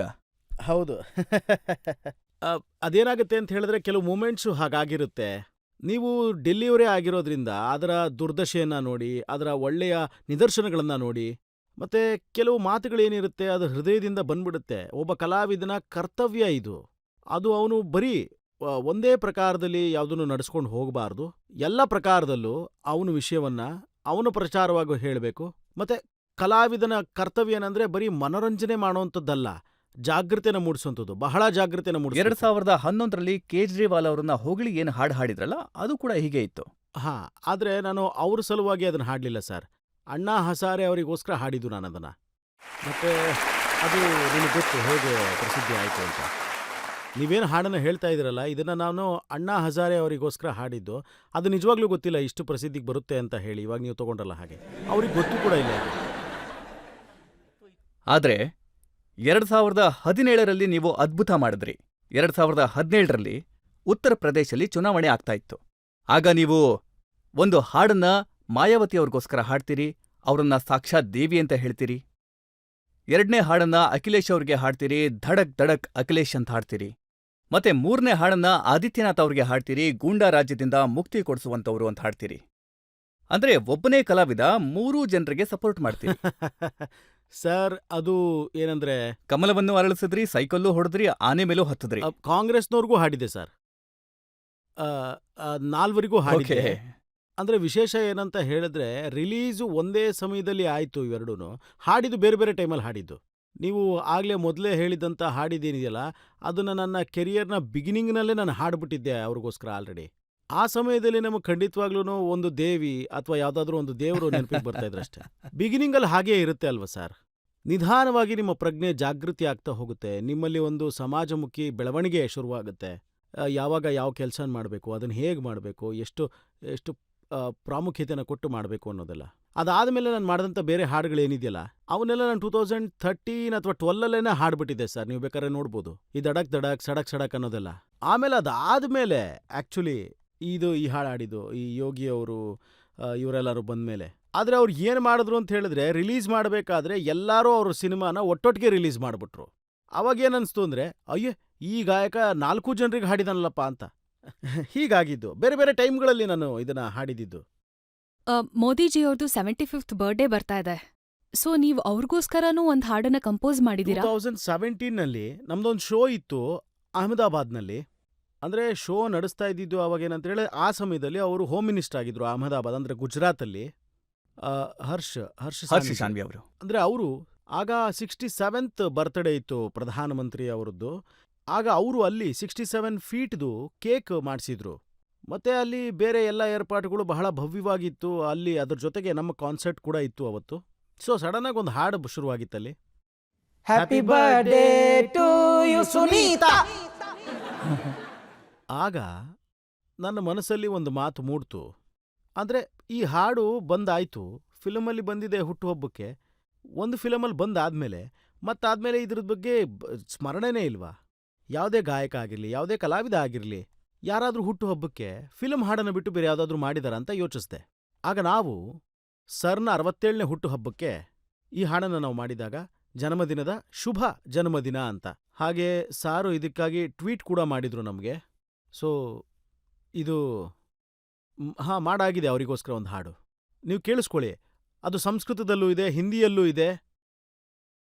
ನೋಡಿ, 7th ಜುಲೈ ನಿಮ್ಮ ಬರ್ತ್ಡೇ ಕೂಡ ಬರ್ತಾ ಇದೆ. ಅವತ್ತಿನ ದಿನಕ್ಕೆ ಅಂತ ಏನಾದರೂ ಹಾಡು ಬರ್ದಿದ್ದೀರಾ ಸರ್? ರಜತ್ ಅವರೇ, ನಾನು ಬಾಲ್ಯಾವಸ್ಥೆಯಲ್ಲಿ ಕೆಲವು ವರ್ಷಗಳ ಕಾಲ ನಾನು ಜನ್ಮದಿನದ ಖುಷಿನ ಆಚರಣೆ ಮಾಡಿದೆ ಅಂತ ಹೇಳ್ಬೋದು. ಮನೆಯಲ್ಲಿ ಪೂಜೆ ಹವನ ಮತ್ತೆ ಲಡ್ಡುಗಳನ್ನು ಹಂಚೋಂಥ ವಿಚಾರಗಳನ್ನು ನೋಡಿದ್ದೀನಿ. ನಾವು ಹಂಚೋದನ್ನ ನೋಡಿದ್ದೀವಿ, ಇಸ್ಕೊಳ್ಳೋಂಥ ವಿಚಾರ ನೋಡಿಲ್ಲ. ಆಮೇಲೆ ನಾನು ಮುಂಬೈಗೆ ಹೋದಾಗ ಸೊ ಇಂಡಿಯನ್ ಐಡಲಲ್ಲಿ ನಾನು ಜಡ್ಜ್ ಆಗಿದ್ದೆ 2008 ಹಾಗೂ 2009ಅಲ್ಲಿ. ಮತ್ತು ಅಲ್ಲಿ ಅವಾಗ ನನ್ನ ಬರ್ಡೇನ ಸೆಲೆಬ್ರೇಟ್ ಮಾಡಿದ್ರು ಅಲ್ಲಿನ ಜನ. ಮೊದಲನೇ ಸರಿ ಅರ್ಥ ಆಯಿತು ನನಗೆ ಇದ್ದಕ್ಕಿದ್ದಂಗೆ ಸರ್ಪ್ರೈಸ್ ಮಾಡಬೇಕು ಅಂತ ಹೇಳಿ ಅವ್ರು ನನಗೆ ಕೇಕ್ ಎಲ್ಲ ತೊಗೊಂಡು ಬಂದಿದ್ರು. ಈ ಮೊಂಬತ್ತಿ, ಕ್ಯಾಂಡಲ್ಲು ಆ ಥರದ್ದೆಲ್ಲ ತೊಗೊಂಬಂದಿದ್ರು. ಮತ್ತೆ ಕಟ್ ಮಾಡಿ ಆಮೇಲೆ ಅವರೆಲ್ಲ ನಾಟಕಗಳನ್ನು ಮಾಡಿದ್ರು ಅಲ್ಲಿ. ಮತ್ತೆ ಅದೇ ಮನಸ್ಸಲ್ಲಿ ನನಗೆ ಬಂತು, ಇಲ್ಲ ಇದು ಬೇಡ, ನಾನು ನಮ್ಮ ಸಂಸ್ಕೃತಿಯಲ್ಲೇ ಇರಬೇಕು ನಾನು. ಸೊ ಈಗ ನಾವು ನನ್ನ ಬರ್ತ್ಡೇನ ಸೆಲೆಬ್ರೇಟ್ ಮಾಡ್ತೀವಿ, ಹೊಸ ಟ್ಯಾಲೆಂಟ್ನ ಲಾಂಚ್ ಮಾಡ್ತೀವಿ. ಭಾರತದಲ್ಲಿ ಒಬ್ಬ ಗಾಯಕ ಇನ್ನೊಬ್ಬ ಗಾಯಕನ ಲಾಂಚ್ ಮಾಡಿಲ್ಲ. ಆದರೆ ನಾವು ಸ್ವಲ್ಪ ಹುಚ್ಚರಿದ್ದೀವಿ, ಸ್ವಲ್ಪ ಉನ್ಮತ್ತರಾಗಿದ್ದೀವಿ. ಸೊ ಆಗ ನಾವು ಪೂರ್ತಿ ಭಾರತದಲ್ಲಿ ಪಂಡಿತ್ರೆ ನಾವು ಮೊದಲು ಅದ್ರ ಬಗ್ಗೆ ಹುಡುಕಿಸ್ತೀವಿ, ಅವ್ರನ್ನ ಹುಡುಕಿಸ್ತೀವಿ, ತರ್ಸಿದ್ಮೇಲೆ ಅವ್ರನ್ನ ಗ್ರೂಮಿಂಗೂ ಮಾಡ್ತೀವಿ. ನಾನು ಏನು ಮಾಡ್ತೀನಿ ಅಂತ ಹೇಳಿದ್ರೆ, ನನ್ನ ಹುಟ್ಟುಹಬ್ಬದ ದಿನ ನೈ ಉಡಾನ್ ಅನ್ನೋಂಥ ಒಂದು ಹೊಸ ಕಾರ್ಯಕ್ರಮನ ಮಾಡ್ತೀವಿ ರಜತ್ ಅವರೇ. ಬಹಳ ಭವ್ಯವಾದ ಒಂದು ಆಡಿಟೋರಿಯಂನ ಹೈರ್ ಮಾಡ್ತೀವಿ. ಕೆಲವೊಮ್ಮೆ ಸ್ಪಾನ್ಸರ್ಗಳು ಸಿಗೋದೇ ಇಲ್ಲ, ಈ ವರ್ಷ ನಮ್ಗೆ ಸಿಕ್ಕೇ ಇಲ್ಲ ನೋಡಿ. ಸೊ ಆಗ ನಮ್ಮ ಜೇಬಿಂದನೇ 50-60 ಲಕ್ಷ ಖರ್ಚು ಮಾಡ್ತೀವಿ. ಹೌದು, ಮತ್ತೆ ರಜತ್ ಸರ್ ಅಂತಹ ದೊಡ್ಡವರನ್ನ ನಾವು ಅಲ್ಲಿಗೆ ಕರೆಸ್ತೀವಿ ಆಸ್ ಎ ಚೀಫ್ ಗೆಸ್ಟ್. ಕೆಲವೊಮ್ಮೆ ನಾವು ಮಿನಿಸ್ಟರ್ಗಳನ್ನ ಕರೆಸ್ತೀವಿ ಅಲ್ಲಿಗೆ. ಯಾರು ಅವೈಲಬಲ್ ಇರ್ತಾರೋ, ಪ್ರೀತಿ ವಿಶ್ವಾಸದಿಂದ ಬರ್ತಾರೋ. ಮತ್ತೆ ಕೆಲವು ಸೆಲೆಬ್ರಿಟೀಸ್ನೂ ಕರಿತೀವಿ, ಯಾರ್ಯಾರು ಅವೈಲಬಲ್ ಇರ್ತಾರೋ ಅವರು. ಅಲ್ಲಿ ಒಬ್ಬ ಹೊಸ ಗಾಯಕ, ಹೊಸ ಸಂಗೀತದ ಒಬ್ಬ ಸ್ಟೂಡೆಂಟ್ ಸಂಗೀತದಲ್ಲಿ ಅವನ ತಂದೆ ತಾಯಿ ಸಮ್ಮುಖದಲ್ಲಿ ಕೂತ್ಕೋತಾನೆ. ಅವ್ರ ತಂದೆ ತಾಯಿ ಆಡಿಯನ್ಸ್ ಸೀಟಲ್ಲಿ ಕೂತಿರ್ತಾರೆ, ಅವನು ಸ್ಟೇಜ್ ಮೇಲೆ ಬರ್ತಾನೆ. ಅವರಿಗೆ ಇದು ಎಂಥ ದೊಡ್ಡ ಅವಕಾಶ ಇರುತ್ತೆ ಹೇಳಿ. ಅವ್ರ ಹಾಡನ್ನು ಕೇಳೋದಕ್ಕೆ ಪದ್ಮಶ್ರೀ ಪಡೆದಿರುವಂಥ ಪ್ರಸೂನ್ ಜೋಶಿ ಅವರು ಬಂದಿರ್ತಾರೆ ಅಲ್ಲಿಗೆ, ಅನುಪಮ್ ಖೇರ್ ಬಂದಿರ್ತಾರೆ, ಸ್ವಾಮಿ ಚಿದಾನಂದ ಸರಸ್ವತಿಗಳು ಬಂದಿರ್ತಾರೆ ಅಲ್ಲಿಗೆ, ಮತ್ತೆ ನಮ್ಮ ಪದ್ಮಶ್ರೀ ರಜತ್ ಸರ್ ಅವರು ಕೂಡ ಬಂದಿದ್ದಾರೆ ಅಲ್ಲಿಗೆ. ಮತ್ತೆ ಯಾವಾಗ ಇಂಥವ್ರು ಅಲ್ಲಿಗೆ ಬರ್ತಾರೆ, ಅಂತ ದೃಶ್ಯಗಳನ್ನ ನೋಡ್ತಾರೆ ಅಲ್ಲಿ, ಆಗ ಹುಡುಗನ ಮನಸ್ಸಲ್ಲಿರುವಂತಹ ಒಂದು ಚಿಕ್ಕ ಹೃದಯ ಆತ್ಮವಿಶ್ವಾಸನ ಇನ್ನೂ ತುಂಬುತ್ತೆ. ಹಾಗೆ ಇದನ್ನ ನಾವು ಮಾಡ್ತೀವಿ ನನ್ನ ಪ್ರತಿ ಹುಟ್ಟುಹಬ್ಬದ ದಿನದಂದು. ಈ ವರ್ಷ ಕೂಡ ನೈ ಉಡಾನ್ನ 9ನೇ ವರ್ಷ ಅದು. ಬಹಳ ಒಳ್ಳೆ ಕೆಲಸನೇ ನೀವು ಮಾಡ್ತಾ ಬರ್ತಾ ಇದ್ದೀರಾ. ಎಲ್ಲರೂ ತಮ್ಮ ಬರ್ತ್ಡೇನ ಹೀಗೆ ಸೆಲೆಬ್ರೇಟ್ ಮಾಡಿದ್ರೆ ಅದಕ್ಕಿಂತ ಒಳ್ಳೆ ಕೆಲಸ ಬೇರೆ ಹೇಗೆ ಏನಿದೆ? ಸಹಾಯ ಆಗುತ್ತೆ ಅಂದ್ರೆ ನೋಡಿ, ನಮ್ಮ ಹಣೆ ಬರದಲ್ಲಿ ಹೆಂಗಿರುತ್ತೆ ಅದೃಷ್ಟ ಅಂದ್ರೆ, ನಾವು 1 ಹೆಜ್ಜೆನ ಮುಂದಕ್ಕಿಟ್ರೆ ನಮ್ಮ ಪರಮಾತ್ಮ ನಮ್ಮನ್ನ 100 ಹೆಜ್ಜೆನ ಮುಂದಕ್ಕೆ ತಳ್ತಾನಂತೆ. ದಾರಿ ಸುಗಮವಾಗಿ ಕೊಡ್ತಾನೆ ನಮ್ಗೆ. ಹೇಗಂದ್ರೆ ನಮಗೆ ನಮ್ದೇ ಆದಂಥ ಸ್ಟುಡಿಯೋ ಇದೆ, ನಮಗೆ ನಮ್ದೇ ಆದಂಥ ರೆಕ್ರೂಟ್ ಕಂಪ್ನಿ ಇದೆ, ಕೈಲಾಸ ರೆಕ್ರೂಟ್ಸ್. ನಮ್ದೇ ಆದಂಥ ಪ್ರೊಡಕ್ಷನ್ ಹೌಸ್ ಇದೆ. ನಾವು ಪೂರ್ತಿ ಶೋನ ಪ್ರೊಡ್ಯೂಸ್ ಮಾಡ್ಕೋತೀವಿ, ಪೂರ್ತಿ ವಿಡಿಯೋಗಳನ್ನ ಪ್ರೊಡ್ಯೂಸ್ ಮಾಡ್ತೀವಿ. ಆಮೇಲೆ ಅಗ್ರಿಮೆಂಟ್ ಯಾರ ಜೊತೆನೂ ನಾವು ಮಾಡ್ಕೊಳ್ಳೋದಿಲ್ಲ. ಮತ್ತೆ ಇದನ್ನೇ ಗೈಡ್ ಕೂಡ ಮಾಡ್ತೀವಿ. ನೋಡಪ್ಪ, ಮುಂದೆ ಇರುವಂಥದ್ದು ಮುಳ್ಳಿನ ದಾರಿ. आगे ठगों की बस्ती है, चुपचाप ठगे जाना, वहाँ डायन डसती है, खुद आप ढसे जाना, चाल चल मोहब्बतियाँ, अरे ओ उल्फतियाँ. ಅಂದ್ರೆ ಮುಂದೆ ಇರುವಂಥದ್ದು ಮುಳ್ಳಿನ ದಾರಿನಪ್ಪ. ಎಷ್ಟು ಸಾಧ್ಯ ಆಗುತ್ತೋ ಅಷ್ಟು ಹುಷಾರಾಗಿ ಹೋಗು. ಸರಿ, ಒಳ್ಳೆ ಮಾತು. ಇನ್ನೊಂದೆರಡು ಪ್ರಶ್ನೆಗಳನ್ನ ತಗೊಳ್ಳೋಣ. ನಾನ್ ಕೇಳಿದೀನಿ ಯೋಗಿಜಿ ಅವ್ರ ಮೇಲೆ ಒಂದ್ ಮೂವಿ ಬರ್ತಿದೆ ಅಂತ. ಅವ್ರಲ್ಲ ನೀವ್ ಪ್ಲೇ ಮಾಡ್ತಿದ್ದೀರಂತ, ಇದ್ ನಿಜಾನಾ? ಆಕ್ಚುಲಿ ಸರ್, ನೀವ್ ಸ್ವಲ್ಪ ಅವ್ರ ತರ ಕಾಣಿಸ್ತೀರಾ. ಅದೇನಾಗ್ತಾ ಇದೆ ಅಂತ ಹೇಳಿದ್ರೆ, ಒಂದು ಸಲಿ ನಾವೊಂದು ಶೋನ ಮಾಡ್ತಾ ಇದ್ವಿ. ಅದರಲ್ಲಿ ಮಿಕಾ ಮತ್ತೆ ನಾನು ಒಟ್ಟಿಗೆ ಜಡ್ಜ್ಗಳಾಗಿದ್ವಿ. ಆಗ ಮಿಕ್ಕಾ ನನ್ನ ಹಿಂದೆ ಬಿದ್ದಿದ್ದ. ನಾನು ಯೋಗಿ ಅವ್ರ ಮೇಲೆ ಒಂದು ಸಿನಿಮಾ ಮಾಡ್ತೀನಿ, ನೀವು ಗುಂಡು ಹೊಡ್ಸ್ಕೋಬೇಕು ಅಂತ ಹೇಳಿ, ಯೋಗಿ ಅವ್ರ ಪಾತ್ರನ ನೀವೇ ಮಾಡಬೇಕು ಅಂತ ಹೇಳಿ. ಇದು ನಮ್ಮ ನಡುವೆ ತಮಾಷೆ ನಡೀತಾ ಇತ್ತು. ಅದನ್ನೇ ಯಾರೋ ನ್ಯೂಸ್ ಮಾಡ್ಬಿಟ್ರು. ಮತ್ತೆ ಇದು ನ್ಯೂಸ್ ಆದ್ಮೇಲೆ ಇದು ಯೋಗಿ ಅವ್ರವರ್ಗೂ ಹೋಯ್ತು. ಆಗ ಅವ್ರವ್ರಿಗೂ ವಿಚಾರ ಹೋದ್ಮೇಲೆ ಕೆಲವರು ಗಮನಿಸಿ ಹೇಳಿದ್ರು, yes, he looks like Yogi's brother only ಅಂತ. ಒಂದ್ ವೇಳೆ ನಾನು ಕೂದಲು ತೆಗ್ಸಿದ್ರೆ ಹೇಳ್ತಾರೆ ಜನ, ನೀನು ಒಂದು ಸ್ವಲ್ಪ ಆ ರೀತಿ ಕಾಣಿಸ್ತೀಯ ಅಂತ ಹೇಳಿ. ಸರ್, ನೀವಿಷ್ಟು ಕಷ್ಟಪಟ್ಟು ಇಷ್ಟೊಂದು ಸಂಘರ್ಷ ಮಾಡಿ ನಿಮ್ಮ ಜೀವನದಲ್ಲಿ ಇಷ್ಟು ಉನ್ನತ ಸ್ಥಾನ ಪಡೆದಿದ್ದೀರಾ. ಹಾಗಿದ್ರೆ ನೀವು ಮುಂದಿನ ಜನರೇಷನ್ಗೆ 2 ಸಾಲುಗಳಲ್ಲಿ ಏನಾದ್ರೂ ಹಾಡಿ ಅಥವಾ ಯಾವ್ದಾದ್ರೂ ರೂಪದಲ್ಲಿ ನಿಮ್ಮ ಅಡ್ವೈಸ್ ಕೊಡೋದಾದ್ರೆ ಏನ್ ಕೊಡ್ತೀರಾ? ಯಾಕೆಂದ್ರೆ ನಮ್ಮ ಯುವಜನರು ಇಲ್ಲಿ ತುಂಬಾ ಜನ ಇದ್ದಾರೆ. ಏನ್ ಹೇಳ್ತೀರಾ? इश्क जुनू जब हद से बढ़ जाए, हंसते हंसते आशिक सूली चढ़ जाए, जब इश्क का जादू सर चढ़ कर बोले, खूब लगा लो पहरे रस्ते रब खोले, यही इश्क दी मर्जी है, यही रब दी मर्जी है, तेरे बिन जीना कैसा हाँ खुद गर्जी है, तूने क्या कर डाला, मर गई मैं, मिट गई मैं, हो जी हाँ जी, हो गई मैं तेरी दीवानी. ನಾವೆಲ್ಲ 4 ವರ್ಷದ ಹಿಂದೆ ಕಾರ್ಗಿಲ್ಗೆ ಹೋಗಿದ್ವಿ, 3-4 ವರ್ಷದ ಹಿಂದೆ. ಆಮೇಲೆ ನಾವು ಕಾರ್ಗಿಲಲ್ಲಿ 26 ಜುಲೈ ನಾವು ಯಾವತ್ತು ಕಾರ್ಗಿಲ್ ದಿವಸ್ ಅಂತ ಆಚರಿಸ್ತೀವಲ್ಲ, ಅದು ಅಲ್ಲಿ ನಮಗೆ ಅಸನ್ ರೈಫಲ್ ಅಂತ ಒಬ್ಬ ಯಂಗ್ ಆಫೀಸರ್ ಸಿಕ್ದ. ಅವ್ರದ್ದು ಟೈಗರ್ ಹಿಲ್ ಮೇಲೆ ಒಂದು ಬೀಟ್ ಇತ್ತು, ಚೌಕಿ ಅಂತೀವಲ್ಲ ಅದು. ಆತ ಅವನ ಬೇಸಿಂದ ಅಲ್ಲಿಗೆ ಹೋಗ್ತಾ ಇದ್ದ.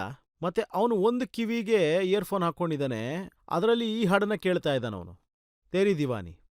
ನೋಡಿ, उन्नतिशील देश नहीं होता धन के भरे खजानों से, उन्नतिशील देश नहीं होता टैंक तोप विमानों से, उन्नतिशील देश नहीं होता खंदक और खदानों से, उन्नतिशील देश होता है उन्नतिशील नौजवानों से.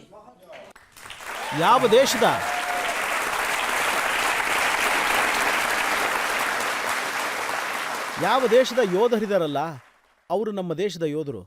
ಅವರು ನಮ್ಮ ಸಂಸ್ಕೃತಿಯ ಪ್ರತೀಕ, ನಮ್ಮ ಕಲ್ಚರ್ನ ಪ್ರತೀಕ, ನಮ್ಮ ಭಾಷೆಯ ಪ್ರತೀಕ, ನಮ್ಮ ಸಭ್ಯತೆಯ ಪ್ರತೀಕ. ಶ್ರದ್ಧೆ ಹೆಚ್ಚಾಗುತ್ತೆ, ಸಮರ್ಪಣೆ ಆಗುತ್ತೆ, ಆ ದೇಶದ ಮಾತು ಬೇರೆನೇ ಆಗುತ್ತೆ. ನಾನು ಪದೇ ಪದೇ ಇದನ್ನೇ ಹೇಳ್ತಾ ಇರ್ತೀನಿ. ನಿಮಗೆ ಯಾವಾಗ ಅವಕಾಶ ಸಿಗುತ್ತೆ, ನಿಮ್ಗೆ ಯಾವಾಗ ಅಂಥ ಅವಕಾಶ ಸಿಗುತ್ತೆ, ಆಗ ನೀವು ಎಂಥ ಕೆಲಸನ ಮಾಡಬೇಕು ಅಂದ್ರೆ ಇತಿಹಾಸ ನಿರ್ಮಾಣ ಆಗುವಂಥದ್ದು ಅಂತ. ಇಲ್ಲ ಅಂದ್ರೆ ಎಷ್ಟು ಜನ ಬಂದ್ರು, ಎಷ್ಟು ಜನ ಹೋದ್ರು ಏನೂ ಗೊತ್ತಾಗೋದಿಲ್ಲ.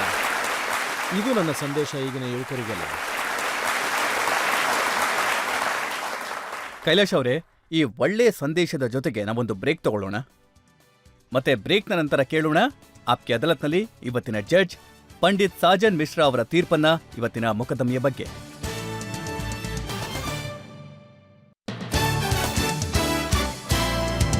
Welcome back. ಆಪ್ಕೆ ಅದಾಲತ್ನಲ್ಲಿ ಇವತ್ತು ನಾವು ಮೊಕದ್ದಮೆಯನ್ನ ನಡೆಸಿದ್ದು ಪದ್ಮಶ್ರೀ ಪುರಸ್ಕೃತರಾದ ಹೆಸರಾಂತ ಗಾಯಕ ಕೈಲಾಶ್ ಖೇರ್ ಅವರ ಮೇಲೆ. ಕೈಲಾಶ್ ಖೇರ್ ಅವರು ಪ್ರತಿಯೊಂದು ಪ್ರಶ್ನೆಗೂ ಉತ್ತರವನ್ನ ಕೊಟ್ಟಿದ್ದಾರೆ. ಹಾಡಿನ ಮೂಲಕ ಉತ್ತರ ಕೊಟ್ಟಿದ್ದಾರೆ. ಕೆಲವೊಮ್ಮೆ ಕವಿತೆಗಳ ಮೂಲಕ, ಕೆಲವೊಮ್ಮೆ ಹಾಡಿನ ಮೂಲಕ, ಕೆಲವೊಮ್ಮೆ ಪೂರ್ತಿ ಎಮೋಷನ್ನ ಮೂಲಕ. ಇವರು ಯಾವುದೇ ಪ್ರಶ್ನೆಯನ್ನ ತಳ್ಳು ಹಾಕುವಂತ ಪ್ರಯತ್ನ ಮಾಡಲಿಲ್ಲ. ಈಗ ಸಮಯ ಬಂದಿದೆ ಇವತ್ತಿನ ಜಡ್ಜ್ ಪಂಡಿತ್ ಸಾಜತ್ ಮಿಶ್ರಾ ಅವರ ತೀರ್ಪನ್ನ ಕೇಳೋದಕ್ಕೆ. ಕೈಲಾಶ್ ಅವರೇ, ನೀವು ನಮ್ಮ ಈ ಭಾರತದ ಗಾಯಕರಲ್ಲಿ, ಅಂದ್ರೆ ಭಾರತದ ಗಾಯನ ಕ್ಷೇತ್ರದಲ್ಲಿ ನೀವು ಒಬ್ರೇ ಈ ರೀತಿಯ ವಿಶಿಷ್ಟವಾದ ಗಾಯನ ಶೈಲಿಯನ್ನ ಹೊಂದಿರೋದು. ಹಾಗೆ ನಿಮಗೆ ಶಬ್ದಗಳ ಪರಿಚಯ ಚೆನ್ನಾಗಿದೆ. ನೀವು ಸಾಕಷ್ಟು ಅಧ್ಯಯನ ಮಾಡ್ತೀರಾ ಅನ್ಸತ್ತೆ. ಆ ಅಧ್ಯಯನದ ಕಾರಣದಿಂದ, ಹಾಗೆ ನಿಮ್ಮ ಶಬ್ದಗಳಲ್ಲಿ ಒಂದು ಆತ್ಮೀಯತೆ ಏನಿದೆ, ಇವುಗಳಿಂದ ಭಗವಂತ ನಿಮ್ ಜೊತೆ ಇದ್ದಾನೆ ಅನ್ನೋದು ಗೊತ್ತಾಗತ್ತೆ. ನೀವು ಶಿವಭಕ್ತರು ಅಂತ ಗೊತ್ತು. ಮತ್ತೆ ನೀವು ಯಾವ ಶಬ್ದಗಳ ಪ್ರಯೋಗ ಮಾಡ್ತಿರೋ, ಅಂದ್ರೆ ಅದೊಂದು ರೀತಿಯ ಪ್ರವಾಹದಂತೆ ನಿಮ್ಮಿಂದ ಬರುತ್ತೆ. ಅದರಿಂದ ನಾನು ಬಹಳನೇ ಪ್ರಭಾವಿತನಾಗಿದ್ದೀನಿ. ಮತ್ತೆ ಈ ದೇಶದ ಜನ ನಿಮ್ಮ ಮೇಲೆ ಎಷ್ಟು ಪ್ರೀತಿ ಇಟ್ಟಿದ್ದಾರೆ ಅದು ಗೊತ್ತಾಗ್ತಿದೆ. ಅವ್ರ ಪ್ರೀತಿ ಎಂಥದ್ದು ಅಂತ ಅರ್ಥ ಆಗ್ತಿದೆ. ಆ ಭಗವಂತನಲ್ಲಿ ನಾನು ಕೇಳ್ಕೊಳ್ಳೋದು ಕೇವಲ ಒಂದನ್ನೇ, ಅದೇನಂದ್ರೆ ನಿಮ್ಮ ಆರೋಗ್ಯ ಹೀಗೆ ಚೆನ್ನಾಗಿರ್ಲಿ ಮತ್ತು ಭಾರತದ ವಿಶಿಷ್ಟ ರೀತಿಯ ಜನಪದವನ್ನ ನೀವು ಏನು ಪ್ರಸಿದ್ಧಗೊಳಿಸಿದ್ದೀರಿ ಅದು ಇಡೀ ಜಗತ್ತಿನಲ್ಲೇ ಹೀಗೆ ಪ್ರಸಿದ್ಧಿ ಪಡೀಲಿ ಅಂತ ಆಸೆ ಪಡ್ತೀನಿ. ಮತ್ತು ನಮ್ಮೆಲ್ಲರ ಕಡೆಯಿಂದ ನಿಮಗೆ ಹೃತ್ಪೂರ್ವಕವಾದ ಅಭಿನಂದನೆಗಳು.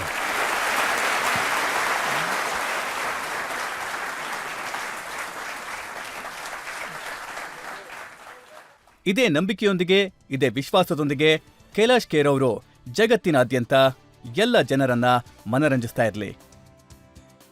ಇವರು ಎಂಥ ಸಂಗೀತವನ್ನ ಜನಗಳಿಗೆ ಕೊಡ್ತಾ ಇದ್ದಾರೆ ಅಂದ್ರೆ, ಇದರಿಂದ ಜನಗಳ ಭಾವನೆಗಳು ಜಾಗೃತವಾಗ್ತಿದೆ, ಜನಗಳ ಮನಸ್ಸು ದೇಶ ಪ್ರೇಮದ ಕಡೆ ಹೋಗ್ತಿದೆ, ಭಕ್ತಿ ಹೆಚ್ಚಾಗ್ತಿದೆ.